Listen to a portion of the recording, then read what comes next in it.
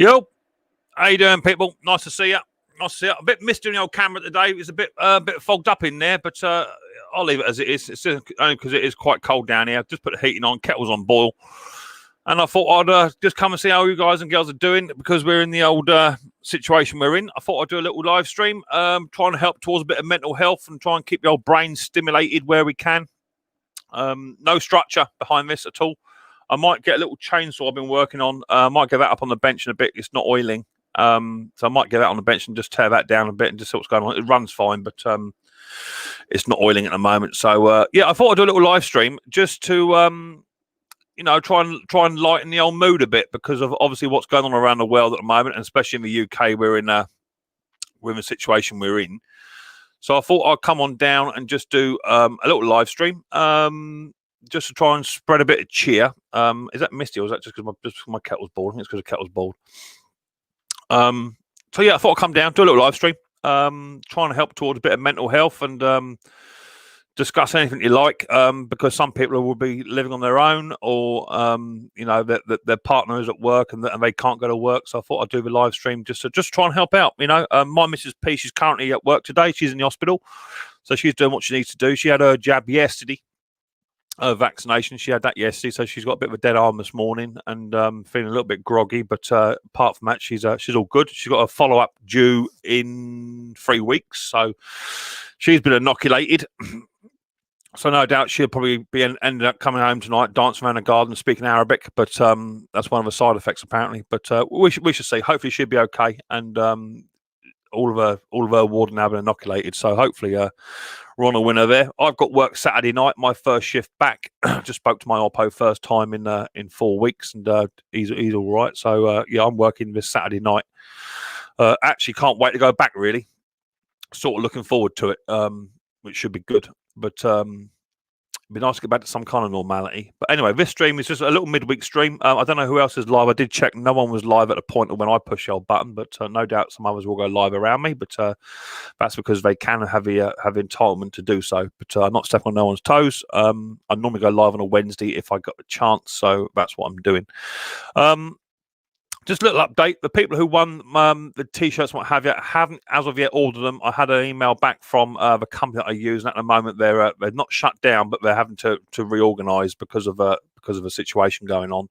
So I haven't actually ordered the T-shirts as of yet, but I will be soon. So just bear with me. I can't sort of do anything other than what I'm doing. But they will be posted out as soon as is possible. On top of that, I have now received delivery of my new stickers, which is quite cool. So they'll be rolled out as and when people want them and win them on the old Guess What It Is game. I'll just show you them quickly. I'm well happy with them. I'm well happy. The first one is the all metallic one, which is quite cool. I don't know if you can see that. All metallic Micks Mowers. That's quite nice. I got my new logo has been updated and sharpened up, which I think looks 110% much better. So I'm happy with that, and I also got the black and white version as well now, which I like as well. But that one's actually good for T-shirts. It shows up quite well. I've got a few variants of that as well. In fact, I've got 2 or 3 variants of all of them. Some have got transparent backgrounds and bits and pieces, but they're the main 3 I'm going to be using. So as and when we get rolled out on for Guess What It Is games and all that sort of stuff, then I should start to issue those out. Let me put them away before I lose them all and break them. Let's put them in there. I have just got a new sticker as well. I've got a sticker for the front of my van just for a bit of free advertising on myself. I'll show you that in 2 ticks when I get these stickers put away. That's that. Oh, before that, I've also got updated versions of my key rings. My key rings and bottle openers, they've now been updated as well. They've got a new logo put on them. I do believe they look a lot sharper. So I'll try and get rid of the older ones first. So there's the old one, which you all know and love. There's the old version. Take it out of the wrapper so you can see it a bit better. So there's the old version one. And then I've got a new version here, which I just think they just look a lot sharper. Been professionally done. There you go. So that's the 2 side by side, and the difference in the 2. We'll try and bring it around a bit so it's not quite clear. There you go. So yeah, a lot sharper. I much like the newer ones. Much like them. That's the old one. Here's a new one. Yeah. So I've got those. They've been made up and all done. And I've also got the new version of a key ring as well. Let me get them out, show you them. So there's a new version of the old key ring as well. It's there. Much tidier. Just trying to move the old channel on a little bit where I can. So I've got some new merchandise in. I'm looking to get some new pens as well, and I might try and figure something else out merchandise-wise, get some mugs made up and what have you. So, yeah, all moving forward, but it all costs money. So, as I say, for those of you that have won a prize on my giveaway from a 5K, then they'll be posted in due time. I need to just wait for a company to sort itself out. I know that one person said that he said to offer the prize to somebody else. Nicky Walsh said to offer the prize to somebody else. He didn't need it or didn't want it, whatever it was. So that's cool, no problem. So that's all good. So yeah, live stream today, no structure, as I say, just a little bit of a waffle and what have you. Let's have a quick look through the chat. See, we've only got 33 in the house, which is not bad numbers for a little midweeker. Andrew Throne's in the house. How you doing, buddy boy? Nice to see you. Hope you're doing well. Fun things to do with Tex also in the house. How you doing, Sparky? Dick, how you doing, mate? Nice to see you, my friend. Hope you're doing well. I just jumped. Hope you're doing well, Dick. I saw your video, Dick. In fact, I caught two of yours. I missed one. I don't know how I missed it. Just through notifications, I suppose. Nice little carburetor clean on the Briggs and Strat flathead. That was cool. Nicely done. I see that someone had already been in there and beaten up the old main jet housing. They do go a bit brittle, don't they? I've got a really, really small flathead driver, which is what I use. It's absolutely tiddly, which tends to pull them out quite well. But they do crack, don't they, on the side of a housing. And then I also saw you do your repairing your magneto coil, which is good. So well done, Dick, for that. Nice sort of video. Doing well. Nice to see. I enjoy your channel. Nice sort of small engine channel, which I like. Which is good. Who else we got in the house? Haven't seen a video from Andrew Throne recently. I don't know if you've done a video recently, Andrew. Not seen one from you for a while, but I think the last one I saw of yours was carburet on a hedge trim, I think. But nice to see you. Henry, how you doing, mate? Nice to see you. Thanks for coming in, buddy. Hope you're doing well. Good morning. Steve, the Transit Camper Man. How you doing, mate? Nice to see you. I did give you a shout out, Steve, on my last video or a video two videos back. I believe that's been done. So there you go. I hope it benefited you. Crazy dude, how you doing, buddy boy? I take it you're not at school, money. I take you not at school. Pete Froud's in the house. Ian Matthews, good morning, Ian Matthews. How you doing, buddy? Nice to see you. Helen Padre, how you doing? Helen, I used one of your I think it was you. Used one of your gaskets, diaphragm carburetor rebuild sets. I think it was you that sent me some on a chainsaw yesterday, and I did the job. Thank you very much indeed. Nice to see you. Thanks for coming on in. Andrew Throne, Stanley, how you doing, Stanley? Nice to see you, mate. Thanks for coming on in. Mendit Man, how you doing, buddy boy? Nice, saw your video yesterday of your steel rebuild. It looks like it's coming on quite nicely. I've got one over here too, actually. I've got one over here somewhere. In fact, I might put it in the bin, in the store bin. I've got one to do myself, actually. Little aluminium one. I think Riley boy might be down a bit. He's indoors at the moment, but it is chuffing cold. Jason Hughes, how you doing, mate? Nice to see you. Thanks for coming in. Daily Walker, you're listening. Are you at work, Dale? Are you at work working, or are you at home working? Nice to see you, my friend. Hope you're doing well. Merry Christmas and Happy New Year to my buddy. Hope you're doing well. Scott Shed, how you doing, mate? Nice to see you. Thanks for coming on in. Hope you're doing well. You all say hello to each other, which is good. Good. You're all chatting away. Morning, everyone else. Just about to drive, but listening. Okay, that's fantastic. Danny Turner, hi, Mick. Sorry I had to leave your stream on Saturday. However, I had to sort my dog out. That's fine, mate. No problem. You come and go as you like. You pop in, you pop out. That's what people do. Danny Turner. Who's that in my back? Oh, it's a window cleaner. It's about to fight someone in my back garden. Window cleaners are essential, don't you know? -3 degrees, piss and rain, and they're essential. Can't figure that out. Ian Matthews, Mendit Man, tell me about it. You're chatting to each other. Mad Kiwi, how you doing, mate? Good afternoon to you. Yeah, how you doing, buddy boy? Nice to see you. Hope you're doing well. Not seen you around for a little while, buddy. Hope you're doing okay, though. Mendit Man, where's that Mendit Man comment go? Ian, I'll give it all sorted. Giveaway coming up. Yeah, I see that. Yeah, congratulations on your 500 subs on that channel. Well done. You also know each other. Thumbs up for Mick, yes, please. Jason, how you doing, mate? Nice to see you. Nice to see you. Ellis Mowers, good morning. 6 a.m. here. My word, you're an early bird, Ellis. Nice to see you, buddy boy. Happy New Year to my friend and your family. Hope you're all well. I've been watching your video of you doing your house up.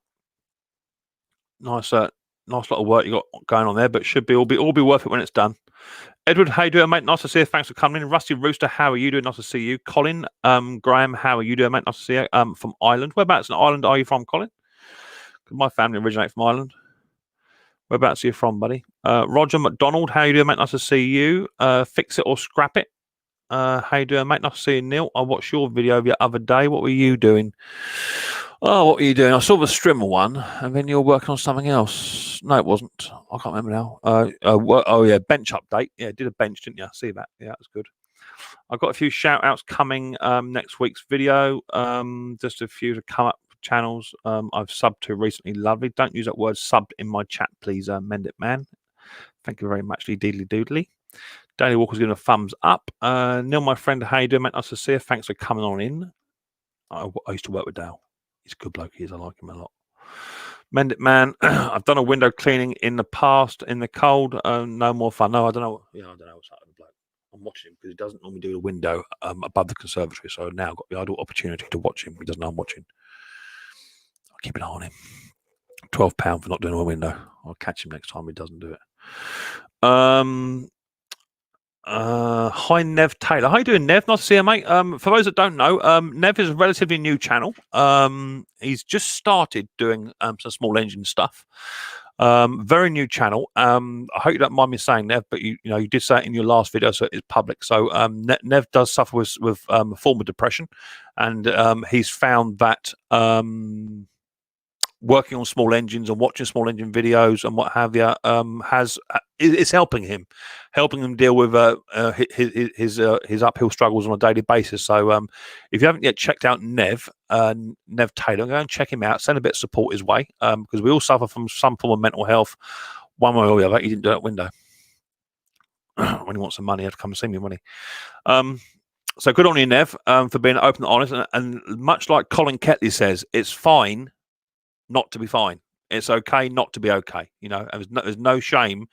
There's no shame at all in coming out forward saying that you suffer with depression. I've been there.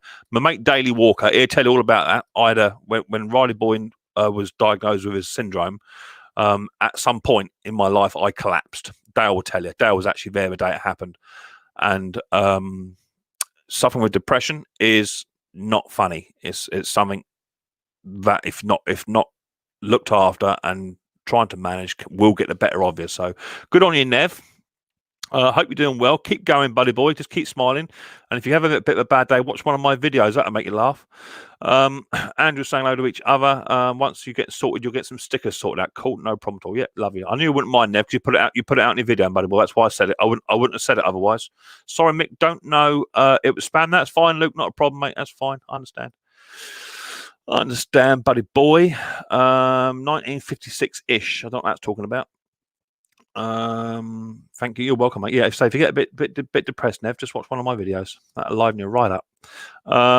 Yeah, true. Yeah, we know Dale, don't we? Yeah, we know Dale, and me and Dale have both lent on each other when times have been a bit tough.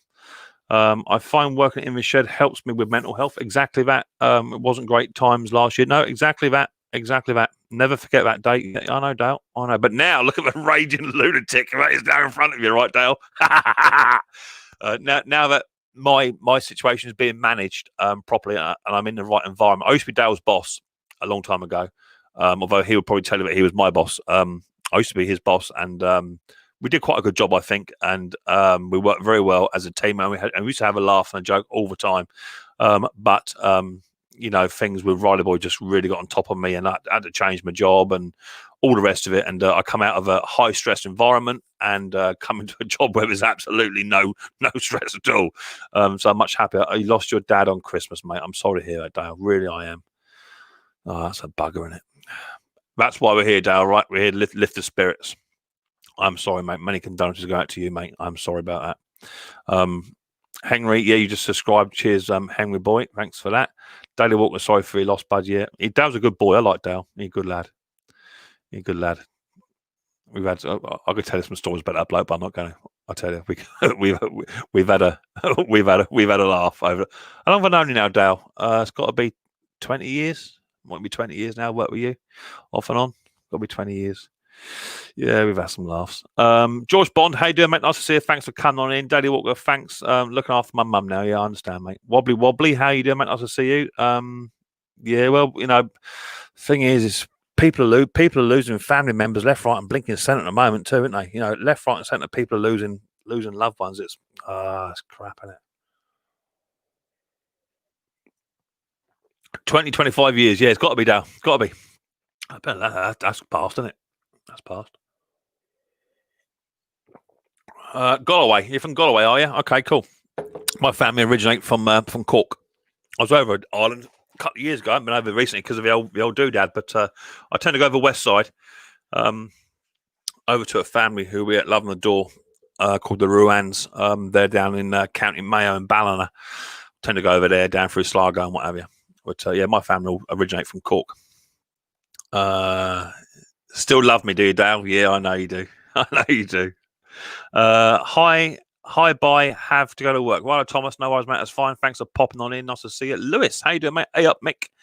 To you and the family. Lost my mum at the age of 14. Died in my arms. Oh Lord. She was told she had a mole on her back and turned out to be cancer. Yeah, still struggling on now. 12 years. Yeah, I know. I'm fortunate. Touch wood.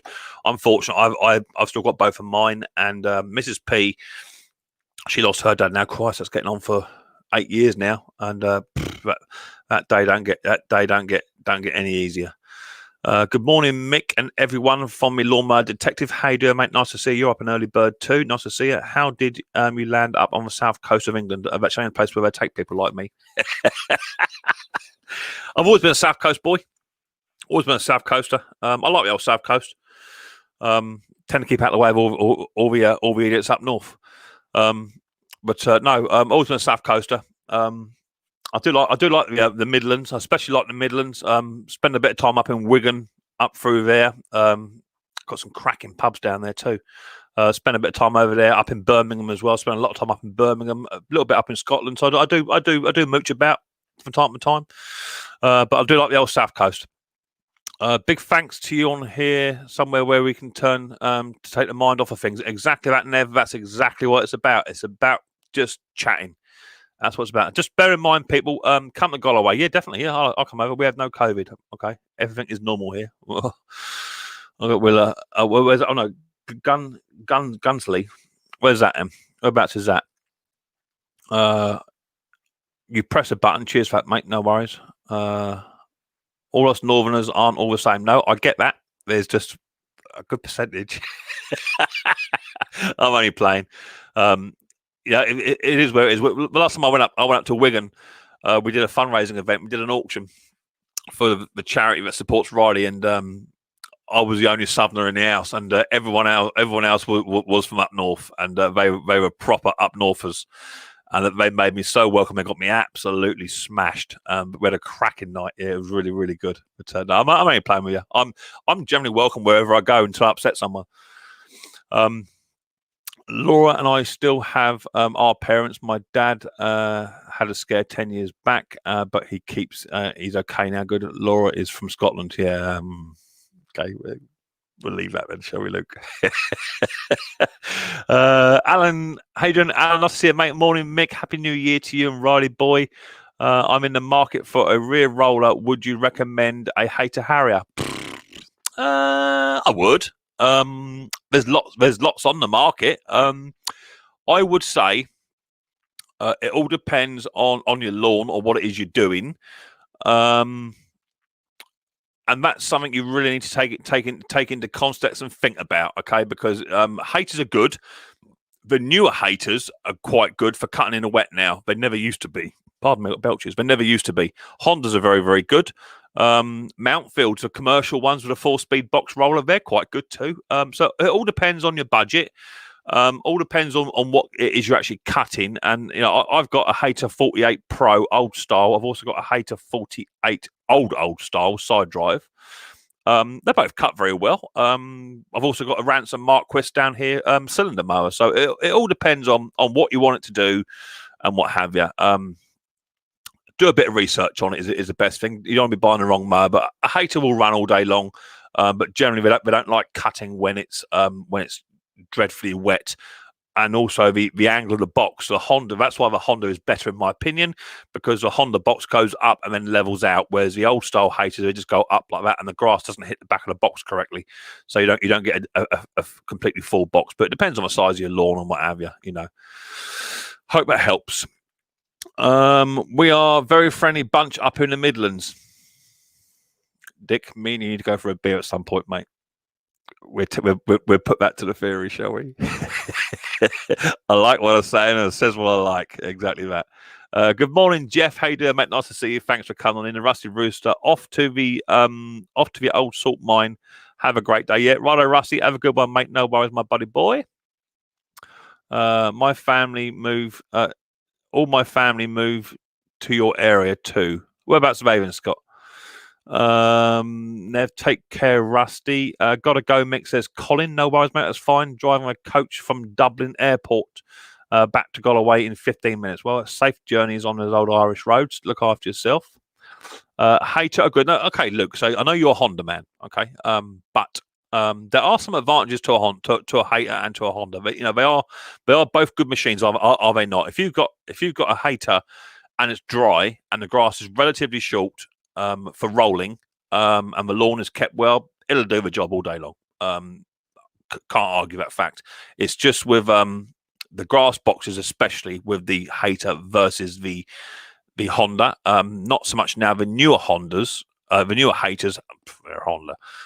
They just copied the Honda design. Is the way how I look at it. The box is now the same. The blades now have better lifts on them. They cut better in the wet. They now have holes drilled into the blades to keep the noise down. Good vacuums. The chutes are slightly wider.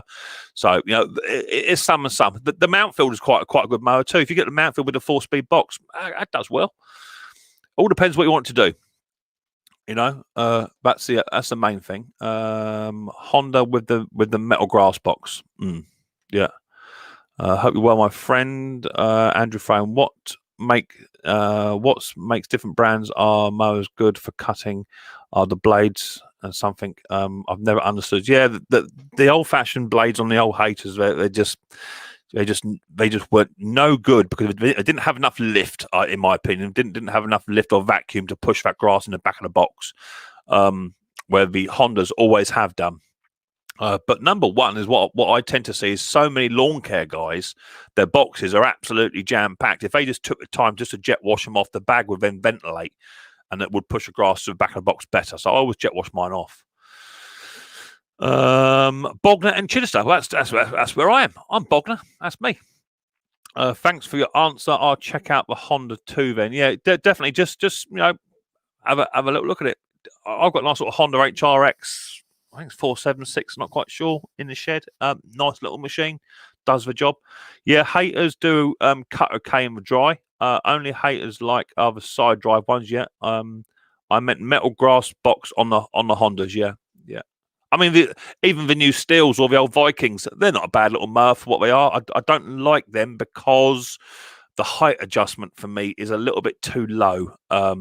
And it depends on the lawn. I don't have short grass on mine, but some of the Vikings or the new Steels, they tend to be on the low cutting, tend to really cut too low. Yeah, Hondas do okay job. Yeah, thanks, Mick. I received my keyring. However, I've got a new Liverpool FC keyring, which has just got to take pride of place. All right. You certainly know how to kick a man when he's down, don't you? I don't follow football at all. I don't do football. Never have done. Never have done. Did I hear someone use the word Honda? Yeah.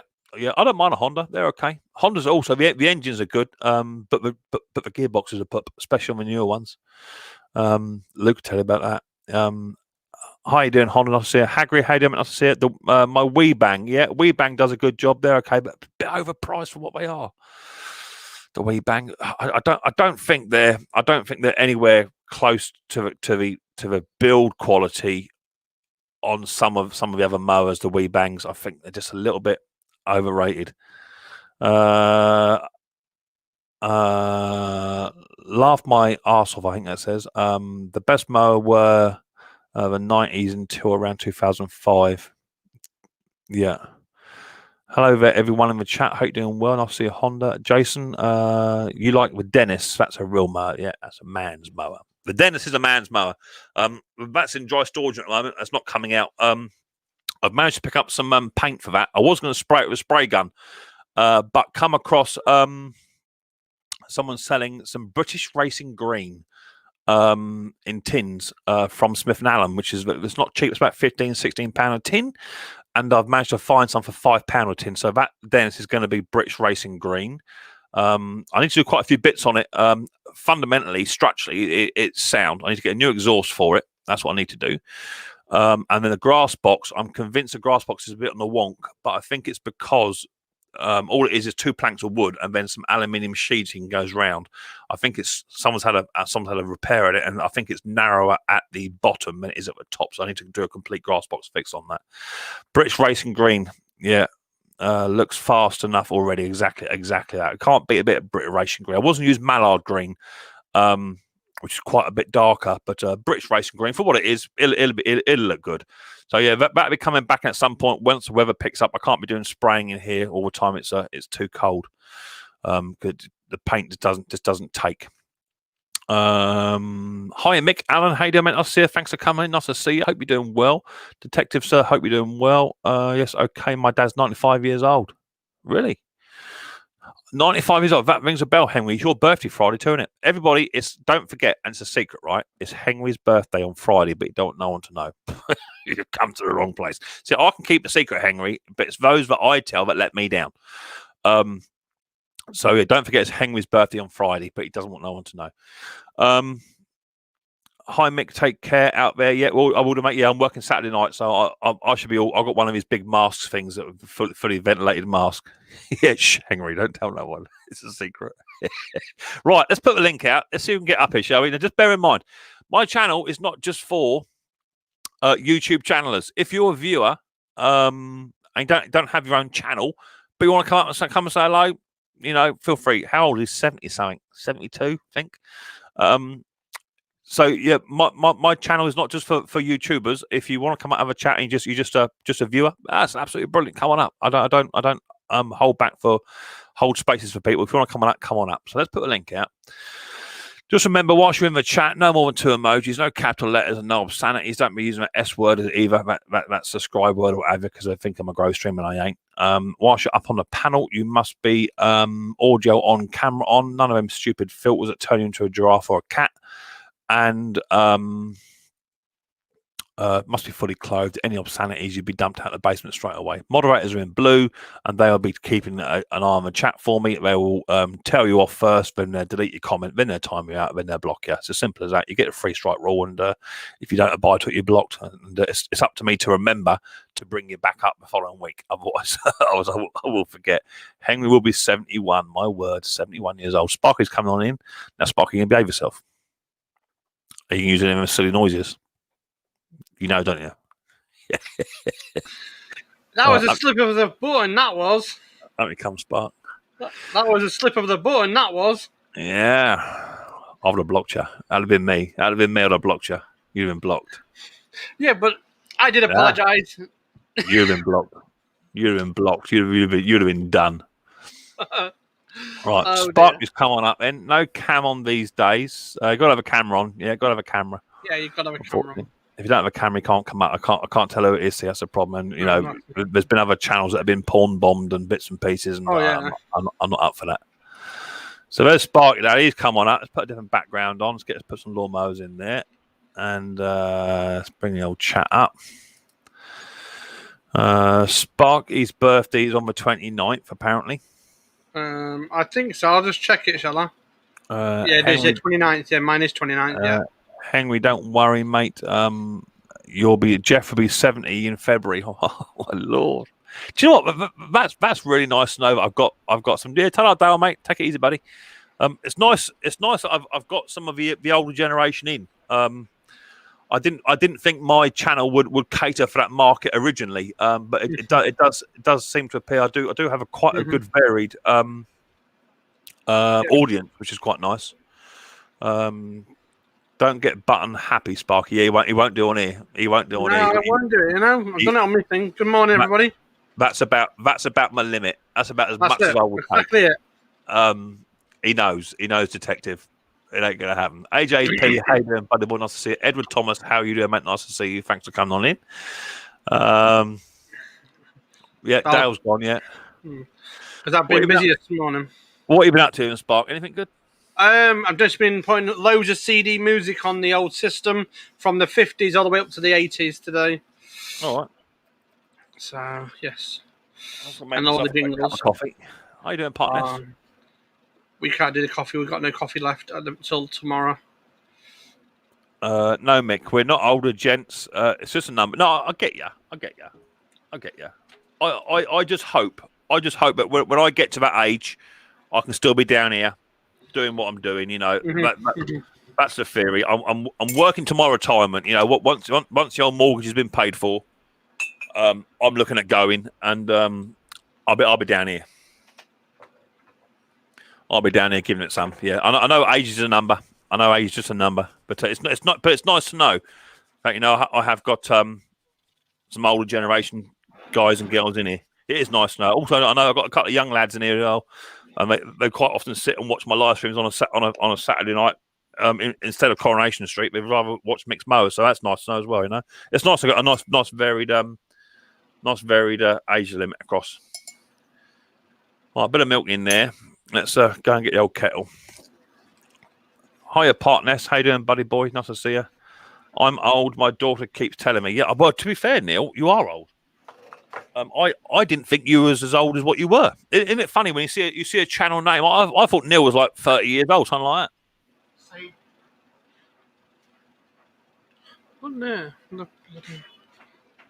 Oh, the postman. It sounds like the postman. Giving his own. Let's just boil the old kettle up. Oh.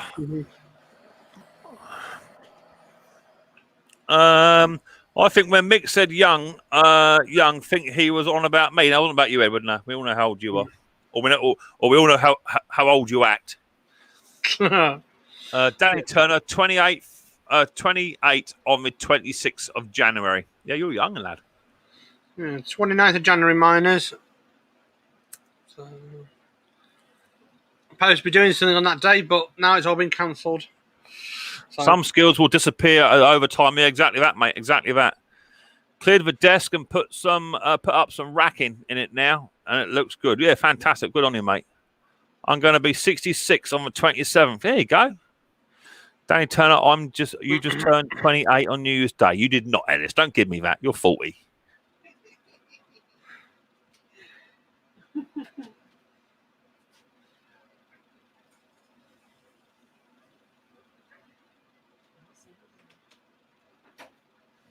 Cup of coffee. Yeah. Oh. We've got to wait to get some from the shop. So. Oh. Truth be told, look at some of the faces on it. It makes me feel younger. Well, do you know what? That's the idea of it. You know, I even said to Mileman's 74, still working, still carrying bricks, still lifting concrete beams up ladders and what have you. I told him to retire, and he told me very politely to go away. And I told him, why don't you retire and come down here with me? You know, make it a proper business and what have you. You know, but he said no, don't want to do it. He'd much rather be carrying bricks and lifting lintels up at 74 years old. But that's what it is. It's that generation, I suppose. You can't tell them to stop. There's a fella at my work. He's just due to retire next month. He's off now. He won't be back. He's taking like annual leave and what have you. So he's off now, and in February he'll be gone. And they've already asked him if he wants to come back as a consultant doing what he does, same as what I do.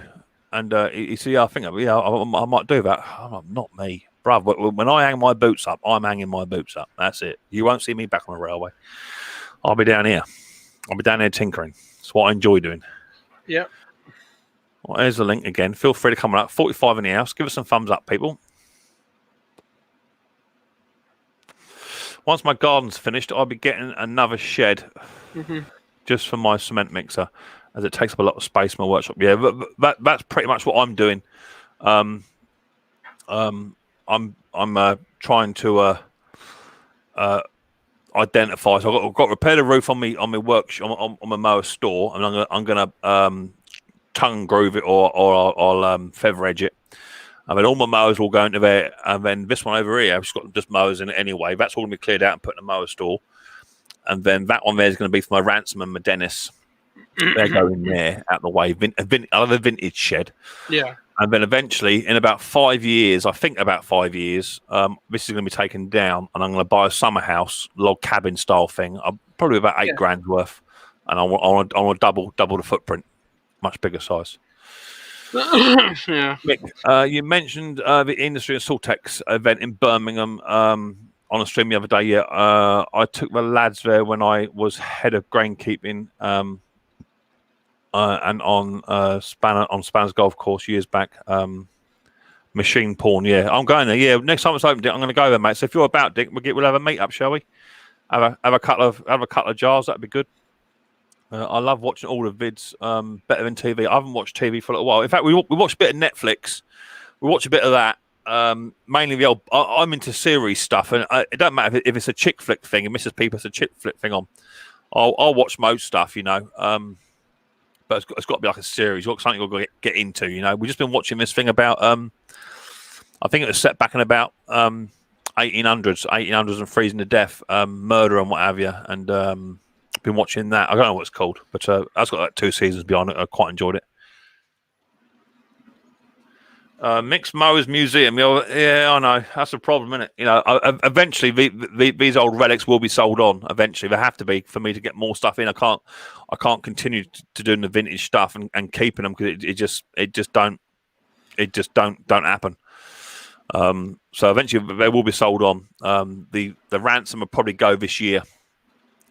Only because I've got another 2 ransoms to do. So eventually we'll go. Anyone else spend an hour and a half last night waiting for Conky? I rang him up and he ran me back last night. He was just mucking about trying to set the stream up. Yeah, everyone was waiting for it. You know what Conky's like? Oh, I thought he might have burnt his house down by the time he's finished. He's a blinking boy, and he a good lad he is. He ran me up. He was just going through. I gave him some step-by-step instructions, which he wrote down, and he was just following the step-by-step instructions, and he nearly went live. But yeah, he didn't know that as soon as you create a live stream, it advertises it. Yeah. Hi, Gary Ross. How you doing, mate? Nice to see you. Thanks for coming in. Hope you're doing well.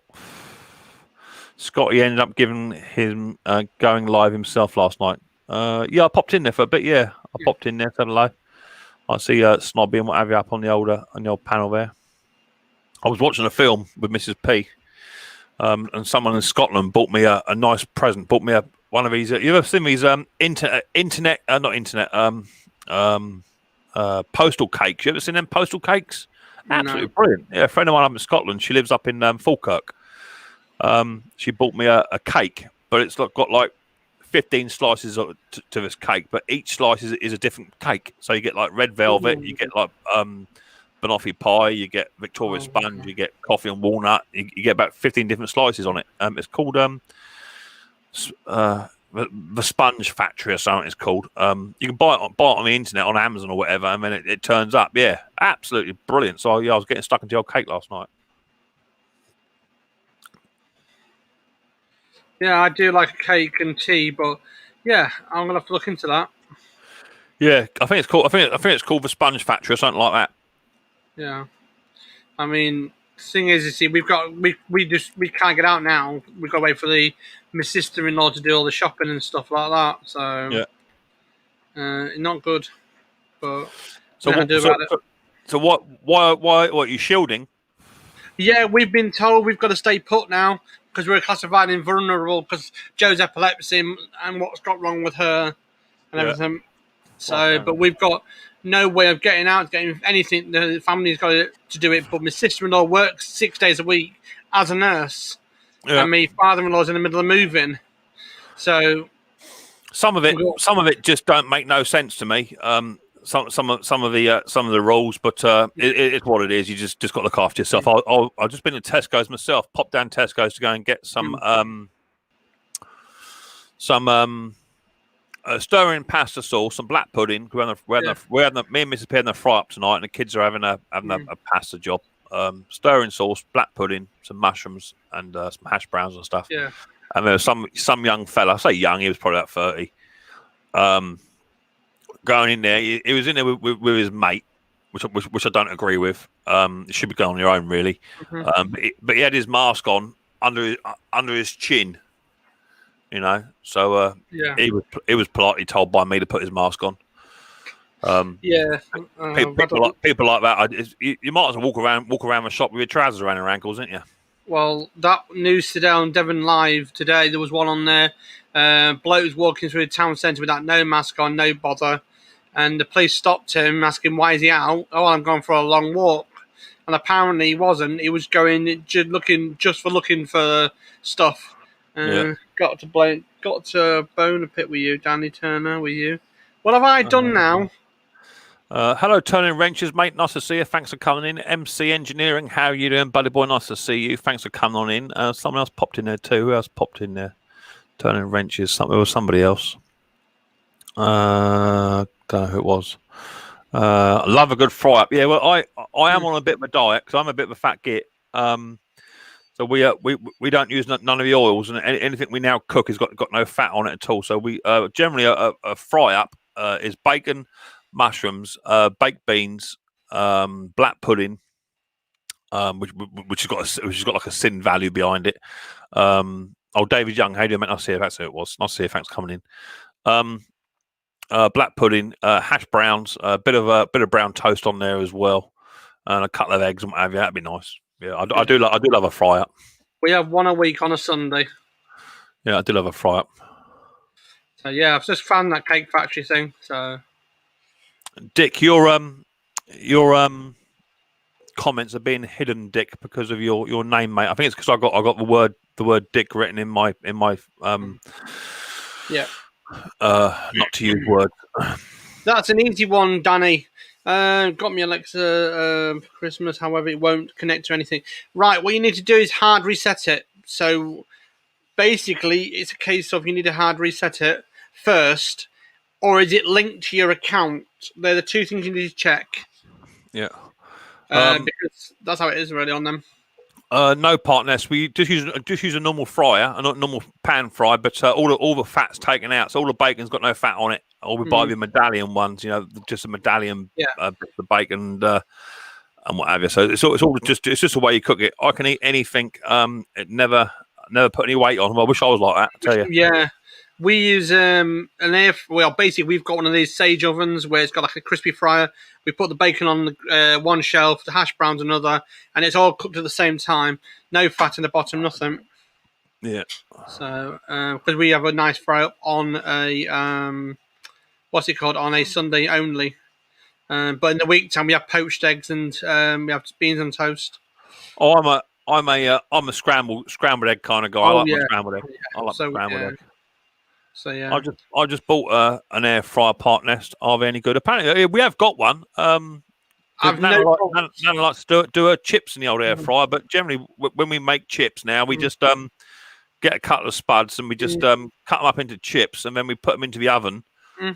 Bit of salt on there, bit of pepper on there, whatever, and just oven them, and they come out all right. It's all low fat stuff. We do the same thing. We rather buy the spuds majority of the time and do ourselves that way. But we've got an air fryer, a little sprinkle of spray of oil from rapeseed oil, and literally done chips, done, dusted. Best thing I ever had. Mason's just got a job in Newton Abbot. I've been in Newton Abbot. I like old Newton Abbot. Oh, about 2.5 hours away from there. Yeah, I like Newton Abbot. Nice little hotels down there. I went down as a youngish lad down that way. Mick, I encourage you to research the NSNG Dirt by Vane Torch. No sugar, no grains. The weight will melt off. All right, mate. Oh, look, mate. Okay. I've got to lose about 5 stone, really. It'll come off now. Now I'm going back to work.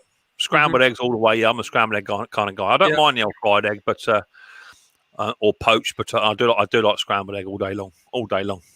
Did David say it's 4 o'clock over where he is? 4 o'clock in the morning. Don't mention eggs. Yeah, don't mention eggs to Sparky. Well, I've got to say I don't do much poached eggs, but I try and enjoy eggs because it's better, good for you. You don't do much poached eggs. It takes an hour and a half for you to cook them. Well, it takes me 42 minutes precisely. 42 minutes for an egg. But they're the best. I could cook a chicken in less. Yeah, I can cook a chicken in an hour. Already done. Sorted. There you go. 4 a.m. here. 4 a.m. in the morning where David is. Bloody hell. Hardcore subscriber. Open your Alexa app. There you go. There's some steps for you there. Why 42 minutes? Because it just does. Don't ask.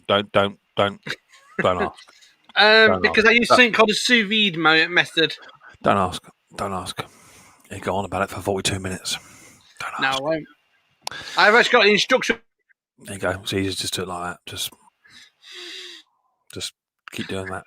Oh, you think he's being tough now? You go have some and try that one. try getting back up now. See how that works for you.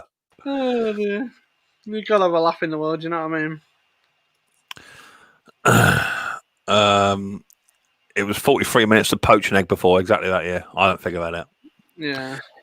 Well, when I want breakfast, I want it at breakfast time, not at lunchtime. Yeah, but you've got to remember this. When the missus is in bed, she didn't get out of bed till 8 o'clock in the morning. I want breakfast with her. And nice thing is that just gets all the jobs done and I can enjoy breakfast then. No, I want to make scrambled eggs. Do it. Make me some, David. Make me some scrambled eggs. Links there in the chat, people. Feel free to come on up. 41 of you in the house. Yeah, we have scrambled eggs and we have it with the toast and bacon and sometimes a little bit of chip spice. And that's sprinkled on the eggs. It's really nice. When I go over to there's 2 things I like about Ireland. I drink stout anyway, so that's no biggie for me. But when I go to Ireland, I see my mates over there. The local kebab house. But I don't know if they do it anywhere else in the UK. I've not seen it. They don't do it down here, definite. They might do it where you are. They do what's called a spice box, and it's a pizza box effectively. And you get it's not kebab house. It's a Chinese. You get spicy chicken, chips, kebab meat as well.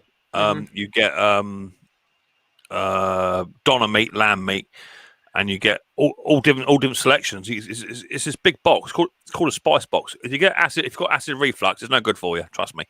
No.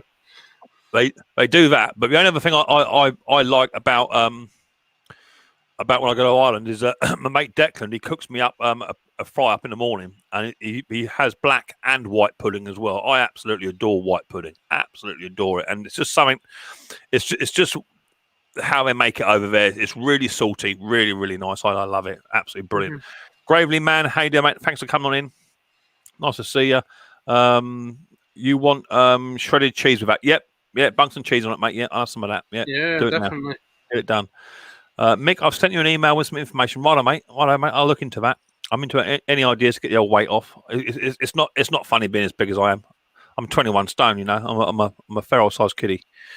Air fryers are very good, but can't beat proper fried chips. Yeah, I know that. But no, good to you, are they? No, we use a little bit of rapeseed oil on them, but we've had no issues with the chips we had. Yeah, it's just. I mean, I come from a family, you know, which were pretty much what was put on the table you ate, and if you didn't eat it, you went without. It's as simple as that, you know. And my old man used to work up in London on nights. He was a decorator and builder, and he used to come back. He used to go down through Covent Gardens and what have you. Come back and he'd have a big bag of meat, which he'd done a deal with someone obviously. And Mum would say, "What's that?" And he said, "Just cook it." He didn't even know what it was, you know. And we used to eat all sorts, and everything was always deep fried and cooked in lard and all the rest of it, you know. But I think that's why my immune system is so good. But as time goes by, it ain't good for you. I'm going off. Mrs. has just bought lunch. Sausage egg rolls. Bye. Well, cheers, Nev. Time, mate. Enjoy that. Yeah, well, I'm in the Devon and Cornwall area. Was that I see Johnny 5 coming here. Yeah, Johnny 5. How you doing, mate? Nice to see you, mate. Thanks for coming in, Johnny. I didn't mean to miss a chat. I was chatting, the chat went up. I wonder if the lawnmower detective's got a donut and his toys ready for him. He's probably got a donut on the go. Acid reflux is nasty. I got one of them hiatus hernias and gives me jip, but it's not been too bad. As long as I take the old anti-acid tablet, it keeps it at bay.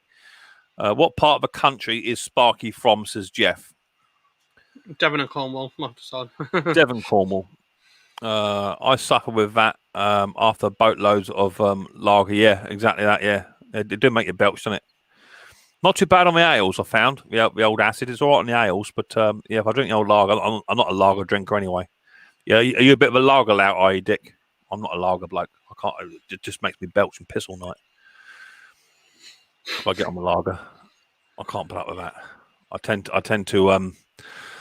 to do ales and stouts and ciders.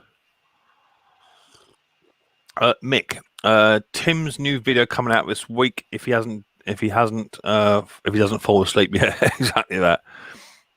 Oh, I thought I'd mention who's that, Jeff? Rosendale earlier. Don't know what's that about, Jeff. I'm still in bed wearing my Micks Mowers nightgown. Yeah, you would like to. Yeah. Oh, yeah. I didn't think a thong was part of your dress up. For night clothes, detective. I bet he's got a set of policeman pajamas with a little sew on badge, a little Velcro badge on it. Little Velcro badge. Dick, I don't find fizzy drinks push it back now. Laugh out loud. I try not. I don't drink anything fizzy unless I really, really need to, because I'd stick to mostly 90% of my diet is water and tea and coffee. Yeah, a fry up for a railway man is the law. Yeah, it definitely is. Yeah, What, it definitely is. The problem is that now at nights it's not quite so easy to get a fry up at night time. But when I was on day shift, yeah, we all just go down to not the Tote Calf. What was the other one? The Juggernaut. It was called. It was voted one of the best calves in West Sussex. It's a lorry park, and the breakfasts were like Daff Leyland, Twin Axle, and what have you. That was a slamming breakfast in there. Time you want a shoehorn, just get out the seat. Bad as Manchester when I went to, yeah. Tim's last video was a bit of a shock. You got stickers from Ian. I got one of Ian's stickers. I had it ages ago. Do you take your cuffs off in bed as well, detective? Laugh out loud. No, I reckon he handcuffs himself up for a bit of self-pleasure. The pink fluffy one, yeah, fluffy one, yeah. I reckon his missus tases him at night time as well, and when he gets a bit naughty, gives him a bit of time out and tases his ass. Oh, dear. Let's put the link out again so we can't entice some people up. Pink fluffy handcuffs, yeah, I can see that. That's why I offered to send you a pink T-shirt, Dave. Go easy on them filters, Sparky. Done something. He's also. It's gone change in the corner. It's changing in the corner. I didn't know it changed this one. This one is changed. I didn't know it changed. Go easy on them filters, baby. I have done. I'm just put the lockdown thing because I said that one earlier and I didn't know if it come on. Mick, was that gas explosion near you? No idea what you're talking about, mate. Has there been a big gas explosion? Is there? No idea. Never heard. Didn't hear nothing. It might have been Mrs. P last night. She had some lactulose. So it could have been her. Pulled my handcuffs up to 2012. Yeah. Is that from Pound Shop? Baby, yeah. Is that from Jeff? Is that from Pound Shop? Yeah. Jeff, he hung up his handcuffs and retired in 2012.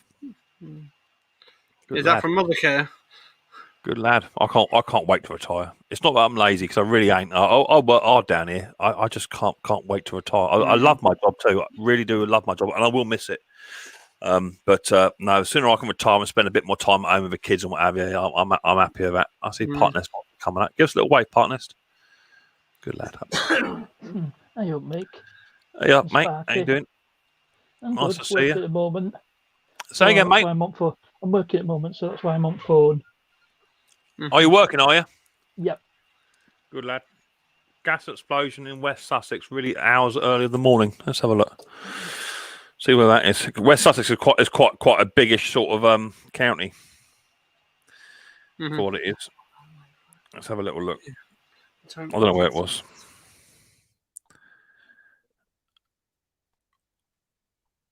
Oh, Sparky, a bit of feedback, bit of noise coming out your machine, Sparky. Let's have a look. My microphone was off. Yeah, you got a bit of white noise coming out your microphone.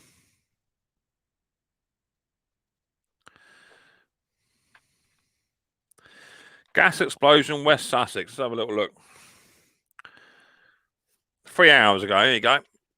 Hundreds of people have been evacuated in homes in Sussex after a gas leak major incident. At least 700 people were forced to leave their homes overnight.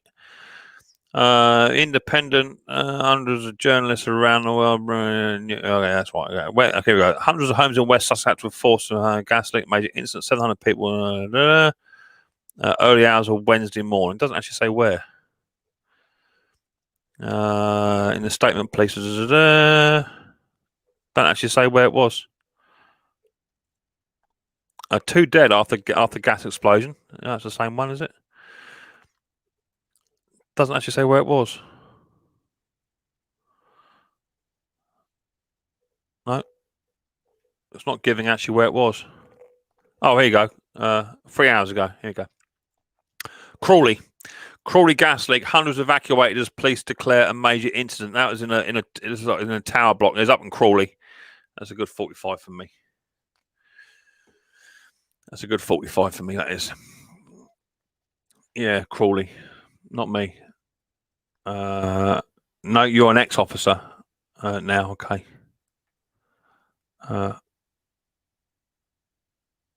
What's an EX, Jeff? I think his X is in. He doesn't work anymore. Yeah, it weren't near me. Is your mic working, partner? So you're on a phone call? Yeah. Oh, well, it's really quiet. Definitely quiet. Oh, yeah, sorry. Must be these earphones. No, it's fine. It was definitely quiet. I just asked me a question. Yeah, that's right. That's fine. Because I've got a Hoover to sort out this afternoon to repair. A Hoover? You doing a video on it? No, because it will take about 1 minute to repair it. Literally seconds. Because it's the stupid thing they've done to it. All right. I think my keyboard is a bit dyslexic. Keep messing up. I've got one of them dyslexic keyboard. It's called Google.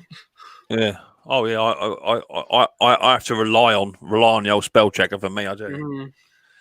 How you doing, Jerry? Good morning, mate, from New York. Nice to see you. Good morning. Lawnmower detective. Yeah, he's just an ex-officer, which means he used to work but doesn't anymore. It's a bit like you, detective, but just in reverse. Jeff is ex, as in retired and doesn't work anymore for the police force, whereas you are still employed by the police force but don't work. So technically, Dave, the detective lawnmower, he's actually retired whilst being employed, if that makes sense. What I'm trying to say is you don't do a lot, detective. Swing his donuts around and chill out in a van or a car.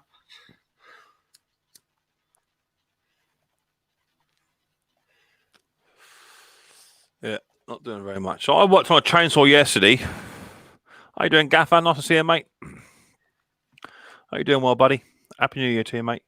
I was working on a chainsaw yesterday. Nice little Komatsu chainsaw, which I got given. I ain't done a lot of work for a little solid aluminium one. It's one of the old school ones. Really clean too, but it's not oiling. I need to check out the oil pump on it. How you doing, Bill? Nice to see you, mate. Good morning. Hope you're doing well. Thanks for my bits, buddy.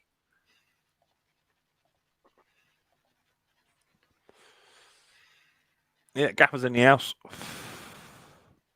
Hi, Gaffer. Do you know, partner, when you're working on your PC, you look really angry, like this. Get away! Get away. Look like you're frowning at your keyboard. You see right up his nose on that keyboard. I'm just concentrating on my work. Fired that one right over the bow, didn't you, Mick? Well, I had to, mate. I'd show you, but I don't want to give away any confidential information. No, that's it. GDPR and all that. Yeah, I know. Yeah, data protection.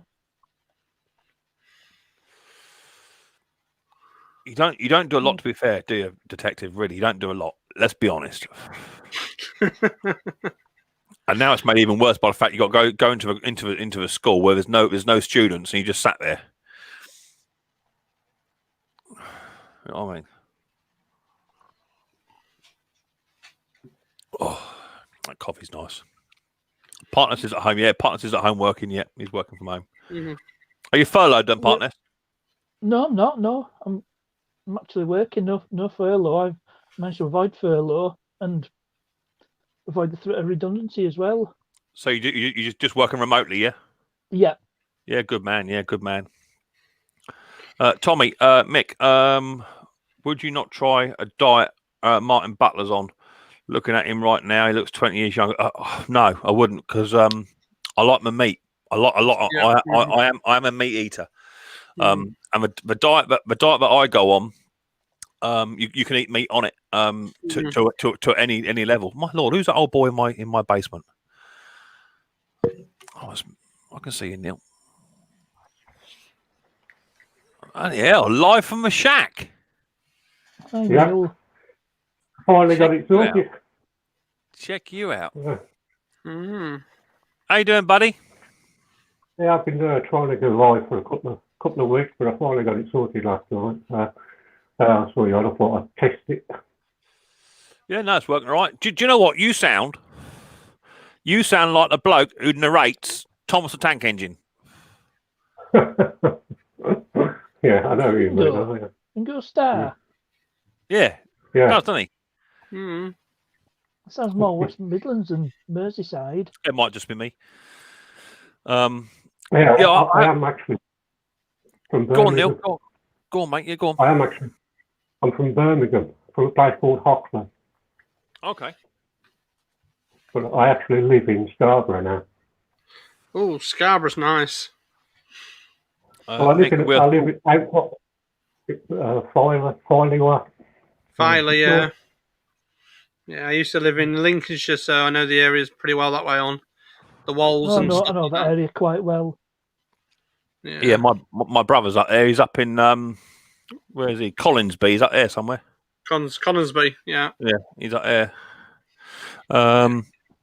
Yeah, Sparky, the camera angle could be a little better. What for Part Nest? Yeah, we can see right up his nose. That's all right. I'm on my phone. Yeah, don't worry about it. Part Nest, don't rise it. They're just digging at you, mate. That's all it is. Yeah, I'm just saying I'm on my phone. All we need is a zoom in, so you'll be well.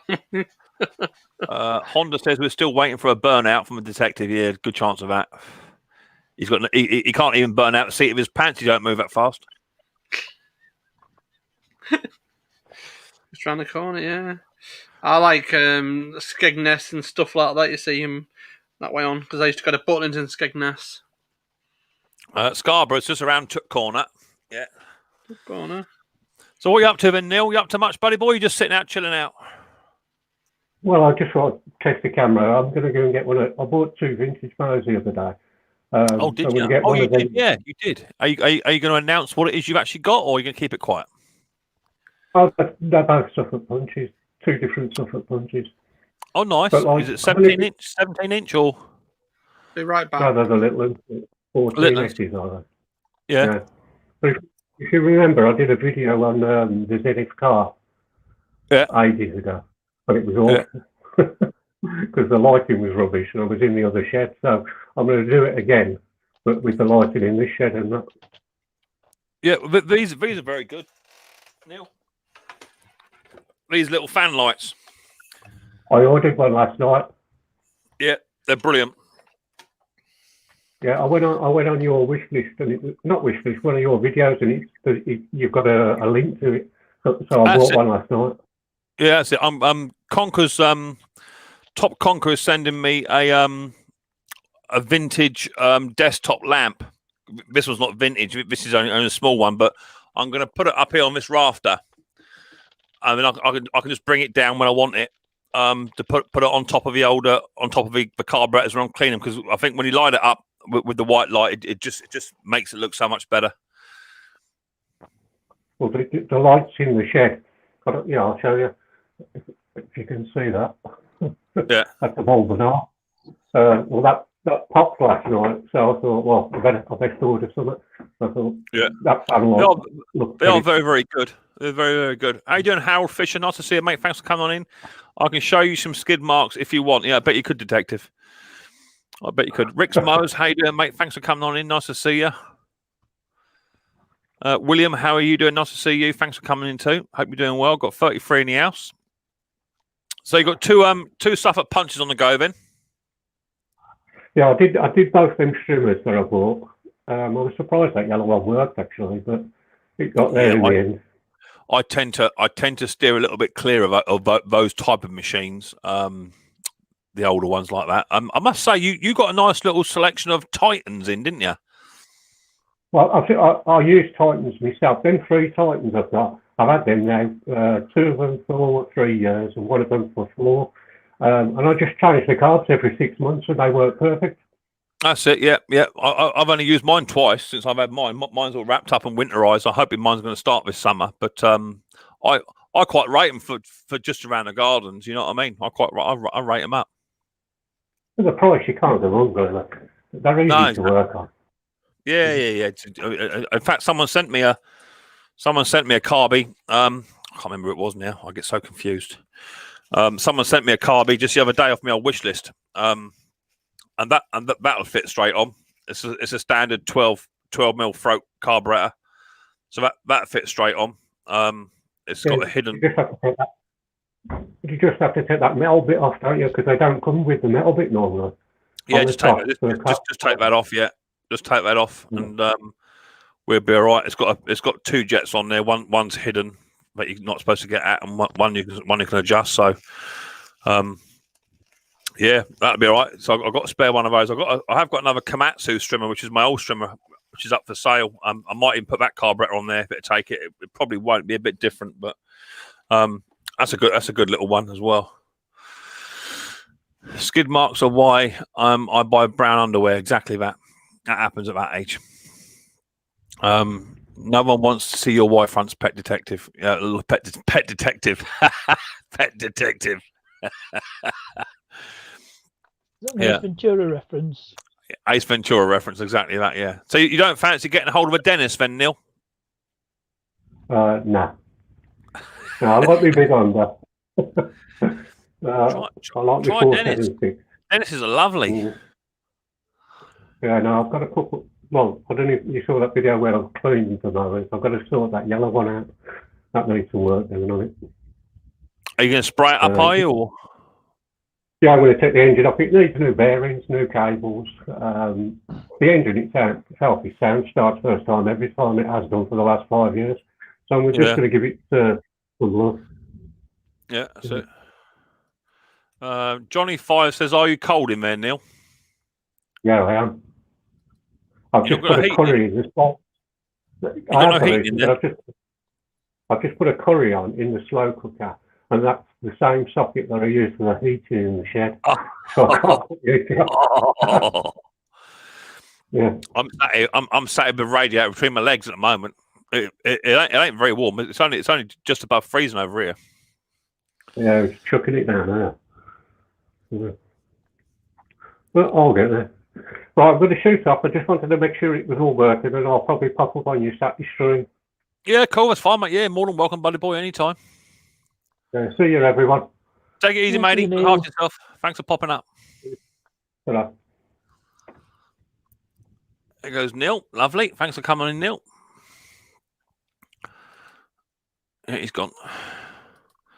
So I've managed just to put a new. I bought a new sticker. I've got a sticker for the front of my van. It's actually a spare wheel cover sticker, which I ordered. I had one on there of my old logo, but I've just recently picked up and ordered a new one. which is now on the front of my van. Let me show you that. Show you what it looks like. I quite like it. It's just a bit of free advertising when you like parts of a Tesco's and what have you. It does help. People have spotted me before in shops and whatever. So there's me. Yep. There's me. Can you see that? Let me bring the brightness down a smidge. To about there. That'd be about right. There you go. Nice new logo on your front of your wagon. The old Micks Mowers mobile. That's cheap. It was only about £14 for that. I've done that this morning. I had to get the old hairdryer out and get the old sticker off. How you doing, Yota, mate? Nice to see you. Thanks for coming in. I was watching some of your videos the other day too. Nice to see you. The link is there in the chat. If anyone wants it to come on up, have a chat, have a natter. I've got 40 of you in the house. But I've got no structure behind today's live stream. It's just a come up, chat, chill, relax. If no one else sort of comes up, I'll just get on with this chainsaw. I'll bring a chainsaw up and have a look at that because it's not oiling. So,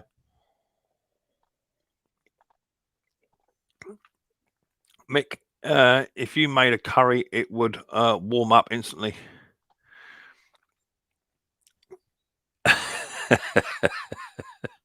I've got all my mod cons in here, mate. I'm all sorted.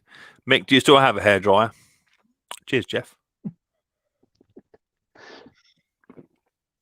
Oh, that's funny, is it, Part Nest? I get dicks because I've got no air on top of my bonds. I still have to air dry my chest. I had one smaller on the back of mine, Mick, for log sales. Yeah, it's worthwhile. Yeah, you just never know. You know, you just turn up and you got your van parked up somewhere. You know, in a busy street. You might pick a few subs up. You just never know. You never know who you go past, do you? You know, it was a bit of a bugger this morning getting your hairdryer on that because it just stopped raining. It wasn't very warm. The old hairdryer was struggling getting the heat and the glue up. But I got it off in the end, and since I've had it redesigned, it does look much better. Yota, awesome, Mick. Glad you did. Yeah, I need to watch hours. I'm only 400 hours off for monetizing. Okay, cool. It gets there, mate. It gets there. Just keep punching the videos out. You'll soon get up there. In fact, when I first started my channel, I had my watch hours way before I had my subscribers. Way before. But I was doing like 4 videos a week at the time because it was like summer holidays. I was off. I was just pumping videos out left, right, and centre. It don't take long to get them. You're back in the warm mine, Neil. Enjoy your curry, mate. It don't take long. 400 hours won't take long. That won't take long at all. Just keep bashing the videos out, mate. You can do a couple of them short videos, a little shorty ones. They can boost your videos up. You've got a good thumbnail on that. Just put a minute video up or something, and then just put in the title hashtag shorts. And yeah, you're so close. Are you hit just over 1,000? Mick, I have to drop down. I'm about to have my lunch. Oh, partner, no worries, mate. Yeah, thanks for coming up, mate. Much appreciated. No problem. See you later. Ta-ra, buddy. Yeah, that got deleted, Yoda, because you used the word subs in my chat, and Dick's monetizing. Yeah, partner's off for his lunch. Sparky's probably doing something else. He's probably turning his egg over. It's been half hours. He's got to turn his egg over now.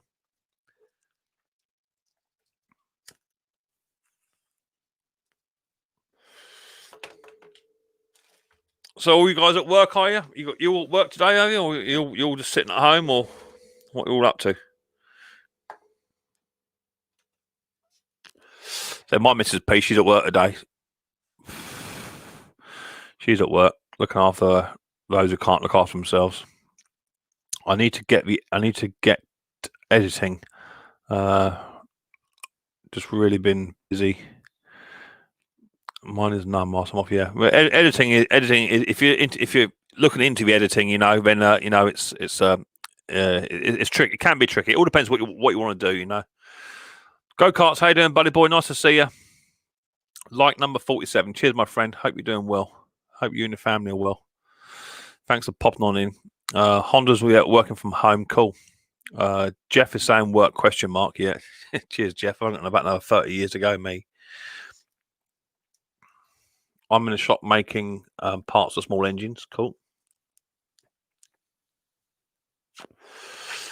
Neil works for himself,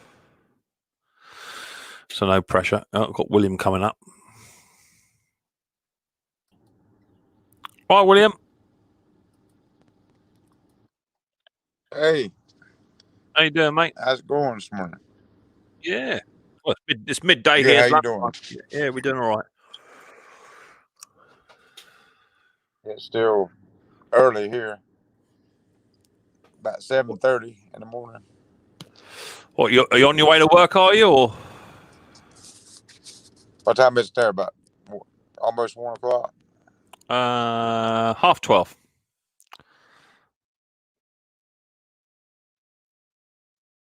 Oh, it's frozen. Twisted V Twin, how you doing, mate? Nice to see you. Thanks for coming in, mate. Hope you're doing well. So yeah, I've got to look at this this little chainsaw at some point because it's not oiling up. Got it running, but I've noticed I think I found the worm gear part. But it's about £38. But I'm gonna keep the saw for myself, so I'll probably end up having that. Keep it myself. Been at work since 3:30 a.m. ET painting when I'm at home. Cool. Well, nothing like being busy, Ellis. Nothing like being busy. 46 degrees here in Florida. 7:32. Maybe working on a gravely project. Cool.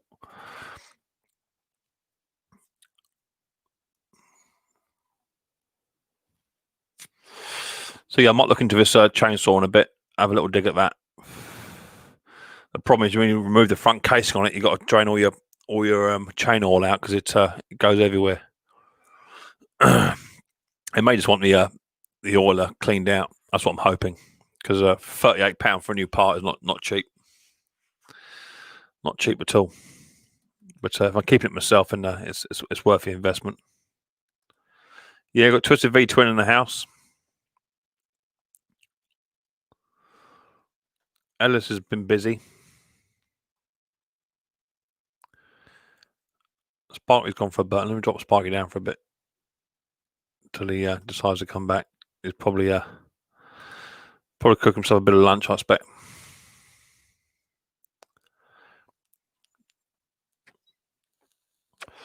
Mick, I post mostly on Instagram. Yeah, I do see your Instagram posts. The problem is I'm following quite a few on Instagram. It gets a bit busy in there, doesn't it? But no, I see most of your work on there. What you're doing, you do very similar work to a friend of mine, Michael Padre up north. He does more vintage style machining, putting in new bushes and what have you, all that sort of stuff, brass bushes and stuff. He does a lot of that, which is good. Jeff says, "Would someone please slap go-karts gone fishing?" Is that because it's warmer where you are? Why is that? William's coming back. Are you back, William? Hey, everything went. I lost connection or something. Yeah. There. Can you hear me? Yeah, I can hear you, mate. Yeah.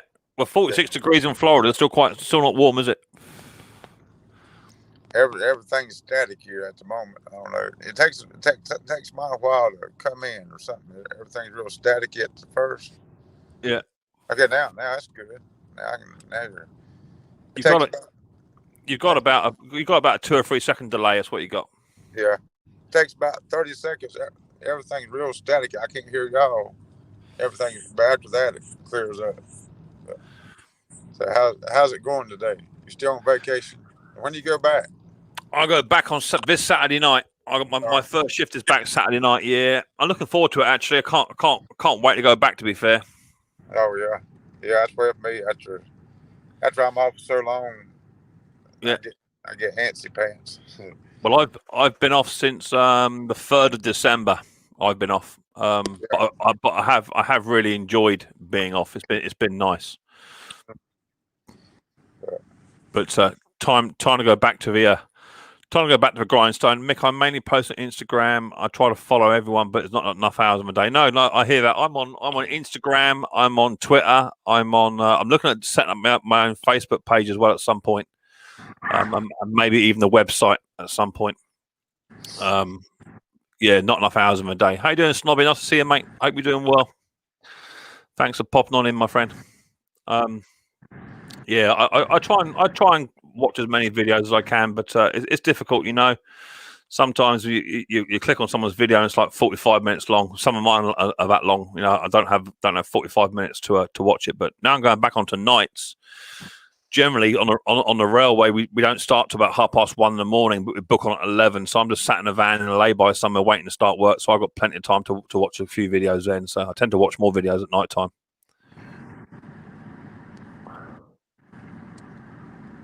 Where's everybody at this morning? Still sleeping? Well, the UK are on lockdown, so some people are still working from home. Some people are still working, but it's a midweek stream. You know, they're not normally that busy. But I just thought I'd just fire the old PC up and see who's about. Yeah.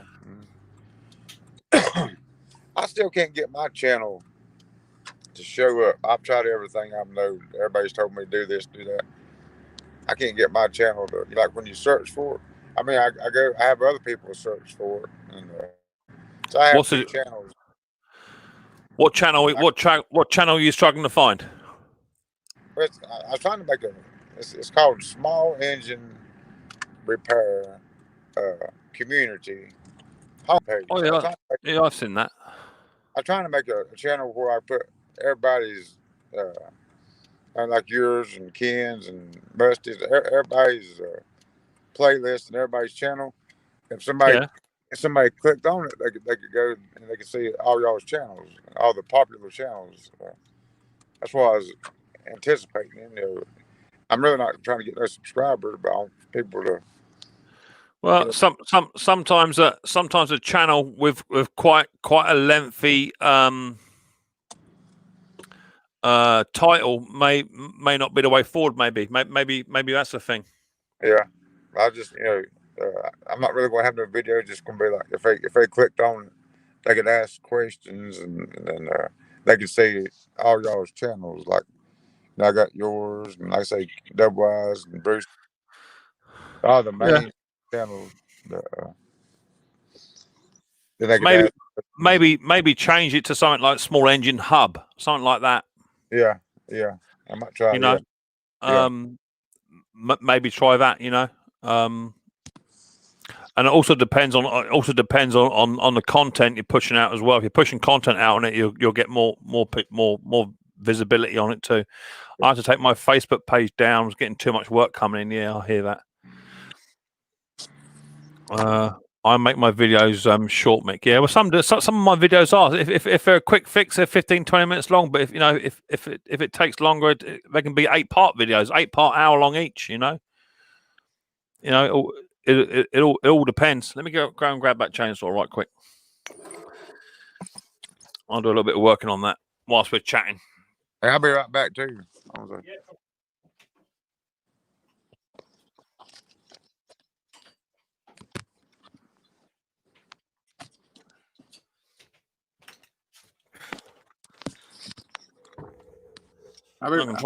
try and figure out why this saw is not playing ball.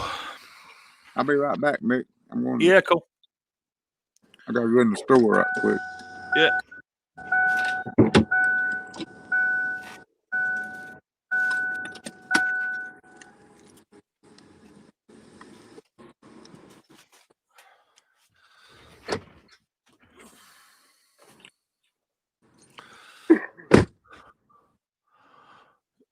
I try and do it in parts. Yeah, exactly that. I do try, but when the way I see it is that when you're doing a how-to video, sometimes it's best just to try and keep it in at one length. But it all depends. I try and do my videos start to finish.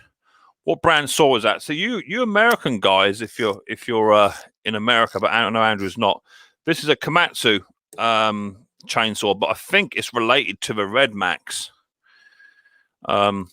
It's a nice little vintage saw. Let me show you. I've just done a video on it, but it's not oiling up. Nice little vintage saw, solid aluminium. It's got plenty of grunt. Absolutely, bags of grunt, bags of compression. But where's Snob? Hi, Snob. Yo, how you doing, mate? All right. Yeah, I'm all right, buddy boy. Yeah, not too bad. How are you doing? I'm very, very busy. You're very busy. How's a gorgeous wife and the kids and what have you? All right? Well, the kids are all right. Right. What about the wife then? Is she not all right then? She's just a wife. All right. Okay. I've just had a coffee brought down to me, and I've just put a little shorty up myself, and then I see I didn't get no notification of you live this morning, which I found very strange. It happens all over, mate. It happens all over. I get notifications off of some people and not for others, and I think I'm quite lucky that I know when you and Dusty are live and what have you, because it's standard timing, so I know what days you are. But I know that Scotty. What does that mean? You've unsubscribed from us both? No, I'm subscribed. No, I'm subscribed to you both. I would, if I wasn't subscribed, I'd tell you. I have unsubscribed from lots of channels because I don't watch their crap. But it's a question of I tend to know when most of the people I'm following are live, but you don't always get the notification. Well, we both know it goes against the algorithm, don't we? Yeah. But yeah, I know it's Scott. Go on. I was going to say when Sparky was up on panel when I clicked the link. Yeah, he was down there doing something else. I was in the middle of talking to authorities today. I've just lost the case. What, your wife? No, I've just done not authorities. I've just lost the case. What, suitcase? Briefcase? No, it's called disability right case. What we're going through. Disability what? Rights case. Yeah. Okay. So I've lost. Why did you lose? Because my spina bifida is so twisted, and my red bit of paper on my medical papers say that I can't work, I can't do something, and they're ignoring it. All right. So yes, right. And I do help out families all over the UK with PIP and disability living allowance. So we've basically, yeah. So I've just lost the case after 2.5 years. Officially lost it now, and now they are now saying that they've got to backdate everything, and we've got to pay the 2.5 years what we owe now on certain things. So we are now officially in a hole, and yes.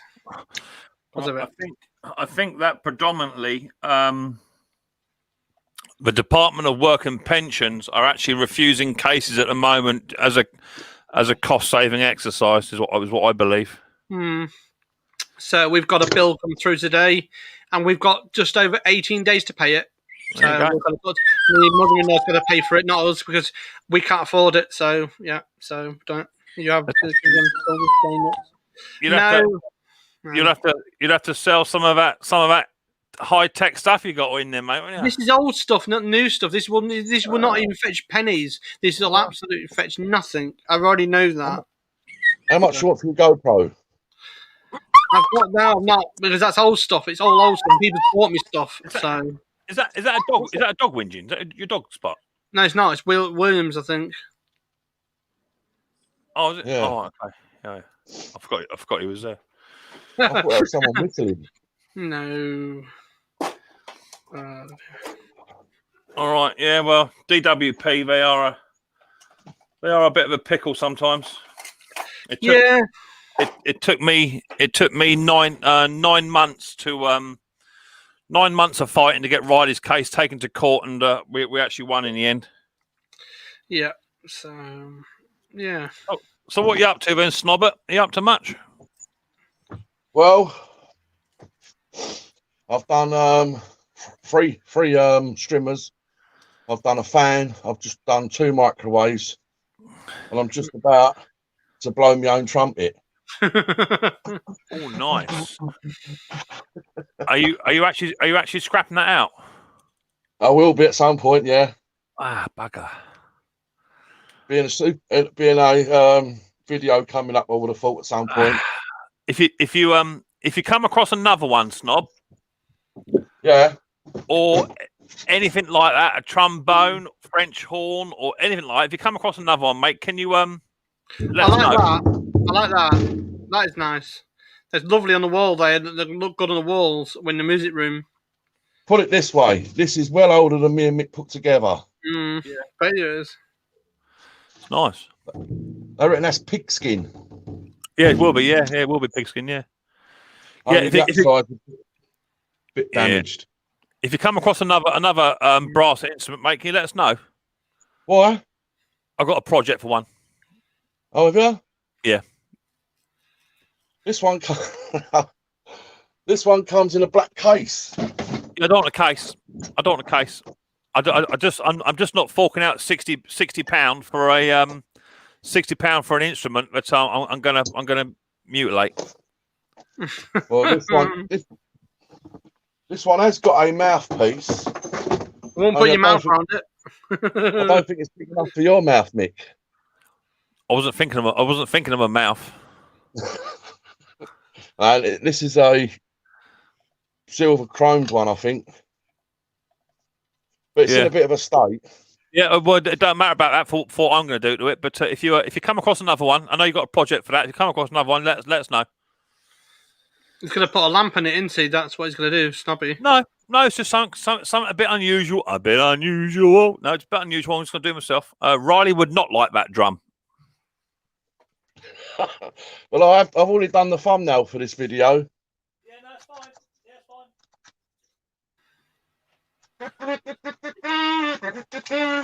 It's fine. I don't expect you to I don't expect you to hand it over just because I want it. No, if you come across another one, just let us know. Yeah, of course. All right, I want to drain out that old that fluid.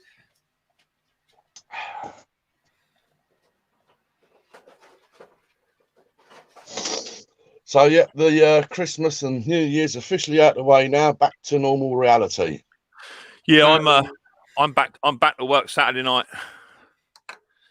I'm actually looking forward to going back. Actually, well, I learned a little bit this coming Christmas. You know, I banked 4 videos, so sort of like I've had 4 weeks without doing anything.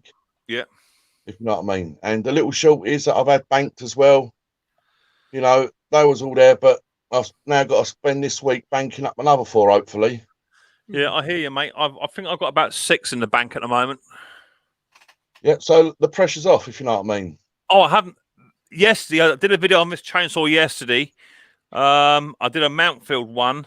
That's not out yet. I've not, apart from the Mountfield and this chainsaw, which was yesterday and the day before, I've not done a video or been in a workshop for about 4 weeks.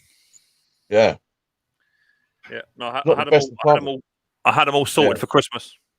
Not the best of time of year to be coming down here, really. It's absolutely freezing. But once you get going, not so bad. Yeah, it's the same here. Same here, freezing cold. I'm actually sat on top of my radiator. Literally, I'm sat on it. Yeah. As well. I'll talk about it in a minute. Okay.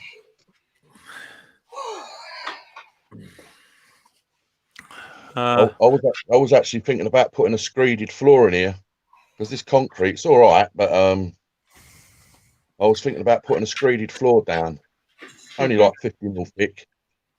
Yeah, and perhaps putting some either carpet tiles on top, so it makes it a little bit more comfortable, or just leave it as it is. You know, it's just a working shed, isn't it? Or underfloor heating.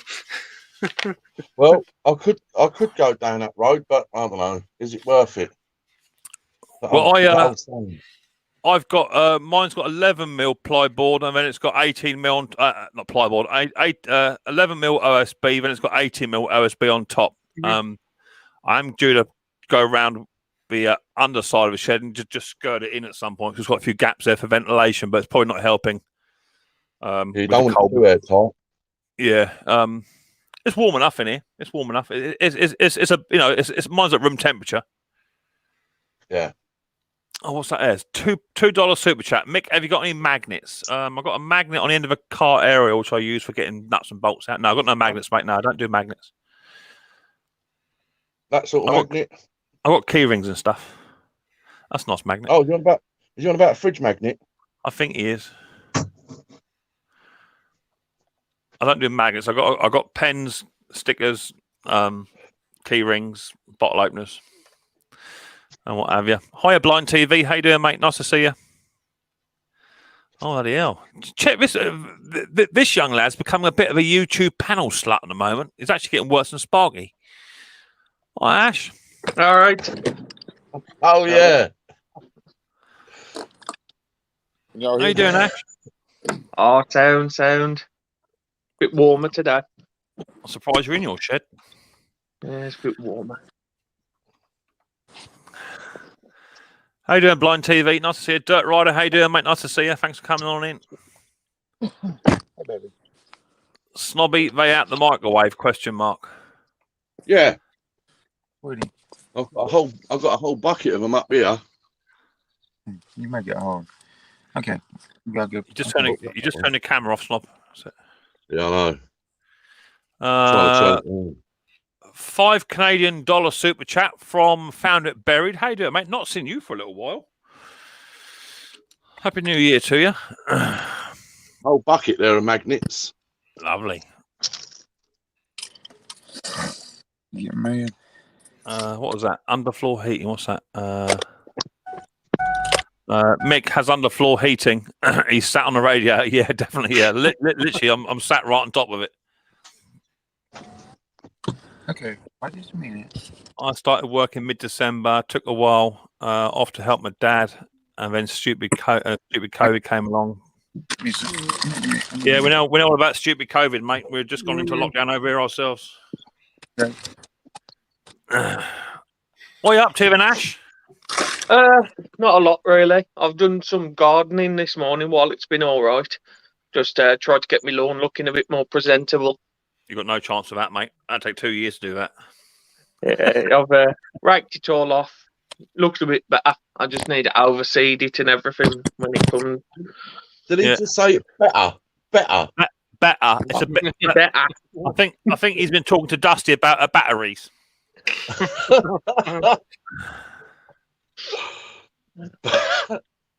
Better. Winter here hit Ontario, not working much. Finally, yeah. I was talking to Bruce. He's over in where's Bruce? Canada. I can't remember where Bruce is now. Alberta. Alberta. Yeah, they got a bit of white stuff down there.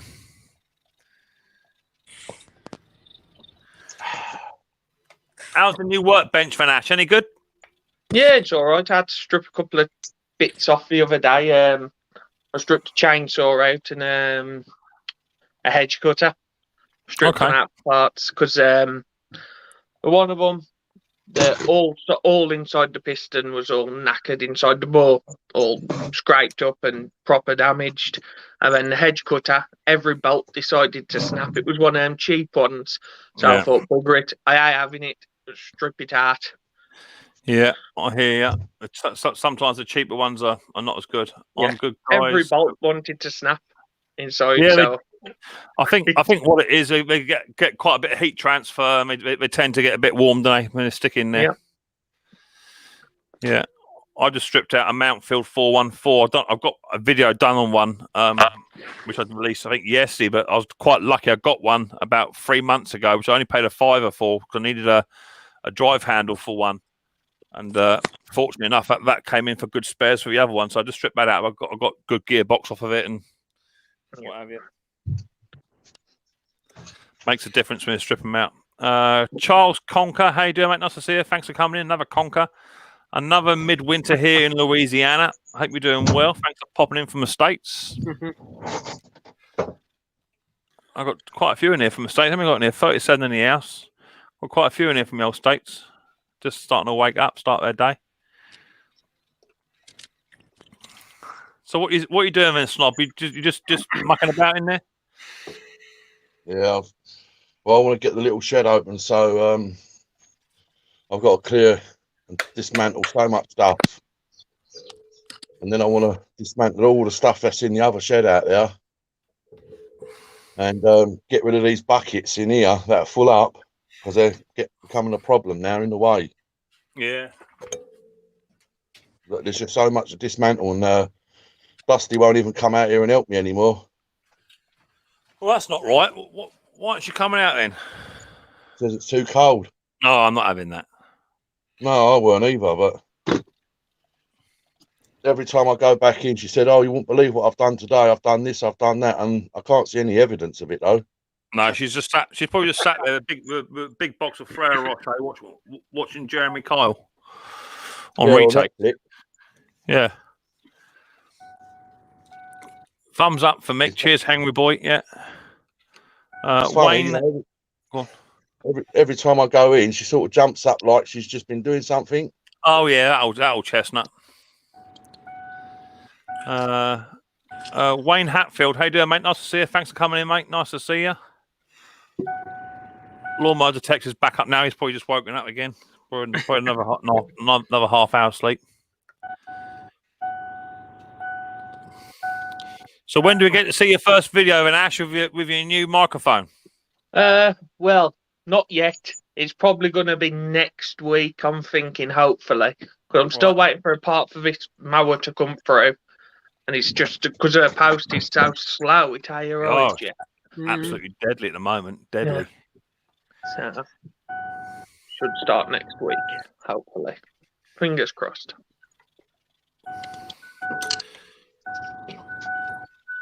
I'll get this blinking chainsaw apart.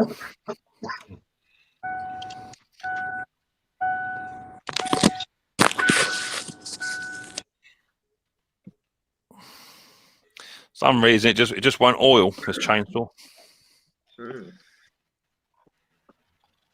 It don't want to oil.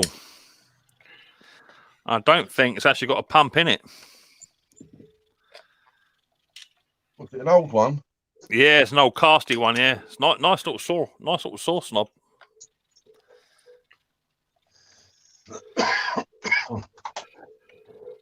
Yeah, it's a nice little cast saw, but I'm just going to remove the old oiler pipe out of it and try and get it to do something else.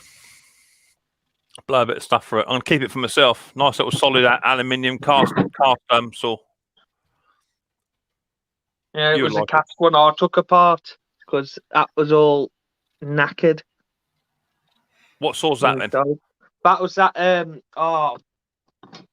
Yeah. I can't remember the name. I showed it the other day, I think. Oh, what was it now? Where's the trim? Where's the trim? Is the scrapyard close to Snobby still open because of lockdown, or is it still open? I think they're open, aren't they? Scrapyard Snob. They're still essential, aren't they? I think he's grinding at the moment. Can't hear. Looks like an old Poulon. Well, my one, Dick, or Ashley's one.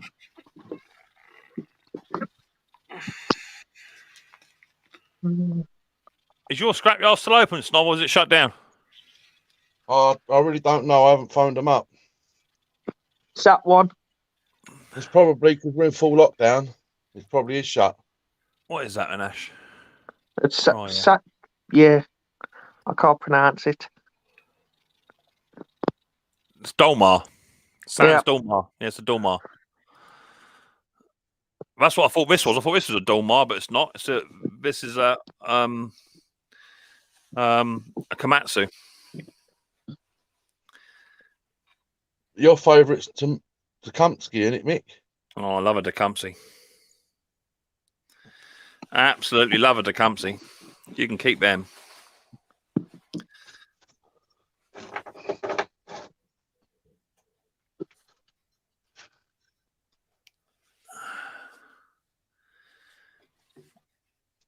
This is just not oiling. Let's drain it all out of there. Let that all come out. Clean that up and we'll have a look in there. Because there should be nothing that's actually making that fun.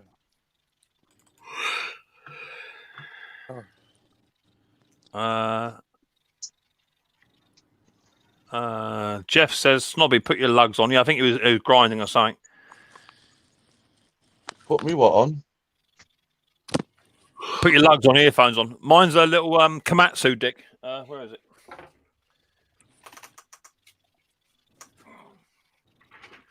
Zenoa is Henry. Mine's a little Komatsu Zenoa. Nice little saw it too. For what it is. I think they're part of the Red Max family over in America. I think that the Red Max is something very similar. It almost looks like a Say again, Henry. It almost looks like a McCullough, all encased in aluminum. Yeah, I have seen them in America under the Red Max name. Uh-huh. But it might just be a variant. But I just don't know why. I just don't know why. Just don't know why it's not oiling. Did you try it without the bar?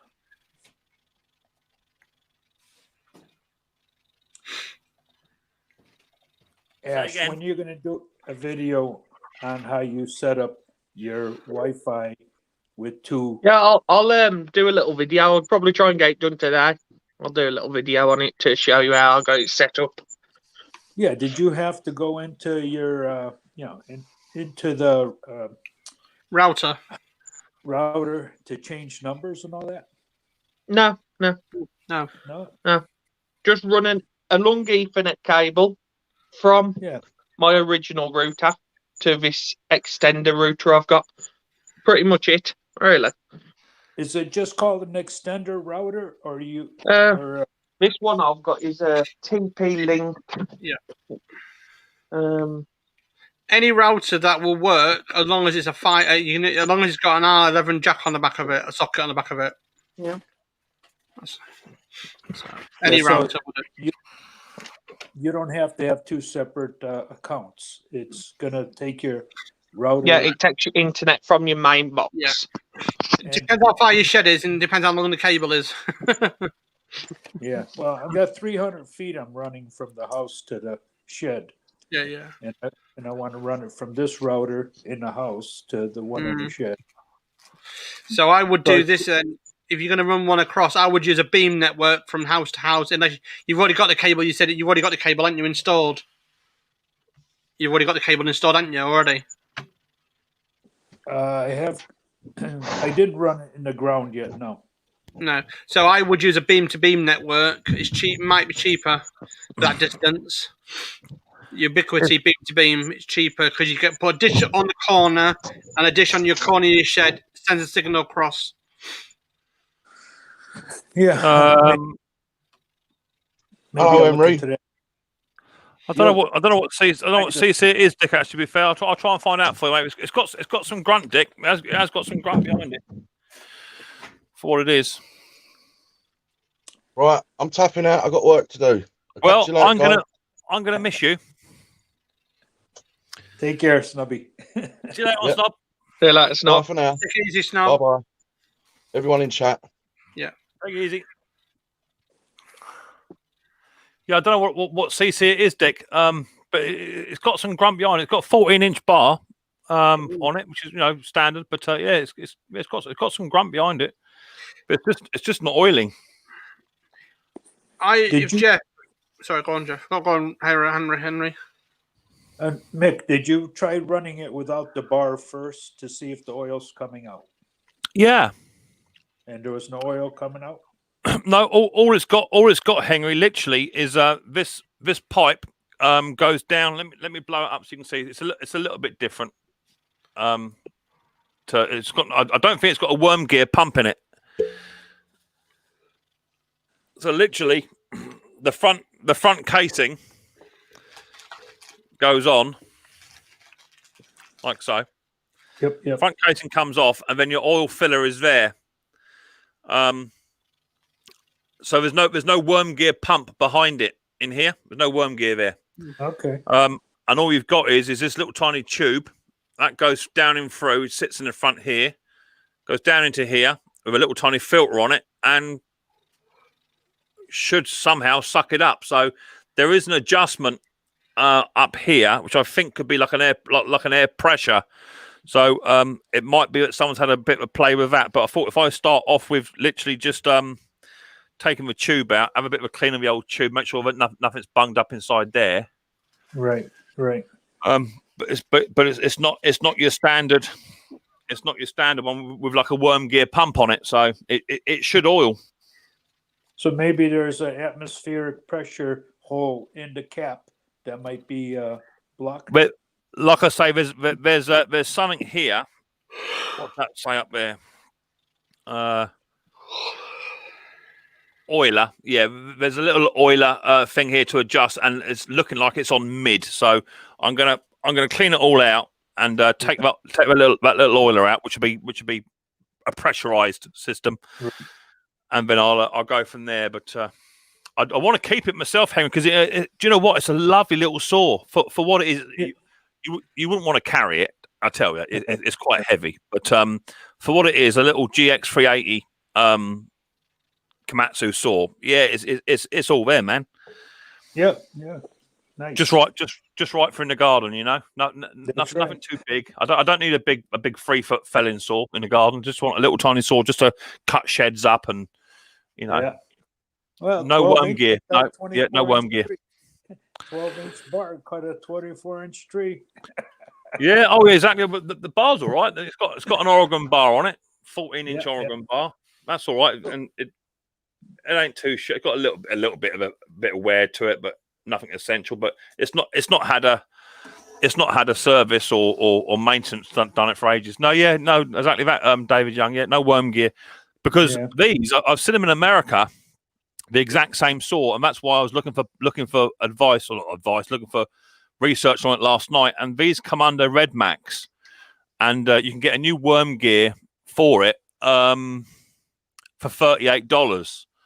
But I was confused because when you take the clutch off and the sprocket, there's actually nothing behind there apart from a bearing. So you'd expect to see the worm gear in here, right? But there's nothing there, because the casing is all in one. So yeah, no worm gear. So I'll have a look at it. There's a hole down the bottom here, which I'll look into that as well. I'll just have a little play with it whilst I'm here doing nothing. Talk to you guys. What model is it, Mick? It is a Komatsu. Hold on a minute. Yeah, it's a Komatsu Zenoa, a G380, and it's not illustrating a worm gear on it. Not that I can see, anyway. It might have one. I used to have an MS 880. Yeah, nice saw. Yeah, very nice saw. We got we're lugging that about. Yeah, the new MS 880 is really nice. Yeah, all right, David. Yeah, look it up. But as I say, in America, it comes under Red Max, and the worm gear on it is $38, which is no biggie. But I couldn't see one over here for it. And looking on this machine, it's not showing it has a worm gear, so it may have one hidden in the casing, but I wouldn't have thought it would be right back behind the main bearing there. I wouldn't have thought, but I'll have a play of it. It might just be gummed up. Right, I'm going to shoot now, get some more work done. Well, I'm going to miss you. Yeah. Right, and take care, everybody. See you in a bit. Right, mate. Take it easy. Ta-ra. Bye. Nice saw. It's worth fixing. Yeah, it is a nice little saw. It's a lovely little saw.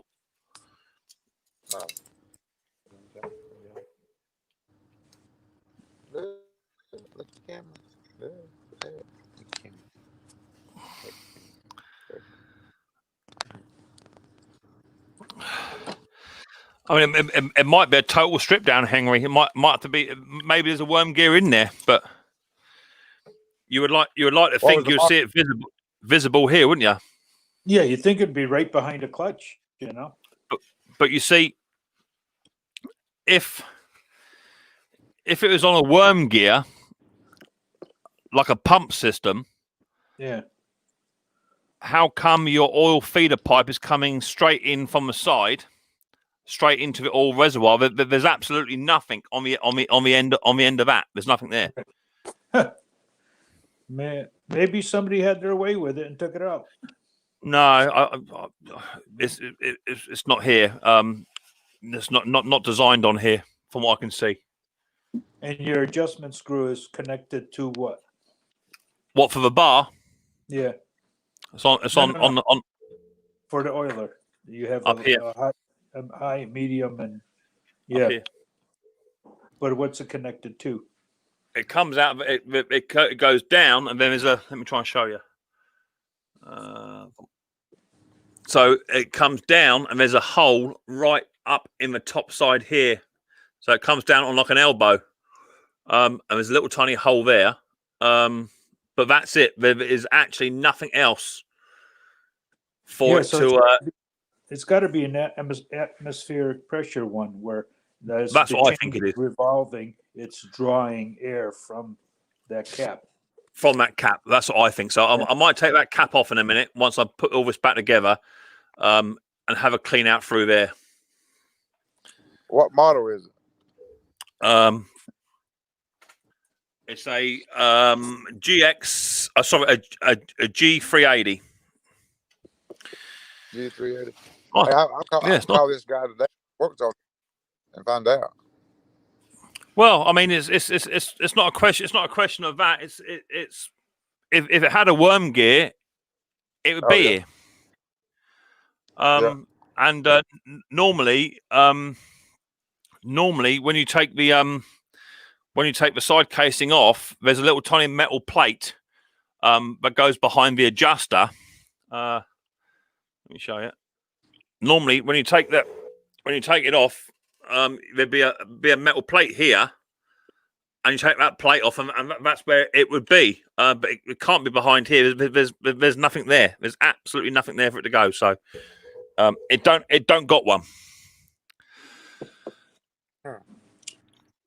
But as Henry said, they do make chainsaws with atmospheric pressure vents on them. So very similar to outboard motors, where they've got a vent on top of the petrol tank. Same thing. You need to have the air in. If you don't allow the air in, it can't suck the fuel through. So check for a cog. Yeah, cog's there. I can see the cog. Yeah, cog's fine. That's it. It's all there. It's weird. It is a weird one, but then it's. I don't know how old it is. It's not youngest. It's not the youngest bird in the box. Mm-hmm. He said it leaks petrol. That's probably because the O-ring's gone on the cap, and they put the wrong O-ring on.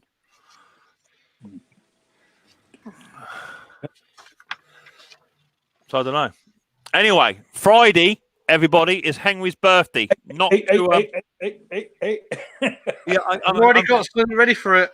I'm just saying, Henry. Friday is Henry's birthday, but it's going to be a secret, so don't tell anyone, people. Keep it under your hat. Don't they are Henry. They are Henry. See, I told her to look after you. Where you going to be? 54, Henry? Yeah. I told you I'd keep it quiet, Henry. Okay. I won't tell nobody. I won't tell one more person. I won't tell. No, I won't either. No, Gravely, not today. It's Friday, but we're keeping it quiet. Henry don't know one to know.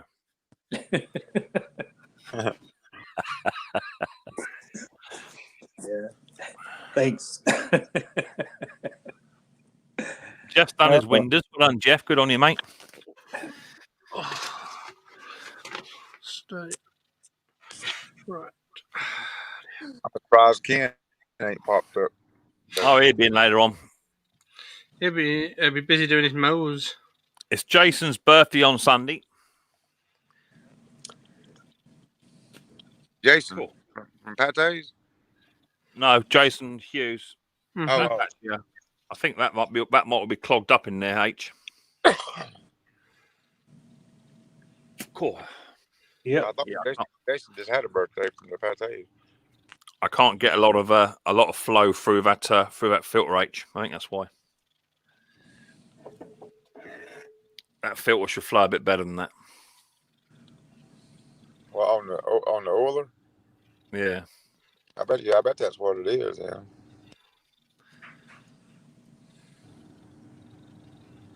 I think they might have just put slightly thicker grade oil, because you never know what people put in the oilers, right? Because 9 times out of 10 they just chuck anything they can, and the oil that was in there looked suspiciously like engine oil to me. Yeah. Fluid or whatever. Yeah, so I'm just gonna clean it up with some petrol. Yeah, I'm here. I'm just studying the manual of the Hoover. What's wrong with it?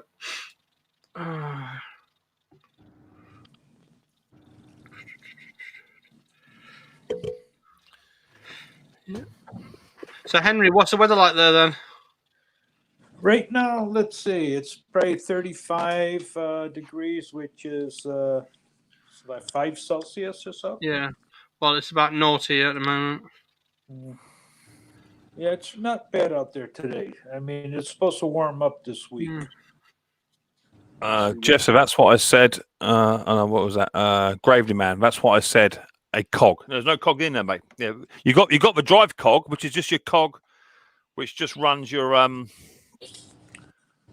your sprocket. It just runs your chain, but there's not actually one here for anything else. There is a little tiny rubber bung inside this filter. So I'm guessing that filter could be a thing. So I'm just gonna clean it out with some petrol.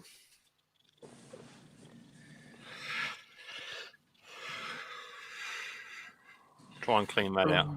What state do you live in, Henry? Where do you live at? Connecticut. Connecticut. Yeah, it might be a restriction. I think it's colder down here in North Carolina today than up there. Then is that right? it's about 32 here. Mm-hmm. Yeah, it is. That's unusual. I know it's unusual. We have this kind of weather here in January. Usually we have snowstorm after snowstorm. You know. Well, how far do you live in? About 45 minutes. Oh, okay. Yeah, he lives on the shoreline, and I live more towards the center. Oh, okay. Yeah, that's not allowing nothing past there, Henry. That's it. Yep. It's got a little tiny rubber bung in there with a little tiny pin, but how much ever going to suck anything up there with that like that? That's weird. I'll take that pin out, and I'll have that filter right apart. I think that there be the problem. Probably. That's why we do what we do, right? How you doing, Mac? That's why we do what we do. Yeah. Let's take that out. A little tiny, silly little pin. It's got a little tiny ball bearing in there. That's what it is.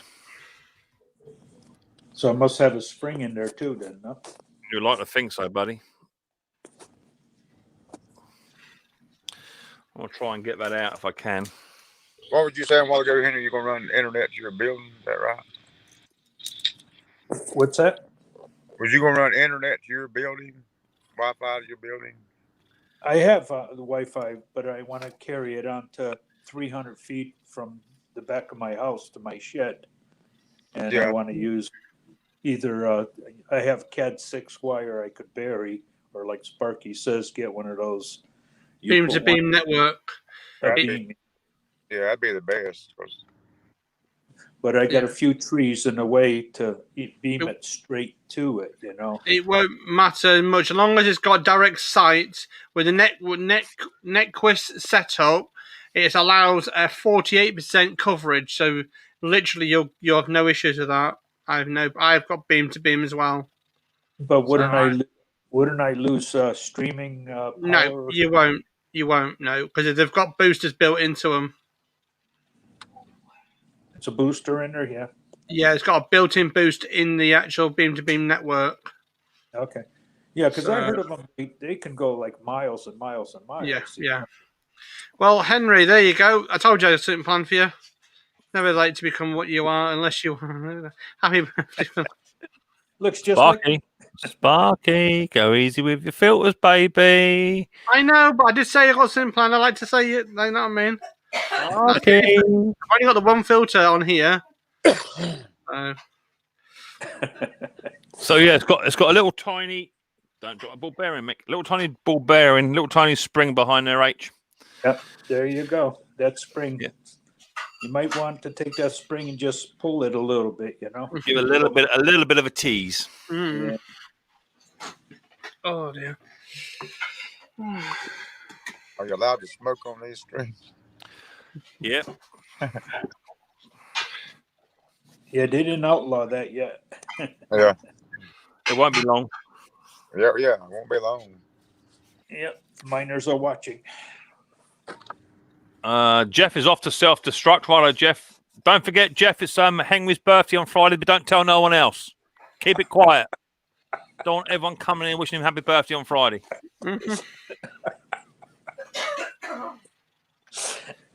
Take it easy. Hey, whose birthday did you say it was on Friday? Henry? I can't repeat it. I ain't gonna tell nobody else. Don't tell no one. Great. Yeah. Yeah, this is my last one, I think. I'm not having it anymore. I'm not having no more birthdays. Don't have a birthday around Mick. Yeah.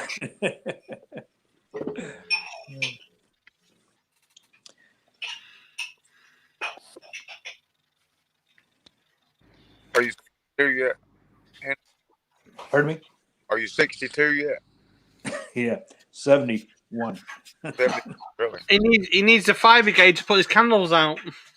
You don't look it. You look. No, David. I said it's a G Good. 380, not a G, not a GX, mate. A GZ. It's a G. It's just a G 380. Mr. Mower Medic, how you doing, my friend? Nice to see you, buddy boy. Hope you and your family are well. Caught your video last week of your CCTV light setup. That was a good video. I remember he had that swimming pool in his back garden. I think he's trying to bash his wife with a bit of wood on camera, which was quite funny.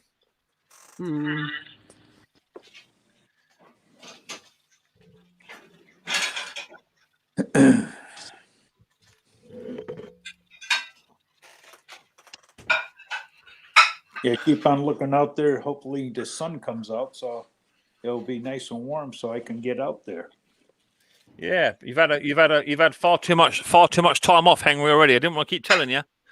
I know. This year you've done nothing. You've been lazy this year. Absolutely nothing. I'm trying to tell you, you're lazy, bone idle. Yeah. Hey, Sparky, how's that with your license? With your show? Adam? Sorry. How's everything going with the show? They're getting everything together. Yeah, it's done. It's sorted. It's just trying to get little things done this next few days, and I'll be fine. The lovely taste of petrol in the mouth.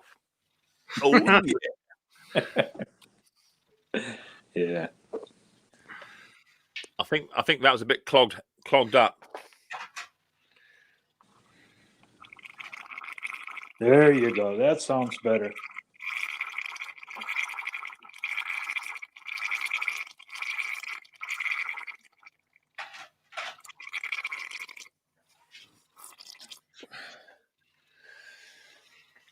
Yep.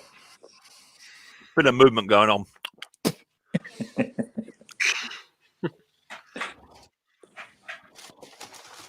It'll probably work now. Could be worse. Could be diesel. Yeah.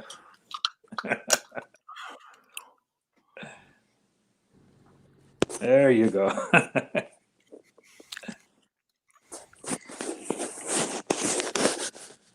Have you talked to Liz lately, Mick? Say again, baby. Have you talked to Liz lately? Talk to who? Liz? Oh, Lizzie, the old queen. No, not recently, mate. She's busy. She's busy. Yeah, she's busy doing paperwork. I'm busy running the country. Oh, okay. William, the Mower Medic says you remind me of Peter Wellier. I don't know who that is, do you? Neither do I. I have no idea. He must be like a singer or something. I got no idea. I know several people told me there's a singer over here, Eddie Rabbit. This one girl said, "Man, you look just like Eddie Rabbit." So I must be. I don't know. So David Young has emailed me a photograph. Let's have a look at that.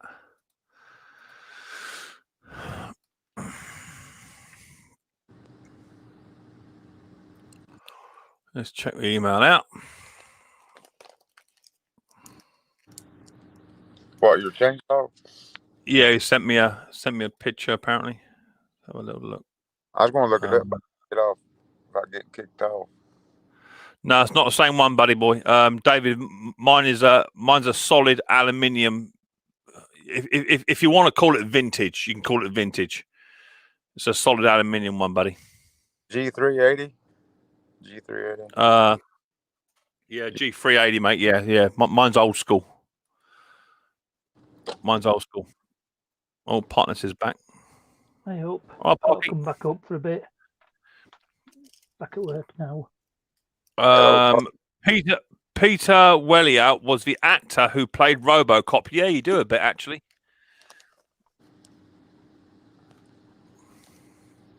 Did we lose Henry?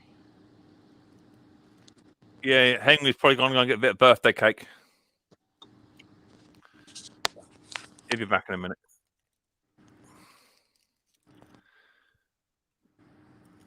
I think that I think all it is just the they put too much. They put thicker oil in the oil department, and it's just clogged the lines up.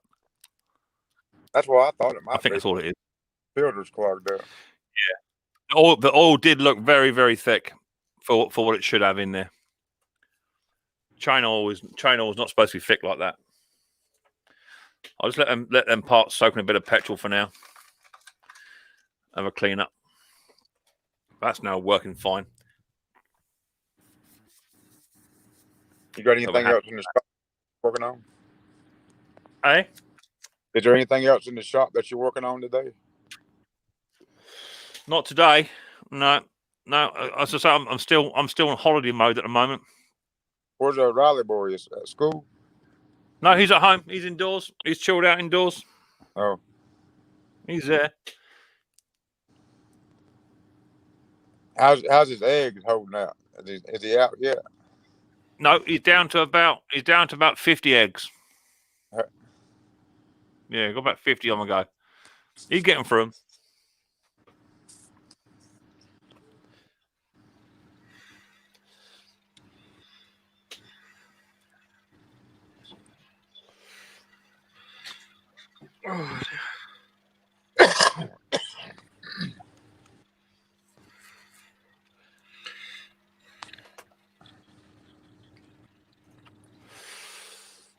Yes, it's late. It's a late one that hang.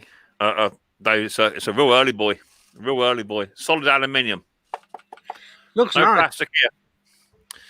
No plastic here.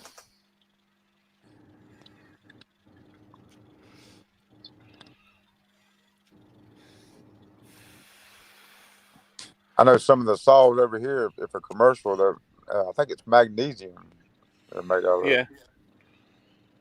The commercial heavy duty or pro saws, magnesium. That's my husband's favourite. Wonder why? I mean, is magnesium a tougher material? Yeah.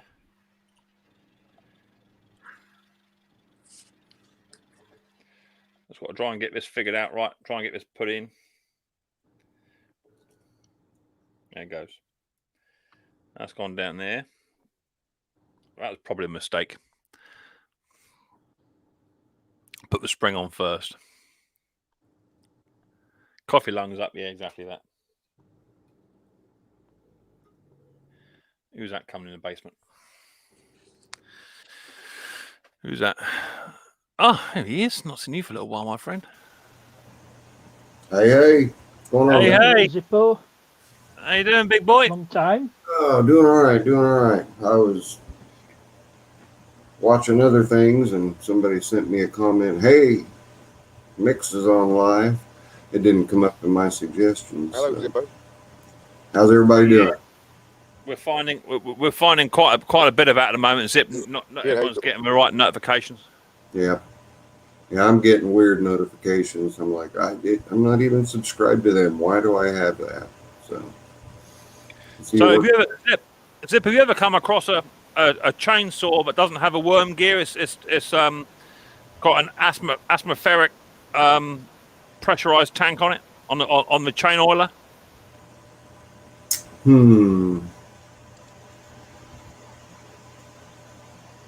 I've never seen one.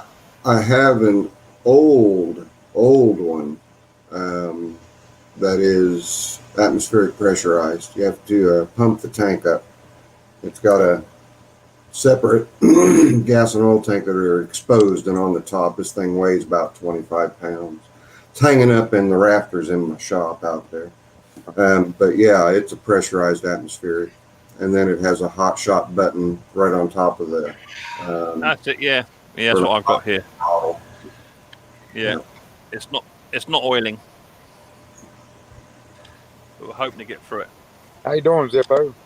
Not too bad, William. How are you? Harknett and Sparky. Yeah, I saw you jump out of your skin when that engine popped. Oh yeah, good night. As soon as I touch those points together, boom. Yeah, it was so funny because I was sat here like laughing my head off at it. I had my headphones on, so I heard it. Yeah, I'm sure that's the most rewound spot on that video. Is watching me jump. Big Small Engines, thank you. You're doing good. Bravely Man, howdy. Honda, hello. Jeff, hello. Andrew, hello. Henry, hello. Dirt Rider, hello. I think that covers. Yep. And hello to everybody else in there. I'm eating meatballs and some cheese. Okay. I didn't know if you'd be up this morning or not, Zippo. Oh yeah, I've been up for 3 hours now. That's about the way it be about 4 or 5 o'clock. Yeah, I get up around 5.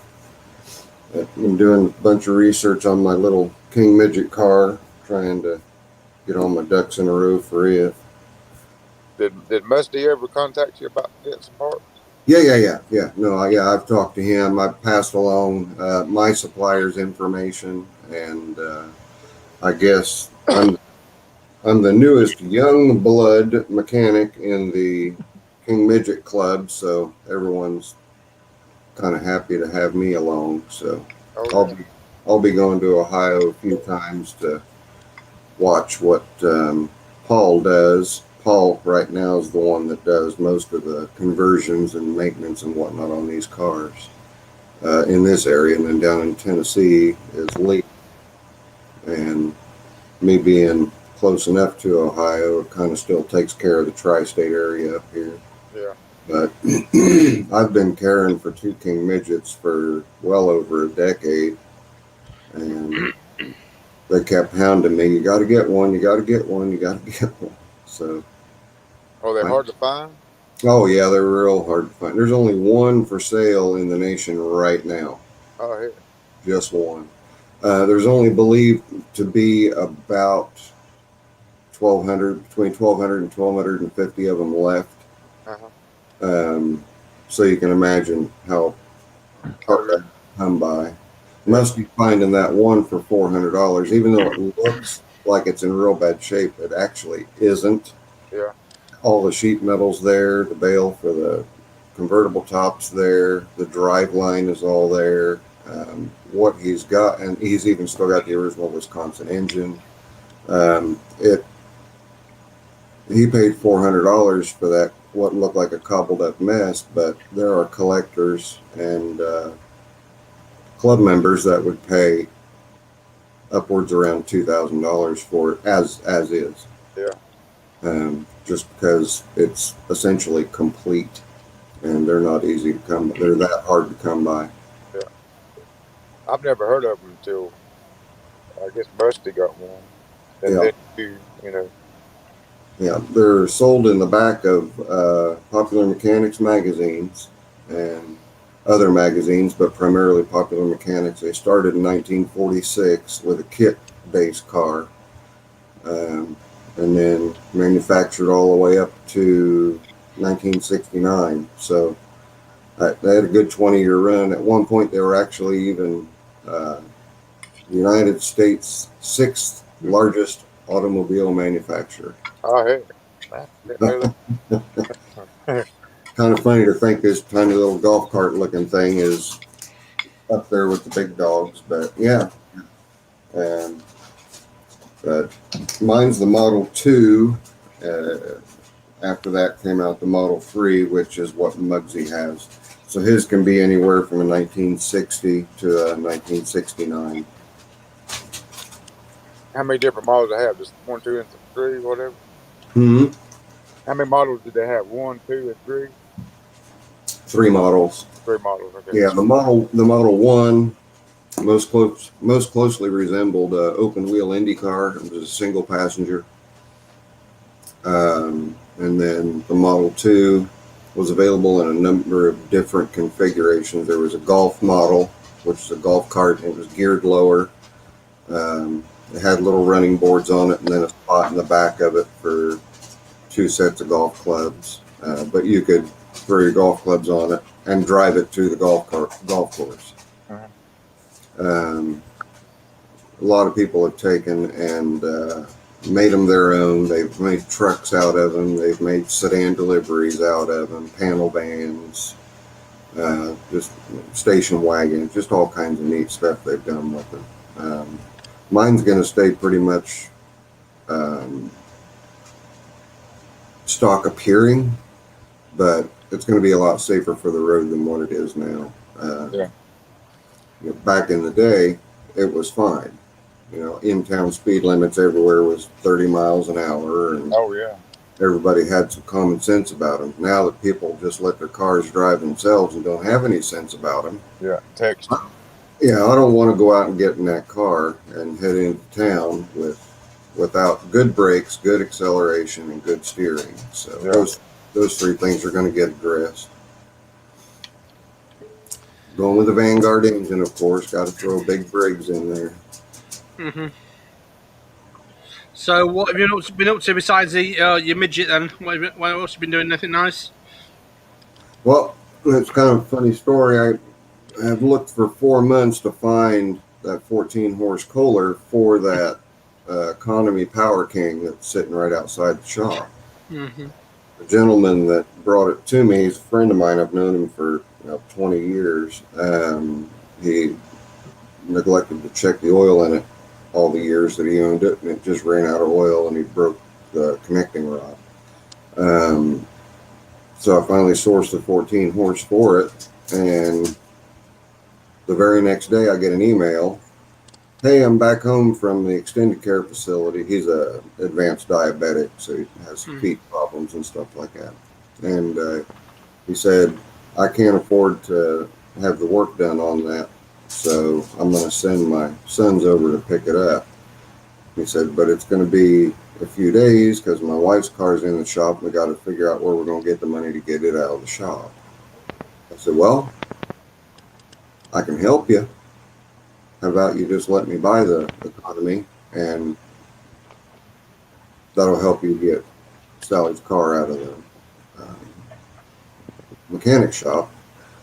And I said, "What do you got to have?" And we came to an agreement, signed up a bill of sale, and the economy is now mine. So now I've got a nice old 1970 economy Power King 1214, model 1214,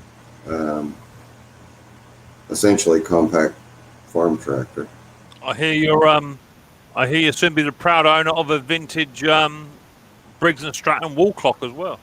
Well, yeah. Some guy made one up for me, and it's, I assume, in the hands of the post.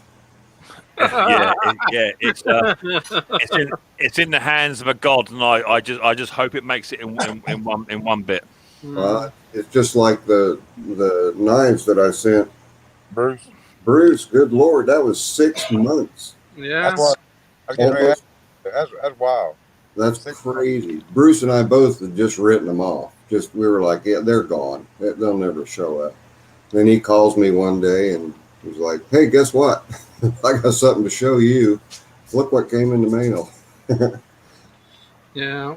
Well, we've just sent something across to a friend of mine called Jim across there, and apparently they're saying it could take up to 8 weeks. I was like, 8 weeks? Why? Because apparently they're in problems where they are. They're still backed up from Christmas. I'm still waiting on stuff that I ordered in early December, and it's still saying, it's stuck here. Well, I got one thing stuck in Pennsylvania. It's been stuck in Pennsylvania since early December. Just it got tucked in a corner somewhere, and they haven't found it yet to send it on in. How you doing, Mark? Nice to see you, mate. Willie K, how you doing, buddy boy? I had a friend Hey, Willie. Hey, Mark. I had a friend that ordered it's called anybody heard of a Blue Eddy? It's a solar generator. No. He paid $1,300 for it. And it's called crowdfunding. I've never heard of it. I've heard of crowdfunding, Yeah. Never heard of it. And he paid $1,300, and he was getting nervous. It took him about about 3 months to get it. He didn't think he was going to get it. He thought he was out $1,300, but he finally got it. It works good. Solar powered generator. Interesting. I've seen one of them. How many watts it puts out? That kind of money, it probably does pretty good, I'd imagine. Not sure. 1,500 watts. 17. Wow, that's pretty good. Yeah, I mean it's big. It weighs about 70 pounds. Yeah, it'd have to be pretty good size. $1,300, but it's made in China. I said it took forever. He was sick on his stomach. He said, "I lost $1,300." Yeah, nobody wants to throw $1,600 or $1,300 out of the window. So, Yeah. Well. No, go ahead. No, you gentlemen first. Mad people last. No, I was just going to ask. Willie was talking to me in comments on one of my videos about something that he was going to tear into, I think, a Kohler engine. I was just wondering if he found anything else out about it, so I'm just following comments along as we're talking here. So go right ahead, Sparky. Well, I was going to say, there was a crowdfunding in the UK. A guy does electronics, and he bought a solar generator about 9 months ago. He plugged it in, and it blew his shop up. It literally blew his shop up. Literally, it went bang. The batteries are all at the bottom, and it had other connectors. And basically, when they built it, where they built it, it just went bang. It was on the mirror, in the mirror paper. Good Lord. It took the whole shed. It was a wooden shed, but it went bang. As soon as he started using it, like, whoa. Rally's just said, damn, it's so cold in this shop. I just fired the heaters up. I'm actually sat on my heater at the moment. It's in between my legs. Yeah. Well, you guys got to see what my ritual is as soon as I walk in the shop every day. So it's not just a walk in and start shooting videos. I've got to get that shop warmed up. And yes, yeah. It wasn't too bad. Between the two heaters that I kicked on, that's 200,000 BTUs. So that takes the edge off pretty quick. And then my wood stove, once it gets rolling, I can shut those heaters off and keep that shop 70, 75. Yeah. That's pretty good. It's not bad for a 25 by 30 foot pole barn. So it's cold there. It's not too awful cold right now, which fortunately it's good for me. It's been hovering in the mid to upper 30s. Yeah. So it hadn't been too bad. You're in Indiana, right? Right. Yeah. Good old Muncie, Indiana, where they used to make good transmissions. I mean, where's Indiana? What's that, William? What part of Indiana? Western or? Muncie. It's central eastern. Yeah, okay. It's north, just a little bit northeast of Indianapolis, about an hour northeast of Indianapolis. Okay. When I posted that clock off to you yesterday, the woman in the post office said, "Where's Muncie?" I said, "I don't know, but apparently they eat their young."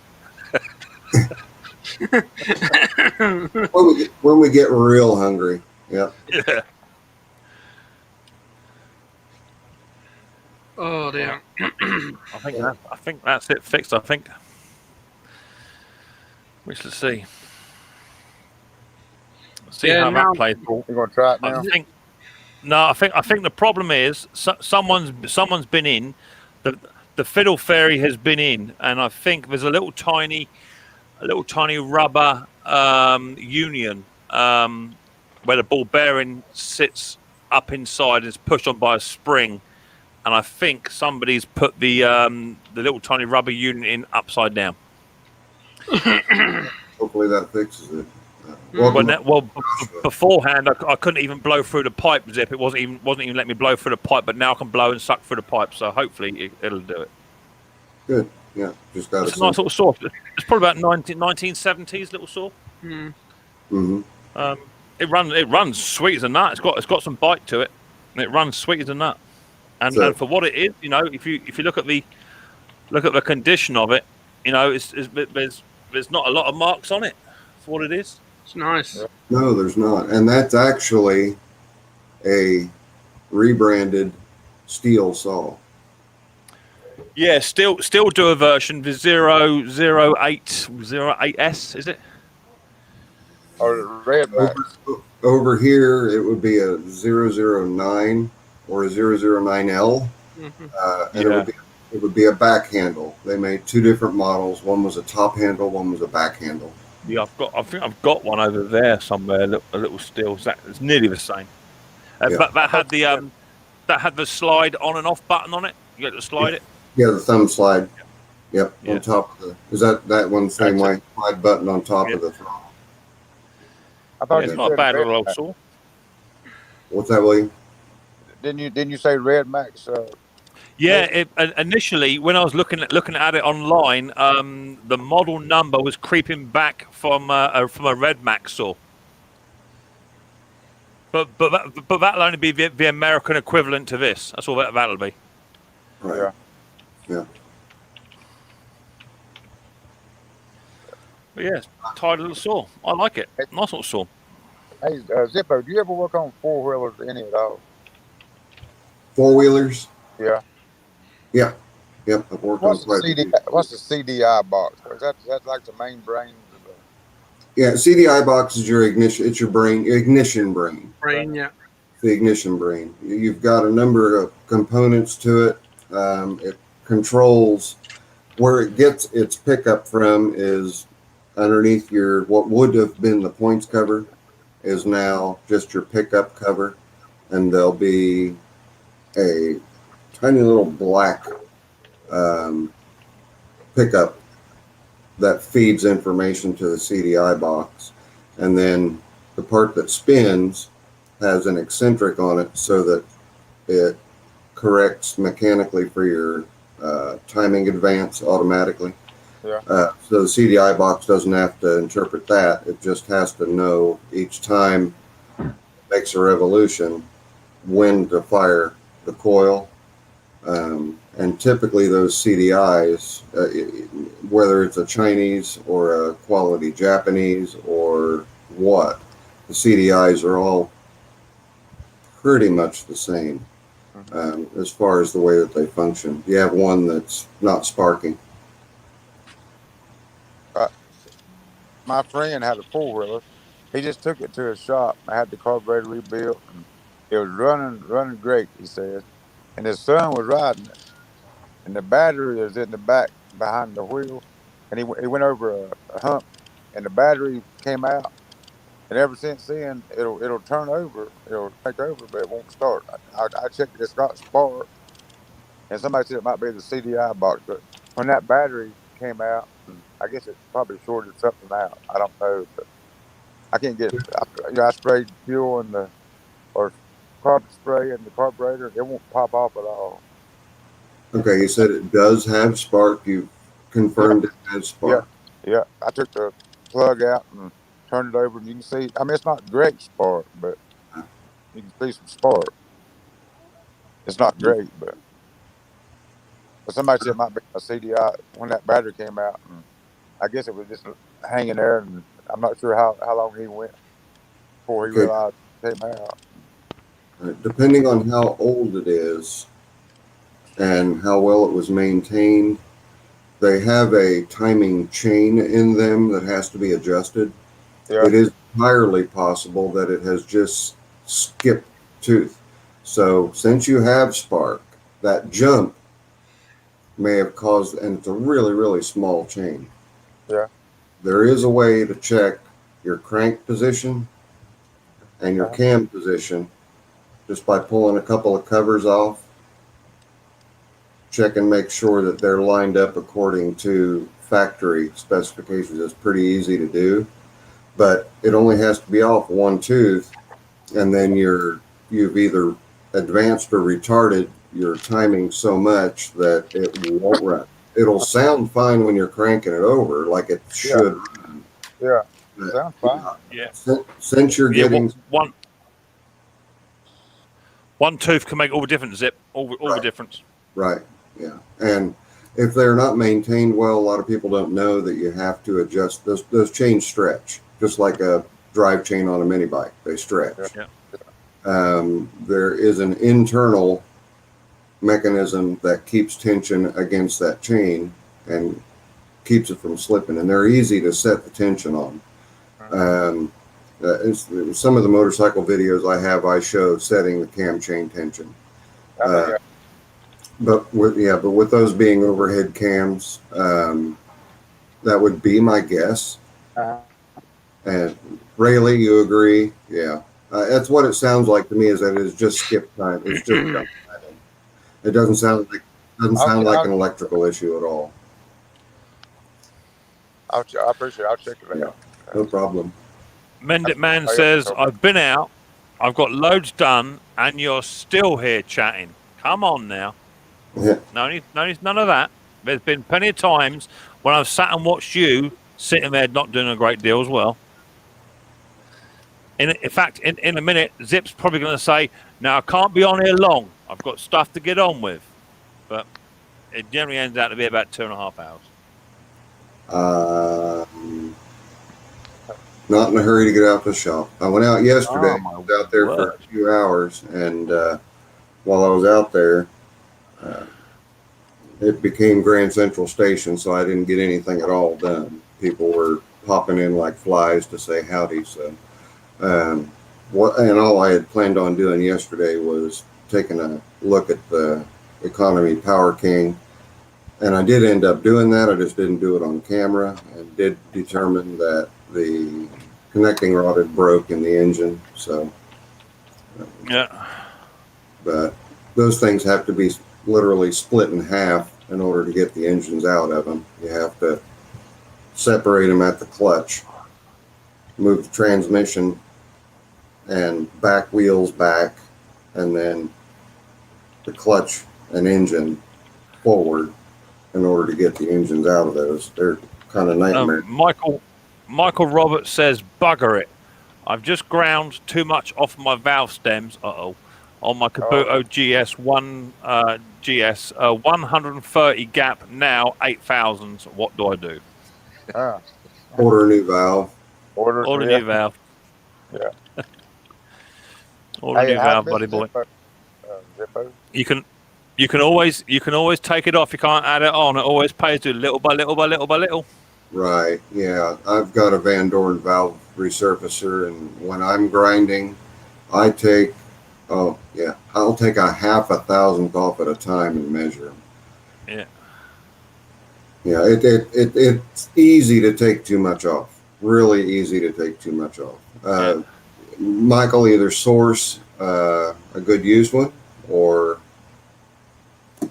buy a new one, and just be sure to lap a new one in real good, or even lap a used one in real good. Yeah. Jeff Maple suggested putting in a shim. In that case, it's really difficult to do. Sometimes if there is a tappet cap, a cap that rides on top of the push rod, you can shim the inside of that cap, that 8 thousandths, so that it's lifted up 8 thousandths to compensate for it. But if that's not an overhead valve engine that he's working on with tappet caps, he won't be able to correct it. He'll have to get a new valve. Yeah. I didn't know I was going to come on here. That probably happened. What the hell? Well, you're on the payroll, Zip, so you're being paid by the hour, buddy. That's true. Yep. I haven't gotten my check yet, but you would have thought Mendit Man would be up here now. He's finished doing his work, but obviously he's far too important to come up here and grace us with his presence.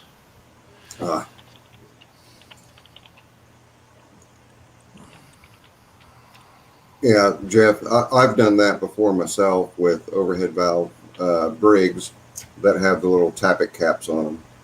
Those little tappet caps, there's just enough room in there that if you get your valve too short, then you can stick those in there. But is it recommended? On my own engine, yeah. If it was for a customer, no. And if I made the mistake, I would eat the cost of the new valve.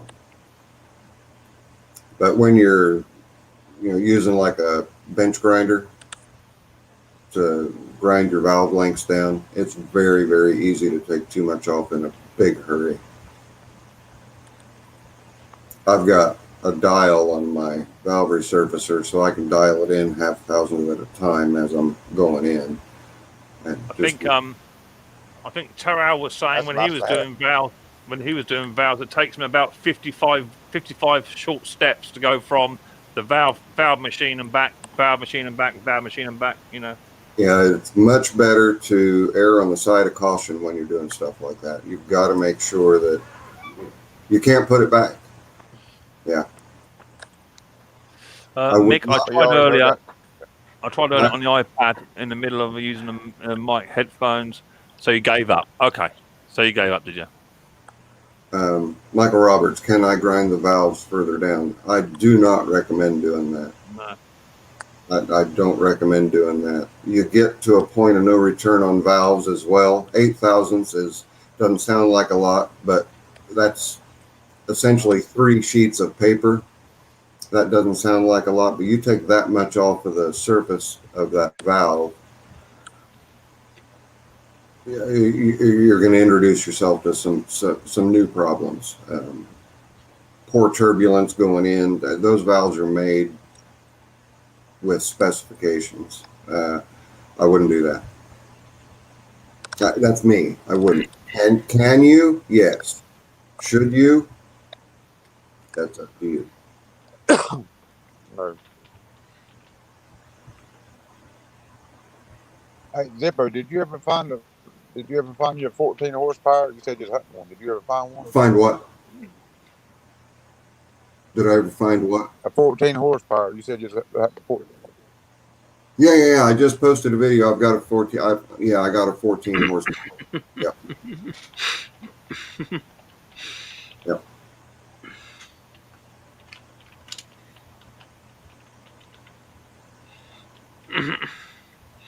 Yeah, you get the top edge of that valve too thin, you can definitely burn it up, what Willie said, right? Capacitor discharge ignition, CDI box. Very good, Tommy. How you doing, Tommy? I didn't see you in here. Well, Zippo, we're back in lockdown here in the UK. Yeah, you guys have that new strain going on there too. Yeah. We have a new one of our own that popped up. It's different from yours. We have your strain here that's been noticed, but we also have a new strain of our own that showed up. It's not an extremely different strain, but it's one that's raising concern. Pfizer's trying to make sure that their vaccine is going to be effective on it as well, and so is the other company that we just got approved for. But at least we finally have vaccines, and there's light on the horizon for 2021. Yeah, I've got to say, like I said, the way things are at the moment, hopefully we'll be in lockdown for about 40 odd days, and hopefully we'll start gradually getting out of this situation. So nice, not bad weather. So Yeah. Well, I'm hopeful that everything settles down by spring. People Yes, are yes. usually pretty much on lockdown on their own in the winter time anyway. So yeah, what Jeff said, yeah. And there's Jeff, so you're saying that the strain that they found, not the strain in California, which is the UK strain, but the other strain is also from Europe? The other strain came from South Africa, didn't it? I'm not sure. I haven't heard where it came from. Welcome back, William. Hey,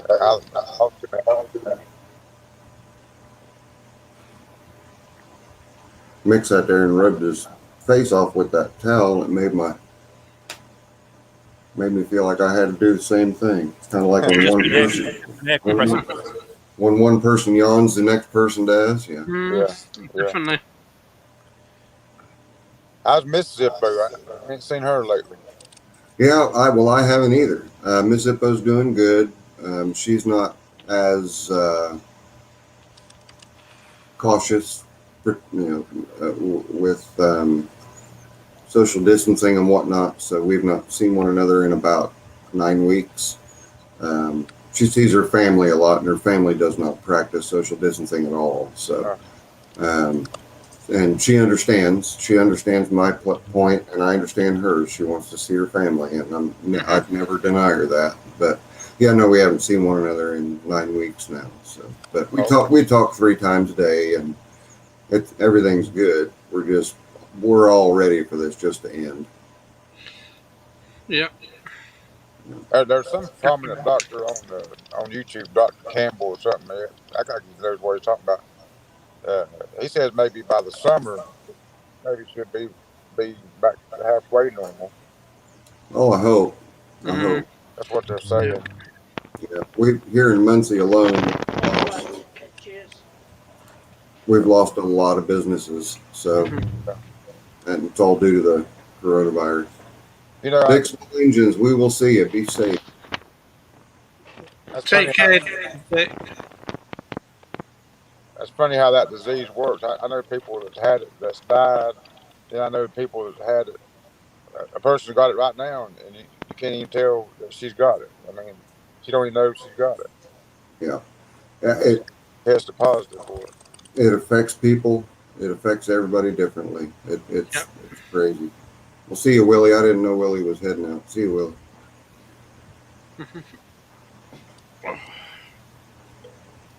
Here we go. We're going to see if it's oiling. I bet will. Should come out right there. Yep.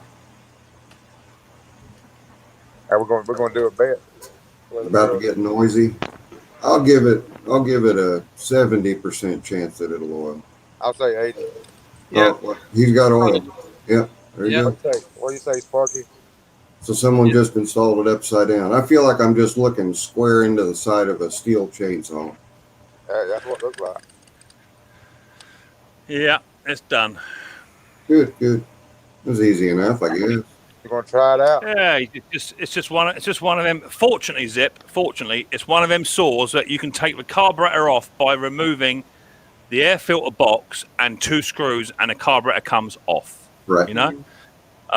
Same thing with it. So with the oil filler, or the oil mechanism, 6 screws and you're there. Not like a new Husky where it takes you 45 minutes just to remove the casing. Yeah. Now is the pump? Show me the side of the saw again. Is the pump on that down on the lower end with the 3 screws? No pump nip. Or no pump. Okay, that's right. So your oil filler is here. Atmospheric. Yeah, it's there. It's there. Okay. So you take these off.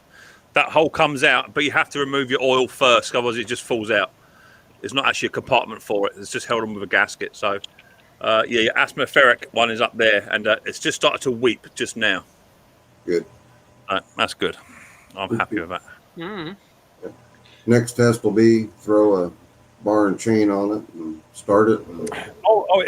It all runs. I've done a video on it yesterday, due to come out. It was given to me. It came in the box. It came in the box. Although the box is a little bit beaten up. It came in the original box. Wow. With a service manual, chain, the lot. It came with everything. I think it's been used about 5 or 6 times in its life. Literally, it's done no work at all. Yeah. Awesome.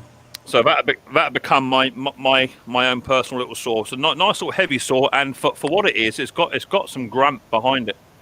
Yeah. I like those older saws pre-emission 2 cycles. Yep. Yep. Like the difference between my MS200T and an MS201, which are arborist saws. They only weigh like 7 pounds. The difference is night and day. The CDI box that, like William was talking about, the ignition box, and the carburetors self-learn as you use the saw, and they don't do it well. They don't learn well at all, and you lose a couple thousand RPM on them, and losing a couple thousand RPM on a saw you wouldn't think as much, but when that saw needs to run at 10 to 12,000 RPM and it'll only run 8 to 10, it's not going to be nearly as effective a tool. So big difference. Yeah, I'll take the old ones over the newer ones every day. Yeah, me too. I got a steel. So I don't generally sell saws though, Zip. That's the thing. I don't generally sell them because I'm not into members of public coming in picking saws up off me that have never used one before. So I don't generally sell them. Yeah, to me, there's a liability thing. Whenever I sell a saw, they have to show me their arborist card. If they're not a registered arborist, I won't sell them a saw. Well, over here in the UK, you can just go into any store and buy a 14-inch bar off the shelf, and away you go. I think it's so incorrect. You shouldn't be able to do that.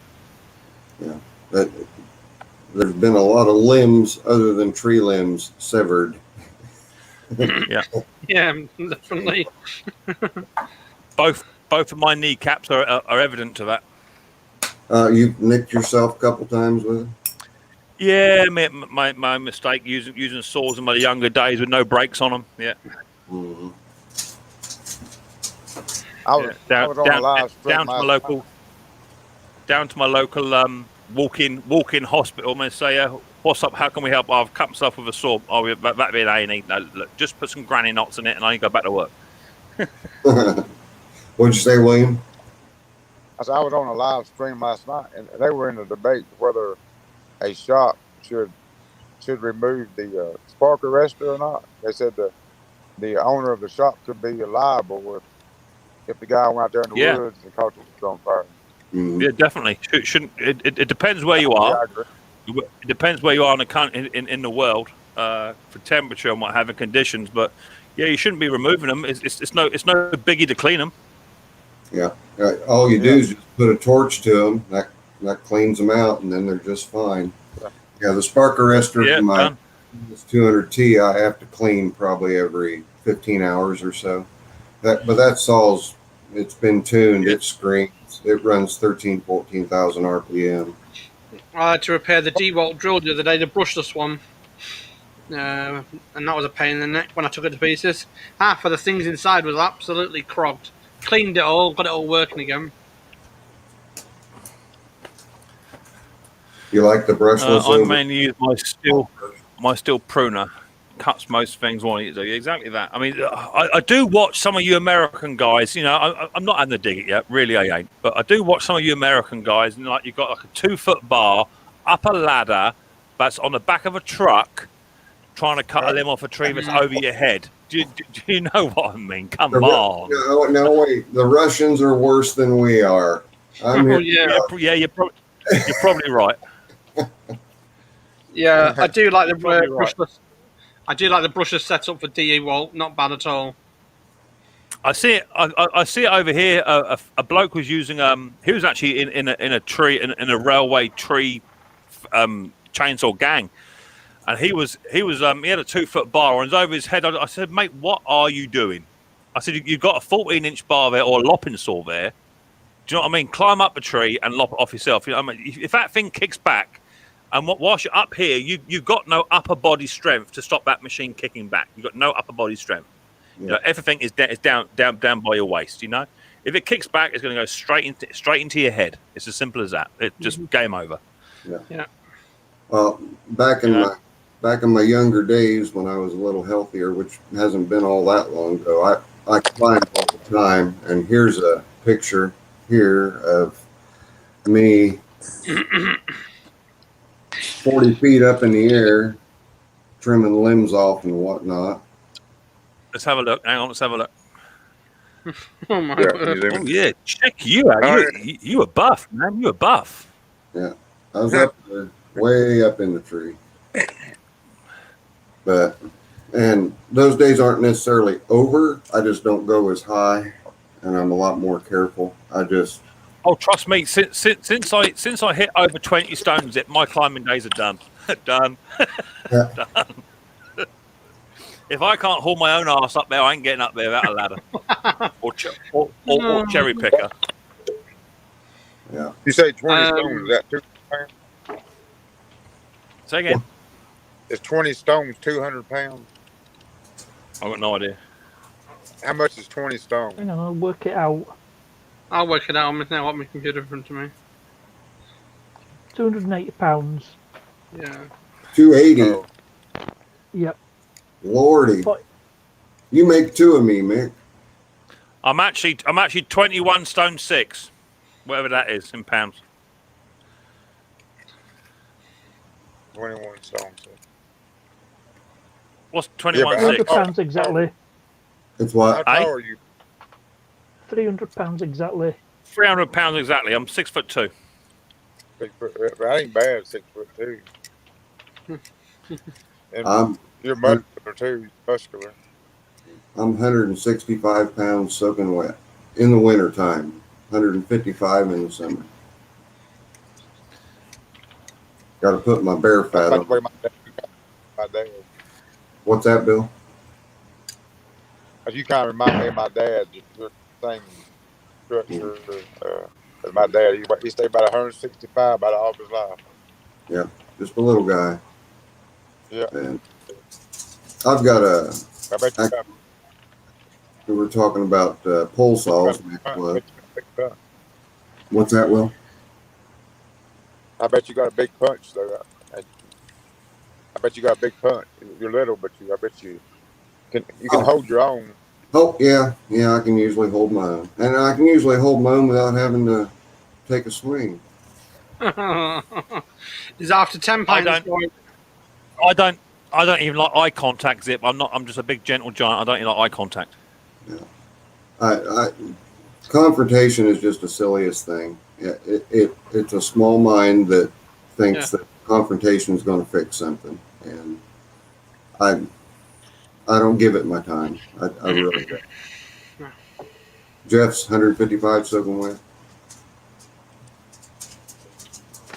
We were talking about pole saws. I have actually have most electricians, especially bucket rider electricians here in the U.S., have to have their arborist license as well, mainly because a lot of times they're working on lines and there's trees in the area and they have to trim trees back. And I got lucky and got a hold of electrician's pole saw, which is 100% shock resistant. So if I happen to nick a line, it's not going to hurt me. It's not going to hurt the power line. But it's 6.5 feet long.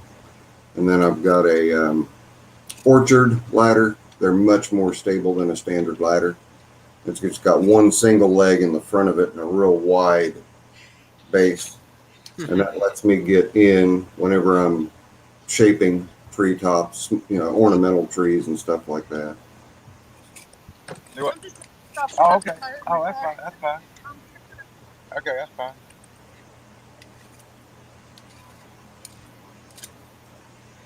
And What you waiting on, William? oh, I had to see you. I had to go to the store, so I came back. If I go in the house, my grandson, my daughter, and I can't hear. They come up to me, so I had to stay out in the car to get some privacy. Me and my little dog. That's awful. Me and my little. Mac 210 asks, have I worked on an MS 201T? Yeah, I'm not a fan only because I own a 200T, and you ask any arborist what they would rather have, a 200 or a 201, they want the 200. The 201T can be retrofitted with the electronics from a 200 or even a 190, and you get that ignition system in them. It helps them, and then you change the carburetor out. I don't remember if they have a Walbro or a Zama, but you put the Zama carb on the 200T, 201T, and it helps cure your low RPM problem. And then you eliminate your ignition problem by changing out your CDI box in your pickup. Righto, Riley. Have a good day, boy. Take it easy. Yeah, the thing where, well, I've been using an air compressor to do with the computers, and I don't like it. It's too noisy, so I'm going to buy an electric one. But the problem is they're far too expensive. Somebody said get a mini chainsaw, like mini chainsaw engine one. I said, no, I don't need one. Don't worry about that. That's too noisy as well. Yeah. Now, when you're cleaning computers out, how much air pressure do you use? Not a lot, right? It's not a lot at all now. A couple of bar. It's just trying to get it's just trying to get it cleaned. But the other day, the computer I took to pieces. My word. You know, I mean, it's only been 6 months since the last time I did it. Why don't you use a airbrush hobby compressor? I've tried the little one. I burnt out too. Yeah. Okay. Oh, you saw the video on that the Fortress that I got. That thing is so quiet, unbelievably quiet.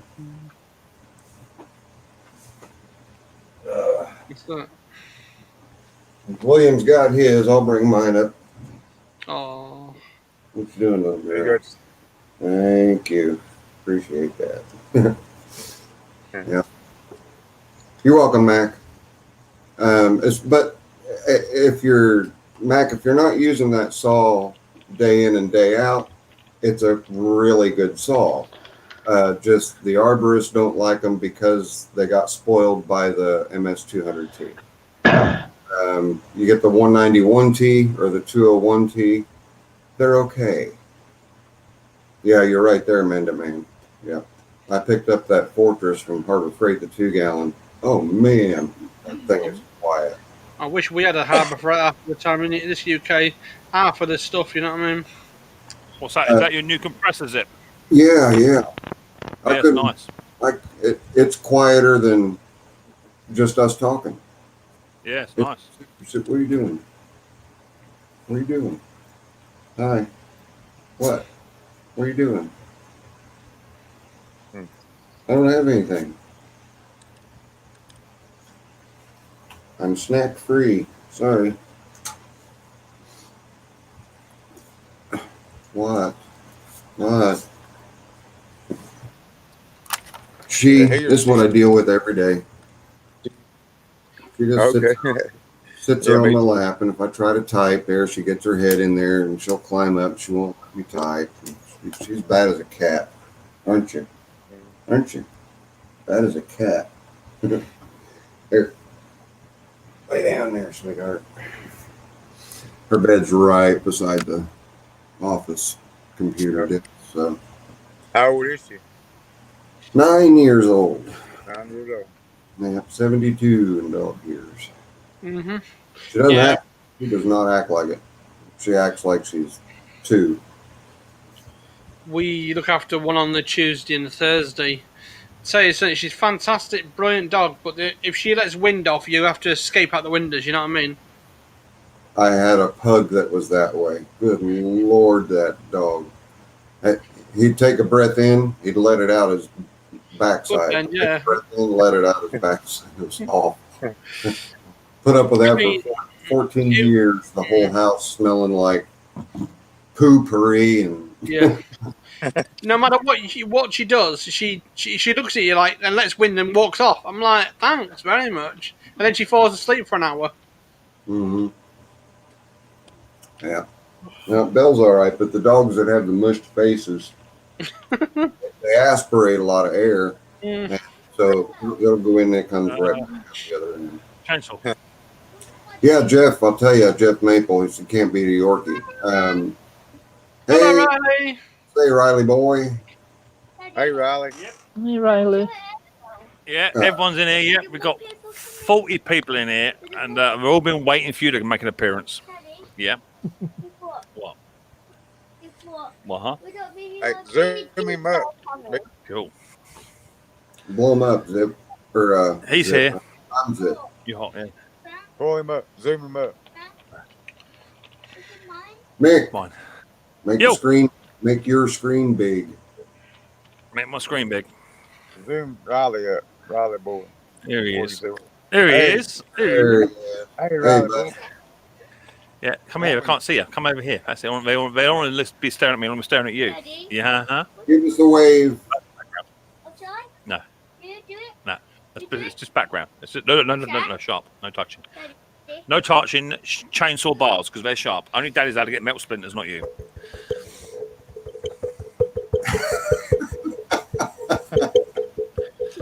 Yeah, it's working fine, bruv. Yeah. It's working fine. testing. We can hear it. We can hear it. Look. Why? Why?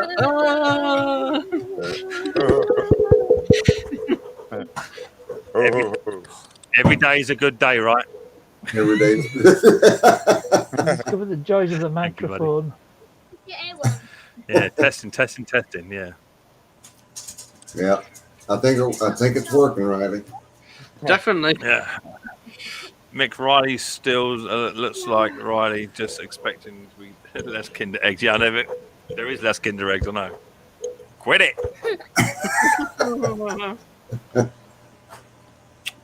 You smell nice. You had a bath? Not yet. Not yet. You smell lovely.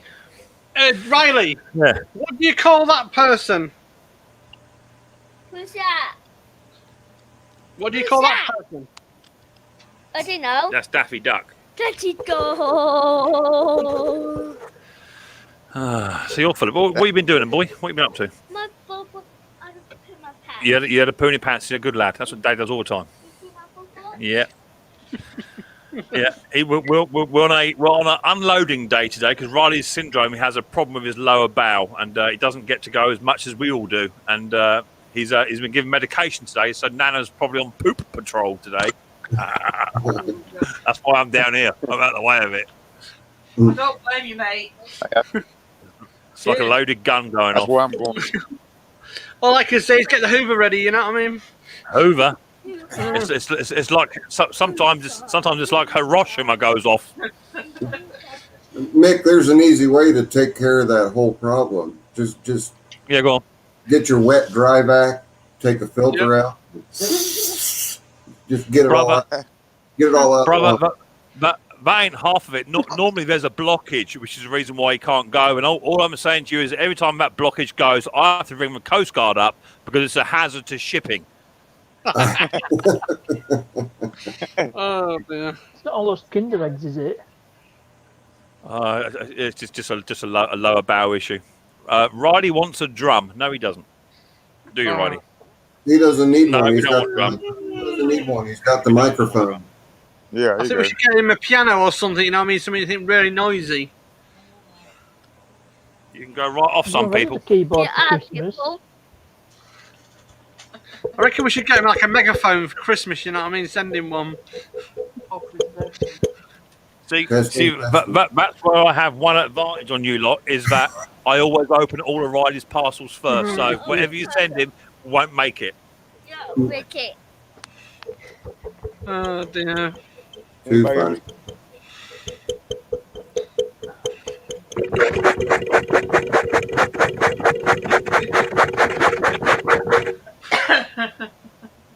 dueling microphones. Got Sparky getting in on it. Why not?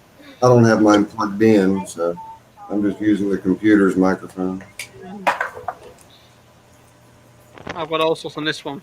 I can't do half of the tricks on this stream, you see, so I can't do what I need to do. But one day, well, I think Daddy's fixed it, righty. Yeah, I think Daddy's fixed it. It wasn't oiling, but I think it is now. It was just just getting a service. Daddy, Yeah. what is that on that thing? Is what? What's that? Doug's not in. No, we've got Zippo. You got Part Nest. You got Sparky.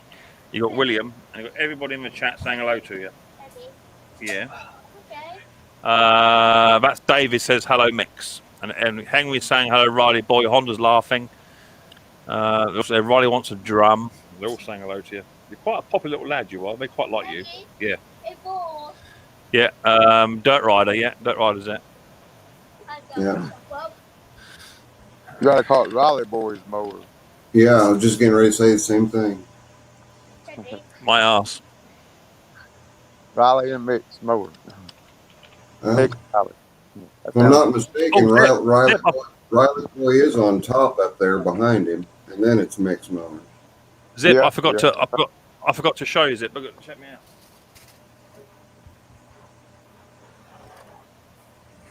Check me out. Oh, you're organized. Well, no, there's quite a few missing, but Will wonders ever cease? Mrs. P bought me a couple of bits and pieces off my wish list, and yeah, it's all right. It won't last like it, Zip. You know it won't. Has Bruce seen it yet? Not yet. Bruce has been far too busy giving me stick on his last video anyway. Daddy. Yeah. Yeah. What are you doing? You're putting a funny face, are you? Who's your baby? It's William, I think. What are you beeping? Why are you beeping? What have you been up to? You been winding Nana up, have you? William's beeping because he's getting into his car. Yeah. Yeah. I had to take my little dog. Daddy, push you over. Yeah. You watching? Yeah. Good morning, David. Oh, it was so long. They're all just chatting to each other. Daddy, are you done? But they've all stopped because you've come in here. We were talking about lapping valves and doing chainsaws, and you turned up and put everyone off their pace. They're four-wheelers, too. Yeah. I saw you. Zippo's at the bottom. You got Partners there. You got William there. It's giving me a break. I'm not having to answer a bunch of questions right now. Yeah. That Zippo, that machine you got to do valves. What's that called? Valve lapping. The machine that I've got, yeah, it's made by Van Dorn, and it is a valve resurfacer. It will take care of all the surfaces of the valve, the stem. Everything can be measured and dialed in.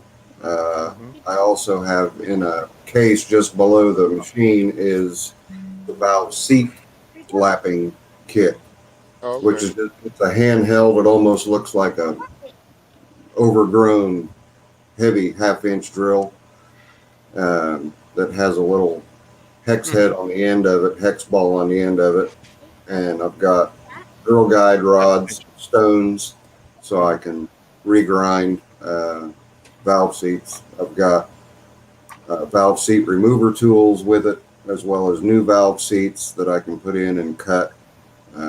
Yeah, it's a complete kit.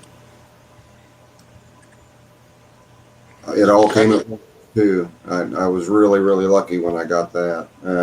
Typically they sell as complete as this one was in the $2,000 range, and I got lucky and got this whole kit for $700. So. Oh, yeah. I paid the same for it as I paid for my mill. Yeah. But it's come in handy. I've had a lot of my friends and a lot of subscribers reach out to me. Hey, I need my valves done. Can you do it? So they'll send me their valves, or if I have valves here for it, I'll do it. Like, who was it? Mike, the tractor guy, was working on Model 19 Briggs, and I had plenty of those valves laying around. So First time was a trial run because I grabbed the wrong valves. I grabbed 23D Briggs valves instead of 19 valves. And they were the wrong size. So I got to do those, send them to them, and then I did the right ones and sent them to them. But, yeah. Right, gentlemen, I have to go. That'd be My handy to phone's have. battery's running down. No worries. Okay, Mark. See you Right, partner. later. No worries, mate. Thanks for coming in, Take mate. care, mate. Hello, cheers, Parky. Hello, Darren. How you doing, mate? Nice to see you. Thanks for coming on in.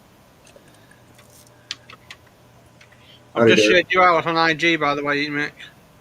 Oh, you shared me out on IG. Oh, yeah. Whatever that is. Instagram. Yeah, Instagram. William, yeah, there's a couple of videos on that valve resurfacer on the channel. Oh, really? Okay. I haven't seen no one. Well, I might have seen both of them.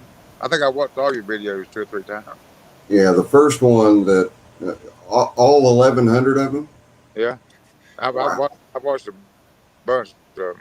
Yeah. And a lot of times 2 or 3 times. I don't know why. It surprises me. I look on there and I'm like, good Lord, I've been pestering people on the internet for going on 14 years, and I've got almost 1,200 videos out.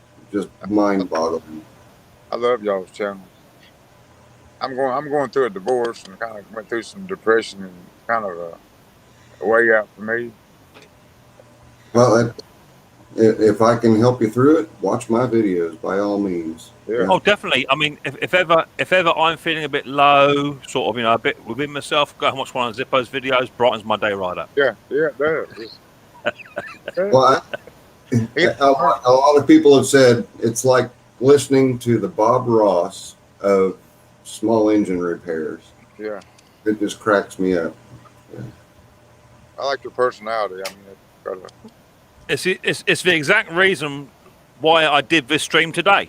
Like I said, if you weren't here at the beginning, if you go back to the start of it, the reason I do these little midweek streamers, well, even any stream, is because it helps towards mental health. People are stuck indoors. People can't go out, or whatever. And if they can just sit up here and just have a chat or just laugh and joke in the chat side of it, that's what it's all about.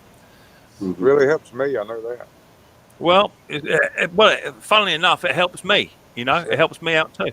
So it helps me too. I was sitting. Good Lord, when I had my neck surgery, I wasn't posting videos, but it was a really hard recovery. I had a spinal fusion done here, and really hard recovery. And Lord have mercy. If it wasn't for YouTube and the internet, I'd have gone clean out. What was it that Henry? What was it that you just sold 2 of? Zippo, I just sold 2 of them, he says. Mick, what are you working on? David, I'm working on a Komatsu Zenar G380 chainsaw. And he thinks he's got it oiling, which is what the problem was. Well, hopefully, I'm just gonna give it a quick run now, just to try it. Yeah, running a rev and see if oil pours out the port. I'm not going to give it too much because it runs on 25-1, so it's a bit of a rich girl.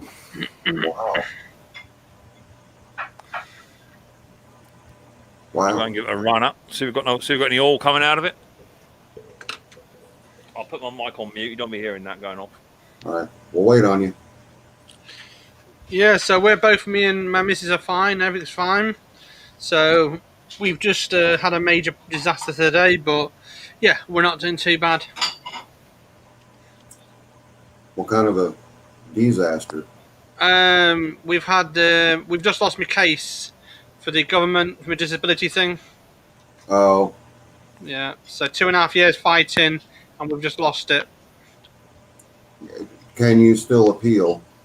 No, this is the 3rd, 4th time we tried doing it, and they won't do it because they're not reading my doctor's paperwork.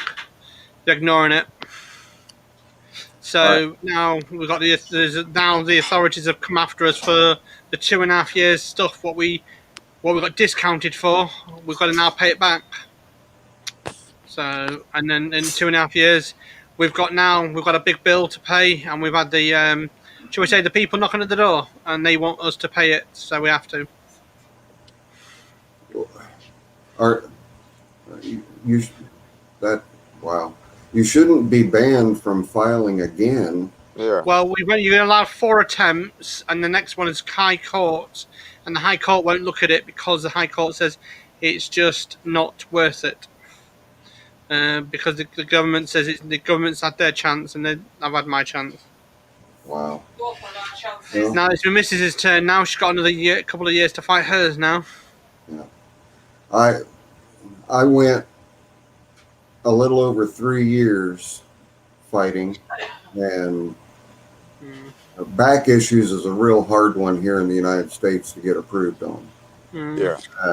And I have currently 10 degenerative discs. I was almost 5'11". I'm now 5'8".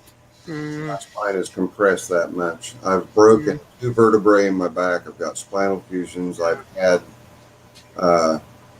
35 surgical procedures, and all of that considered, I was still denied 4 times. And the 4th time they said you can appeal and get a court case, get a court date.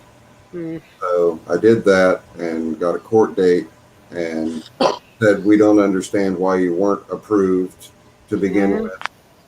Yeah. And so they we just don't know. It's been one of them days today, really. But other than that, we've got nothing to worry about. I mean, we'll get through it again. 21 is like deja vu again, Groundhog Day. With this thing going on. Well, you hang in there. Hang in there. I will, yeah. Yeah, things will always... But at least for me, the day when I have a single dollar in my pocket, something usually happens. And it fixes. To answer Mr. Hanlon, did I do anything with my Vespa yet? Yeah, I moved it from the floor to the motorcycle lift. And that was a task and a half, because I had to do a whole lot of other stuff to free up the motorcycle lift in order to put it up on there. But not yet. Saw one of them 3-wheel Vespas or something, 3-wheeler Vespa things, going around with a big, like a pickup truck, look like an Italian thing, going around as a coffee person, and his front suspension tire come off. Oh no! Head first, fiberglass smashed. Not good. And that was in a local thing. Yeah. So the guys had a quote now, nearly £4,500 for the front end, suspension, everything. And I said, it's not really worth it, really. But he said, yeah, I couldn't pass that Vespa up. The 1979 Vespa Piaggio P200 does not have the electric start, but when I went to look at it, the guy kicked it 3 times and it fired right up. And I'm thinking, he's only asking 1/3 of what it's worth. Yeah, I'm going to get it. Duh. It was just a duh moment. Yeah. And it had not been registered or titled since 1986. Yeah. So I've got to get an out-of-state inspection. In fact, I've got the inspection pack here. But I've got the van to get registered. I've got the... what day is your birthday? 29th. 29th. My mom's the 20th. I've got the King Midget. The title's coming up from Tennessee for it within a month or so. So I've got it to get an out-of-state inspection on. I've got the Vespa, which has a Florida title, to get an out-of-state inspection on. Yeah. Then I've got the van that I've got to get the engine done on and get the inspection done on it. And the funny thing is, I can actually, wherever we're going with, for the King Midget club gatherings, the King Midget fits in the van. I can just put the King Midget, that car, in the van and yeah, you're well away. Yeah. That's neat. Yeah. So Mick, did it run then? I've got a very small amount of oil, but I have got an adjuster here, so I'm just going to take the adjuster off. Open it and have a look at that. Just have a quick little inspection with me Zippo torch. There you go. Which I use like you wouldn't believe it. Hey, I think Sparky's got one of those too. I use mine every single week. No, I use mine nearly every single day. I'm in the shed nearly every day. They're brilliant, aren't they? Oh, without a doubt, absolutely the best torch I've ever had. Yeah. So many times that I've just grabbed that. We had a water leak under the sink, everything, and the amount of times that get into that tiny hole to look where the leak is, and it's like, oh, I can see it where it is. Yeah, done. You can't get things like that in the UK. I don't know why. It's stupid here. Half of the tool system here in the UK is just not adequate enough. Well, you and Mick have the market cornered on those lights then, because you guys probably have the only two out there. Yeah, well, definitely. I mean, without that, some of the jobs I've done around here, you couldn't do. You just can't do. I mean, it's like the other day, I was under the sink looking for something, and with the magnetic, I stuck it there, and it just literally lit up. I've got no torches with magnetic, and every one I've had is either fell to pieces or they just literally don't stick. Mm-hmm. Well, that one's got a really strong magnet on it. Oh, yeah, definitely. No doubt, yeah. Kitchen sink loves it. Well, this is the one that was before your model. This one does not have the interchangeable heads on it, but my little cover came off. But you can see it's got a real substantial neodymium magnet on there. Yeah. And that makes zoom speed. He's done it. Mick's done it. He's repaired She's oiling. She's oiling. Hey, Mick, zoom Zippo in, will you? Are you referring? Are you trying to get me to make Zippo big? That doesn't take much. Yeah. Because that's going to take a bottle of wine and a whole lot of romancing, baby. Yeah. Just caress gently. Yeah. It's made by Braun. They're available at Harbor Freight. And have Mick show you the one he has. That is the upgraded version that has 3 different types of lights that attach to the body of them. Yeah, that's it. Okay. And they use a 18650 battery. Close enough. I said close enough. Yeah. That's an 18650 battery. That's what they use. Yep. And they you can charge it directly through those, or if you have an independent charger, you can charge them. But have Mick blow his screen up and show you all 3 of the attachments. So there's the regular flashlight. And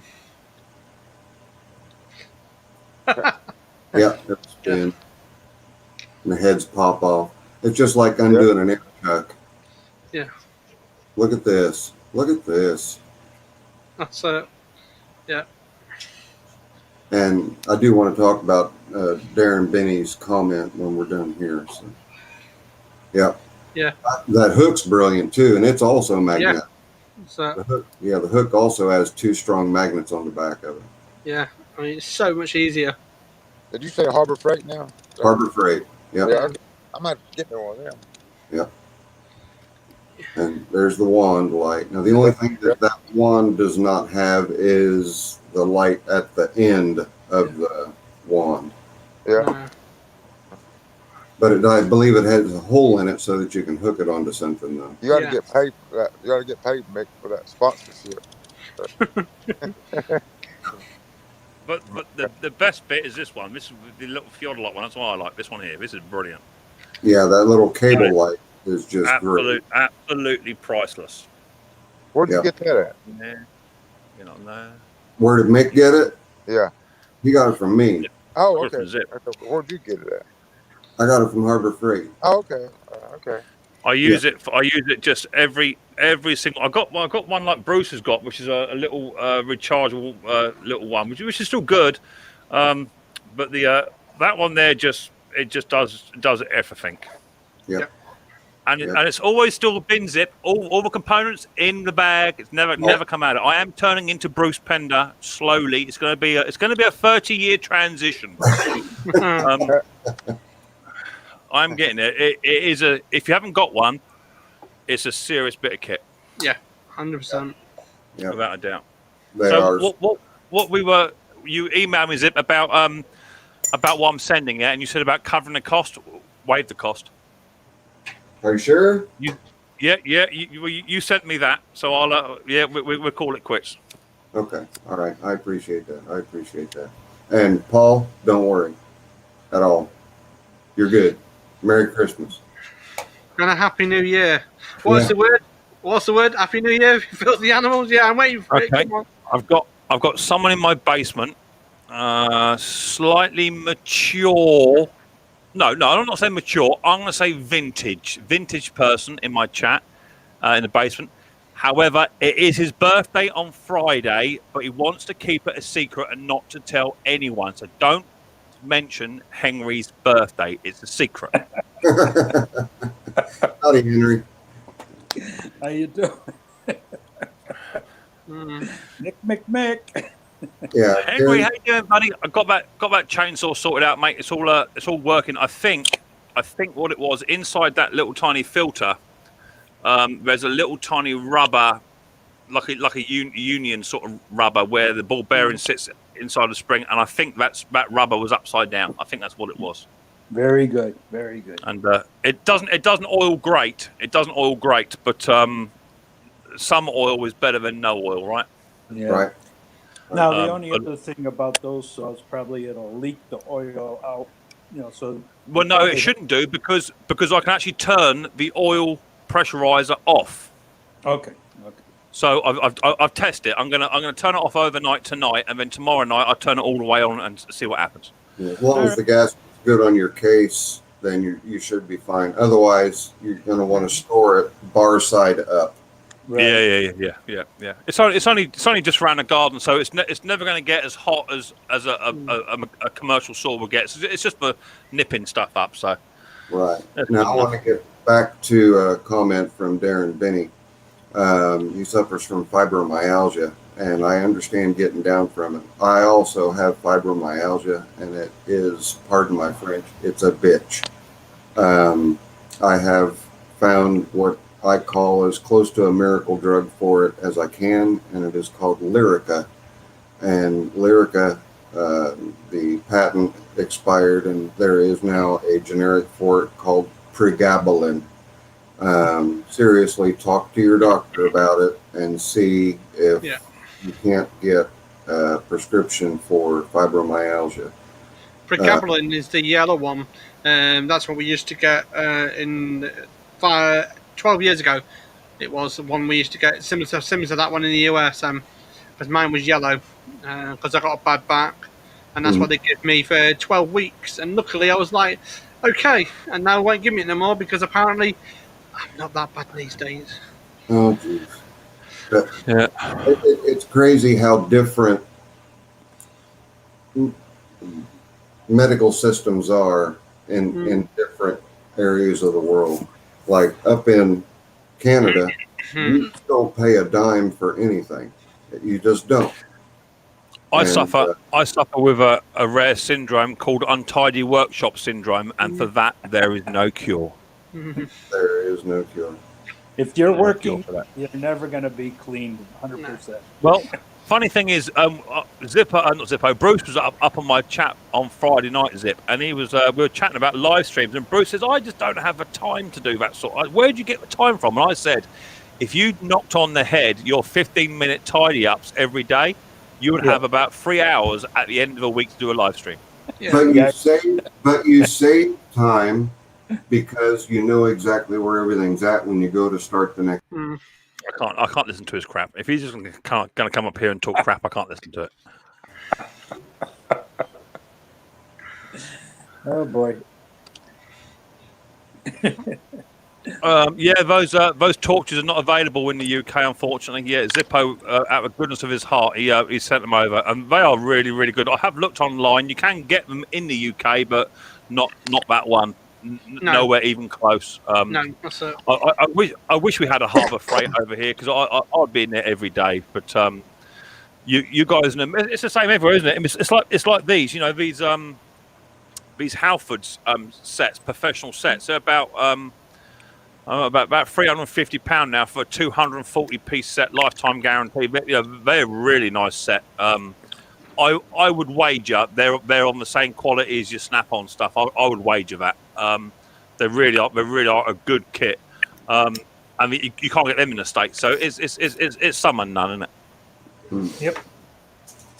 Well, Darren, get your doctor to switch you from the gabapentin to the pregabalin or the Lyrica, do it. And you listen to Sparky too. He's saying the same thing. Do it. I'm on now ibuprofen 600s. I'm on taking 2 in the morning, 2 in the afternoon, and 2 in the evening, just to get out of bed in the morning, get to bed in the evening. Yeah. Well, I find what gets Henry out of bed most mornings is a live stream from Micks Mowers. Generally, if I put a live stream on, he rolls straight out of bed. Hey, I get up at 3 o'clock and wait and wait and wait. 3 o'clock and just wait for that notification to come through. Yeah, William J. Small Engine says hello. So what are you doing then, Henry? You're not doing nothing again, buddy boy? You're one of the laziest small engine workshop guys I've known. You've done nothing this entire year. Well, now the sun's coming up. It's only, okay. Now I'm going to this head year's out. only 6 days old. And I'm going to see if I could hang my winch up on the peak of the shed. So when I lift my lift up with a rider on it, I could hook it up and drop the lift down and hold the front end up to work. Yeah, that's cool. Yeah, that's a good idea. Duke's World. Hello, Duke's World from Alabama. How you doing, my friend? Nice to see you. How do you? Thanks for popping on in. You got a cool channel. You got a cool channel. Henry. Yes, mate. Try to yes, find baby. Henry. Try to find a. It's called a Hoyer lift or a bariatric patient lift. Yeah. I seen the one you got. Yeah. Saw the one I have. Yeah. Oh, absolutely brilliant for all of that. And the battery powered one that I have, I had a hydraulic one that you pumped up. That one was great too. Yeah. But try to find one of those. Try to find a patient lift. That'll cure everything that ails you.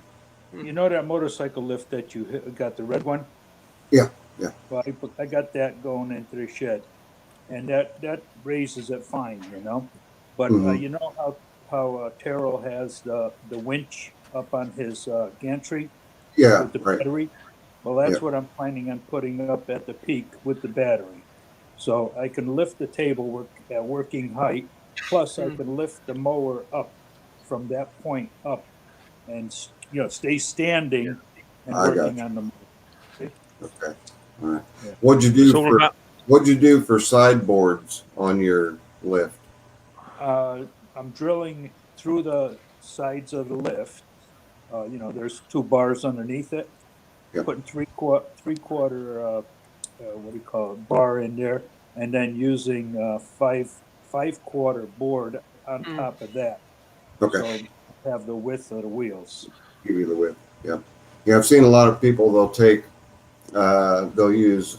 Well, the 2 the U-bolts that come with it for strapping down. They'll turn those over so that they're facing down, and they'll run a pipe through and set boards on top and do the same thing. Right. That's what I plan on doing, going through that, that support underneath. Right. Not bolting that, because I'm going to turn the 3/4 shaft to, like, say, 1/2 inch threaded, long enough to go through.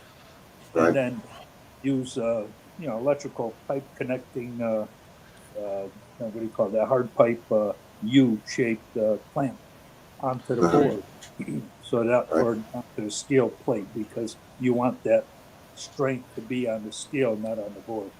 Right. Well, it sounds like you got lots of good ideas there, Henry, but I don't see much doing. I see a lot of yapping, but not a lot of doing. Hey, I get tired. He's got all. I hear you, mate. He's got it all year. Yeah. Yeah. I hear. I was talking to one of my friends the other day. He does the same as me, and he said he wants to get a lift table in. It just changes your world. Having a lift table, something that you don't have to lift the machines up. I don't lift nothing up no more. It ain't worth it. Yeah, well, I haven't been able to lift anything up for years, so necessity is the mother of invention. You figure out ways that you don't have to do to lift it. Be right back. I have a 1,000-pound lift that you pump up, like you got, Mick. I have that in the garage too. that's to lift up heavy stuff at the height I need it, because That's it, mate. nowadays yeah. Yeah, I hear you, buddy. You gotta do what you gotta do. You know. That's right. You got to do what you got to do, and make it so it works for you. Yeah. Well, I'm used to before my heart attack, I was lifting Kohler V twins up, no problem, or opposed twins. But now it seems like I can't lift for some reason. Darren has no problem lifting a pint. Can't do that either. Have y'all seen? What's that? Have y'all seen that? He's a new guy. KB's. Have y'all seen his lift? KB's small engine repair. Oh yeah, fantastic place. Yeah, KB has a fantastic place and stuck to the T. He's not been on here too much. He's got that's a nice lift. Yep. What part of the state you in, Henry? Connecticut. Connecticut. Right next to Ken Small Engine Repair. Oh, okay. He's only 45 minutes away from me. Right on. Is he further north? Not further north? He's Micks Mowers is under new management by order of the Peaky Blinders. No, he's further south. Oh, south. Oh, yeah. He's by the what do you call it, shoreline. I'm more inland. I don't around me. There's states away. I think I'm the only one in Indiana that's on YouTube. No, that's where Terrell, he's from Indiana. Oh yeah, that's right. Yeah, Terrell's in Indiana. Yeah. I thought so. Well, I'm the only real mechanic in Indiana. Oh, lordy. There you go. I'm just kidding. No, Terrell does a great job. He really does. When he gets down to business and gets done with, all that other stuff. Well, you know that grinding machine Terrell has? The big gray one? The what machine? Yeah. The valve grinding machine. Oh, yeah. I had one just like that, and I dropped it. Oh, no. Yeah. Good Lord. I've got a nice old Van Dorn. William and I were talking about it here a minute ago. I've got an old Van Dorn valve resurfacer and valve guide resurfacer, or valve guide reamer, valve seat resurfacer, the whole nine. So I sold two of them. Fully set, one Snap-on, and I forgot the other brand. But they had all this worth their weight in gold. Stuff like cars and trucks. I didn't need that. Yeah, Tommy Hanlon's right. We are spoiled in the States with our tool availability. That's for sure. Yeah. I've heard that a lot. Yeah, if there's something we need, we just get it. That's it. No, you make poor Mick over there cry. No, do you know what? I'm a small engine wrencher. If I don't got it, I'll make it. I'll repair something to make it happen. So I've always gotten by. I've never had the best of the tools. I started off with just your brick and brack stuff from a flea market or boot sale, and just built my way up. And it is now nice to, I've been doing this now for since the age of 11. Proper workshop since about 4 years ago. It's now nice to, like you say, have your tools all laid out how you want them. But I've never had the luxury of having a workshop and a toolbox and all the right equipment. It's like my Halford set. It was over £300. For a 240-piece set. There's no way I'm going to allow it just to be chucked on the floor. Like my old brick and brack stuff. Right. Can't do it. Like William was saying, that guy got KB's Small Engine Repair. Its kid's name's Kyle, and he's got like maybe 100 viewers now. But if you see his shop, oh man, it's as clean as a whistle. and every tool he owns, when he does his shop tour, oh my God, it's as clean as a whistle. Every tool, like it was just bought from the store. The kid is phenomenal. He's worse than Bruce. For the cleanliness. I mean, he's got Bruce beat. Yeah, he does. I'm not that fanatical, but I do wipe down all my tools before they get put away. And oh hell no! Oh hell no! I don't do any of that. I don't do no wiping down. But no, I don't none of that. That ain't happening. But, I mean, you have to realize Bruce is retired, so he's got time. We don't. We got to carry the load. Yeah, big squirrel, hang in there. You'll be all. I think it's all of a question of if you got a shop like I've got, which is relatively room is a necessity. So I don't have a luxury of spacing stuff out where I want it. If I had a decent sized workshop, I would have stuff where I wanted it. I'd have stations for different things, and I think that way it'd be more organized. At the moment, I just put it where it can fit. So having to make do and mend, that's the problem. Well, I've had my shop for 19 years, and it's been an ever evolving shop because, I mean, was it 2 years ago, all the machining equipment came in for me to be able to rebuild it and, bore engines and do all that. My mill came in, my lathe and all that stuff, and the Van Dorn, valve resurfacer and all that. So I had to do a complete revamp. Everything was just scattered all over everywhere. And so I finally have everything on the east wall that I want on the east wall as far as all the machining goes. And you guys, I did that series on shop reorganizing, and there's still a lot more to go, but people have voiced their opinions. They're tired of the shop reorganizing, so I'll just do it on my own. Yeah, hell yeah.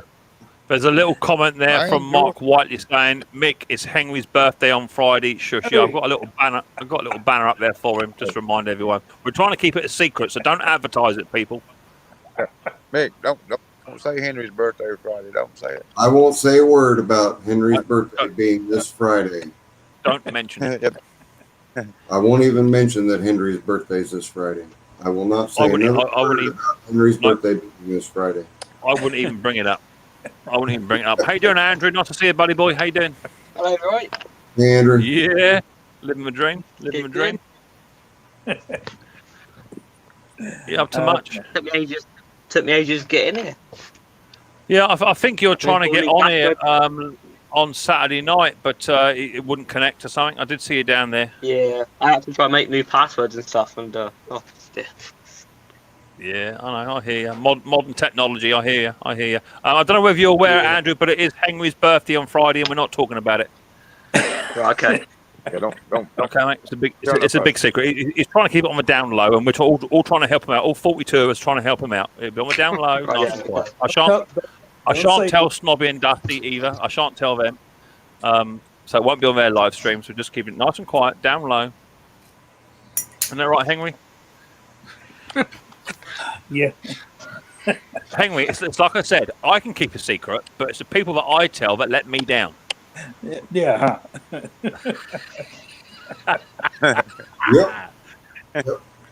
I'm the worst person. It's like Mrs. P, right? We'll go out somewhere. Let's say we go to a wedding, right? Go to a wedding, and there'll be a member of the family who everyone's got them. Either they're a big drinker or they're having an affair or whatever it is, right? And Mrs. P will say, whatever you do, don't mention about your Uncle Danny. I'm like, well, why have you got to say that? Now it's in my head. And I spend the entire evening being eaten up inside, not trying to say it. I had to say something. Yeah. It normally comes out during the karaoke when I've got the mic in my hand. It normally comes out then. Do you know what I mean? Yeah. I don't know why she does it to me. Don't mention the fact that your auntie's had this delicate surgery done. All right, I shan't say a thing. All right, girl, how's your chin? You know me, I'm terrible. Oh, deadly. Howdy, Jared. Welcome to the madness. Madhouse, yeah. Darren, got to go and check my 9-year-old girls at school. We're going to pick them up. Great watching you. Cheers, Darren. Much appreciated, buddy boy. Look after yourself. Thank you for your advice from Zippo. Yep. There you go. Keep watching those videos that are uplifting for you there, bud. Yeah, that's it, mate. That's it. So what are you doing, man, Andrew? You up to much? You just sat at home being locked down? Lockdown, mate. Lockdown. I do. I'm mostly on with the ride-on mowers at the moment, and yeah. Good man. How you getting on with them? All right? Yeah, got haters and just got a Sovereign 636 one, and just trying to put the blade clutch back on it, and it's been a pain.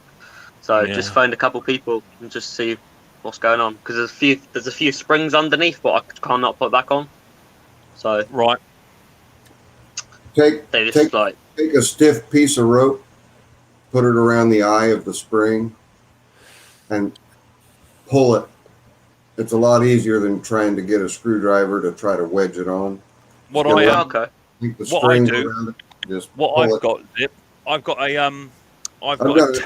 got a tent peg puller, which is a bit like a spark plug spanner. Okay, teed off the same, but it's got a little tiny hook on it. Yep. And what you can do is you get a bit of pull cord, put 2 loops either side, put it through the spring, and then hook the little hook on, and you can just pull it right back. Yep.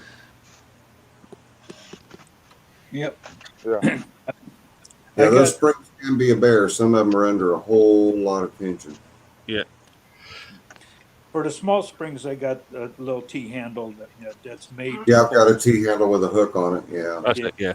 And then for the bigger springs, I got for like when we used to bale hay, they would stick into the hay, and then hay hooks. Yep.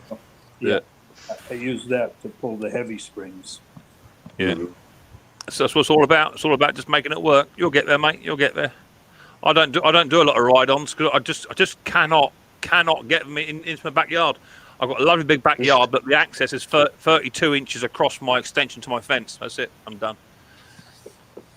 So, Andrew, you said a Sovereign. Is that a Simplicity Sovereign? No. It's it's the one that you pull start it. It's I can't remember what it's actually called, but it's just a Sovereign on it. It's got all the names rubbed off and stuff, so it's just it's like a normal lawnmower engine inside of a ride-on mower, pretty much. And the clutch underneath has loads of springs hanging down, and it just try to put it back on. It's trying to find the right way. I've looked on like Google and stuff, like diagrams, and the diagrams are not even actually correct and stuff. You'll better find the schematics for it. There'll be a schematic. Email me to make a model over if you got it, and I'll try and find a schematic for the deck. But the Sovereign is more the home user type machine zip. It's not a commercial grade machine. Gotcha. Howdy, grass cutter. How's it going? It's a bit like your MTD Pinto or utility vehicle sort of a brand. If you get my gist, the one I've got, the little tiny 30-inch. Little, yeah. Little guy. Gotcha. It can be a pain in the bum. Like a ride-on push mower. Yeah, Jacob says that there's a lot of problem solving going on this panel. Well, that's exactly what this panel's all about. It's not about literally finding the exact answer, but we'll find you a workaround. Yep. We'll find you a way to get around. Get out of the problem. Hey? If in doubt, give it a clout. If in doubt, give it a darn good clout. I've got 4 different size hammers. Only 4? Four handy sized ones. If I had to get the big boys out, then we are in trouble. You had, what did it call it? Mower Medic 1. He was in the chat. Yeah, Medic was here earlier on. Yeah, Medic was here. Oh, was he here? I was saying to some of the other lads that I don't know if I mentioned it to you, but since that big live stream we done, some of the other boys have been really networking. Steve's Small Engines, Double Wide, and Medic have been popping up on people's panels, and yeah, it's been fantastic. Oh yeah, it's been probably about a year and a half since Double Wide got a hold of me and said, "How do you do the live streams?" I said, "You just get on. People ask you questions, you answer the questions, or they, you just interact." And he goes, "Well, you've got the personality for it, but I just don't think I've got it." But then he came on the Christmas special, and that was his very first live stream. So I think people would argue that I've got a personality for it. I'm quite quiet and reserved and what have you. Yeah. I'm sorry. My computer cut out. Yeah, so did mine. What? Hey, I'm not sure if I'm allowed to say it on here. Have y'all heard about Steve's small engine? He's going to team up with Donny Boy and do I've seen that. Yeah, he put an alert out the other day. He's going to do a collaboration with Donny. It's good to see. I mean, I invited Donny up, but he declined for his own reasons. But it's good to see. You know, people want to see these bigger channels, not just to gain subscribers, but just to be part of a community. And there's people like Henry. You know, me and you haven't known each other very long, Henry. You know, I've seen your workshop. It's been great getting to know you, and hopefully we'll have many more years of you tinkering around your workshop and just chilling out and taking it easy. And that's what it's all about. The small engine community is not about being stressed out. It's about relaxing and just any problems you got, try and get over them, and problem solving, and that's what it's all about. Yep. Where are you from, Mick? Say again. Family. Where are you from, mate? Me? Yeah. I'm South Coast, Bognor Regis, sunny Bognor Regis on the South Coast, mate. If you go any further south, you get your feet wet. Yeah, definitely. You can't get much more south than me. Yeah. 3-hour live stream must be bored, Sir Mick, says Brandon. Brandon somebody. Brandon, I don't know who he is. Brandon somebody. You know who Brandon is. I ain't got a clue who he is. He's probably some bloke. It's probably some bloke from Texas that wears chaps and high heels and all that sort of stuff. Yeah. You got a thing. That's why you only ever see him from the chest steps, because he's got those high heels on. Exactly that. That's what it is. We're just messing with you, Brandon. And Brandon, I haven't forgotten that you want to do a live stream collab.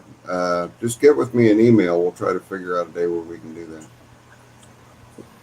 Yeah. Yeah, exactly that, Duke. An old man used to say to me, if one hammer doesn't work, get a bigger one. Exactly that. Well, on some things, I know Sparky can attest to this. On some electrical things, you read the owner's manual, the first thing it says is tap it with a hammer first. Yeah. Seriously.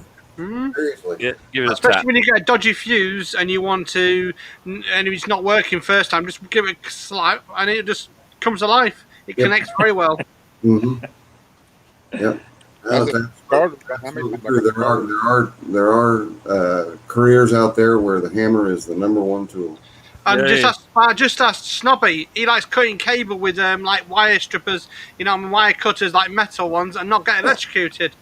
I still want to know how he didn't do that. Yeah, he zapped himself, didn't he, like the other week? It happens. It happens. I've had it. When you fire machines up in the shed, just to see if it get a bit of compression there. Next thing you know, it fires up and it rolls off across the shed. And oh my lord, I've been there. Trust me, when you fire some of these old vintage machines up, once that drive is engaged, because it runs off of like a centrifugal clutch. So once it gets to a certain RPM, there's no stopping it. Oh yeah, no stopping it. It doesn't matter how much you hang on to it, you're going. Yep, you're chasing it. Absolutely. Yep. Yeah, Been there, done that. Been there, done that. Yeah. Yeah, it happens. It was in my early days back in the 90s. I had a gas-powered reel mower, the old drum-type reel mower. Yeah. And I was just tinkering with it. I got it running, and had a neighbor kid next door. He was a paraplegic, so he was paralyzed from the chest down. And he was always over there talking with me, and just a good kid. So I got that thing running, and I took it over to him, and I said, "Here, you've got something you can wheel yourself around town with." He says, "What are you talking about?" I said, "Grab a hold of those handles, and I'll show you." He was on that. He ran 3 tanks of gas out of that thing before he finally stopped. Yeah. Yeah. I was contemplating getting some rubber to put around the dentist back roller and ride the dentist around the local close at Christmas time, dressed as Father Christmas. There you go. Oh dear, yes. Yeah, Jared's right. Sometimes swearing at it works. I I find either swearing at it works, or have you ever come across a piece of machinery that for love nor money you just can't get to run? So you put it in the shed for like 2 weeks, put it out the way, and put a blanket over it, and say stuff it, and then you go back the following week and it fires straight up. Yeah, I've done that, and it clicks in your head exactly what the problem is. Yeah. What's up, Henry? What's up? He's waving his finger because we don't want anyone to know that Friday's Henry's birthday. Oh, I'll take that down. Sorry, Henry. I'll take that down.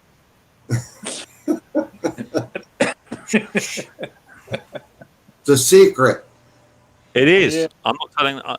Just remember, people. No matter what live stream you go in this week, just don't put in the chat that it's Henry's birthday on Friday. I don't want no one else to know. He's relying on me not to say nothing. Right. Well, people, unfortunately, I do have to go. Mrs. P will be home momentarily. She's been in the hospital all day, and I need to go and run her a bath and get ready to get her disinfected because she's been working on the old COVID ward. So I need to go and look after her and go and see what my Riley boy's up to. No doubt he's probably set fire to something throughout the day. So I'll go and check hold of him, see what he's been up to. But it's been great. It's been great chatting with you guys as it always is. Zip, your clock will be there within about 2 weeks, pending post. Looking forward to it. Yeah, cool. I'll find a spot for it. That'll be the fourth clock running in the shop. There you go, brother. So thanks for coming up, Henry. Much appreciated, mate. Don't forget not to mention that it is Henry's birthday on Friday. Don't anyone bring it up. Keep it under your hat. It's a big secret. Thank you, William. Thank you, Andrew, for coming up, mate. You're more than welcome anytime, buddy boy, to come and grace for your presence on my panel. Take it easy, Sparky. I'll see you all later on. Yeah, you take care, Mick, and look after yourself, look after the family. Yeah, I will do, mate. Yeah, cheers. Thank you for coming in the chat, people. Enjoyed it, guys. Made my work day even better listening in. Cheers, Ellis. Thanks, appreciate it, mate. Always nice to see you in the old chat, mate. You're always welcome on the panel whenever you like, my buddy boy.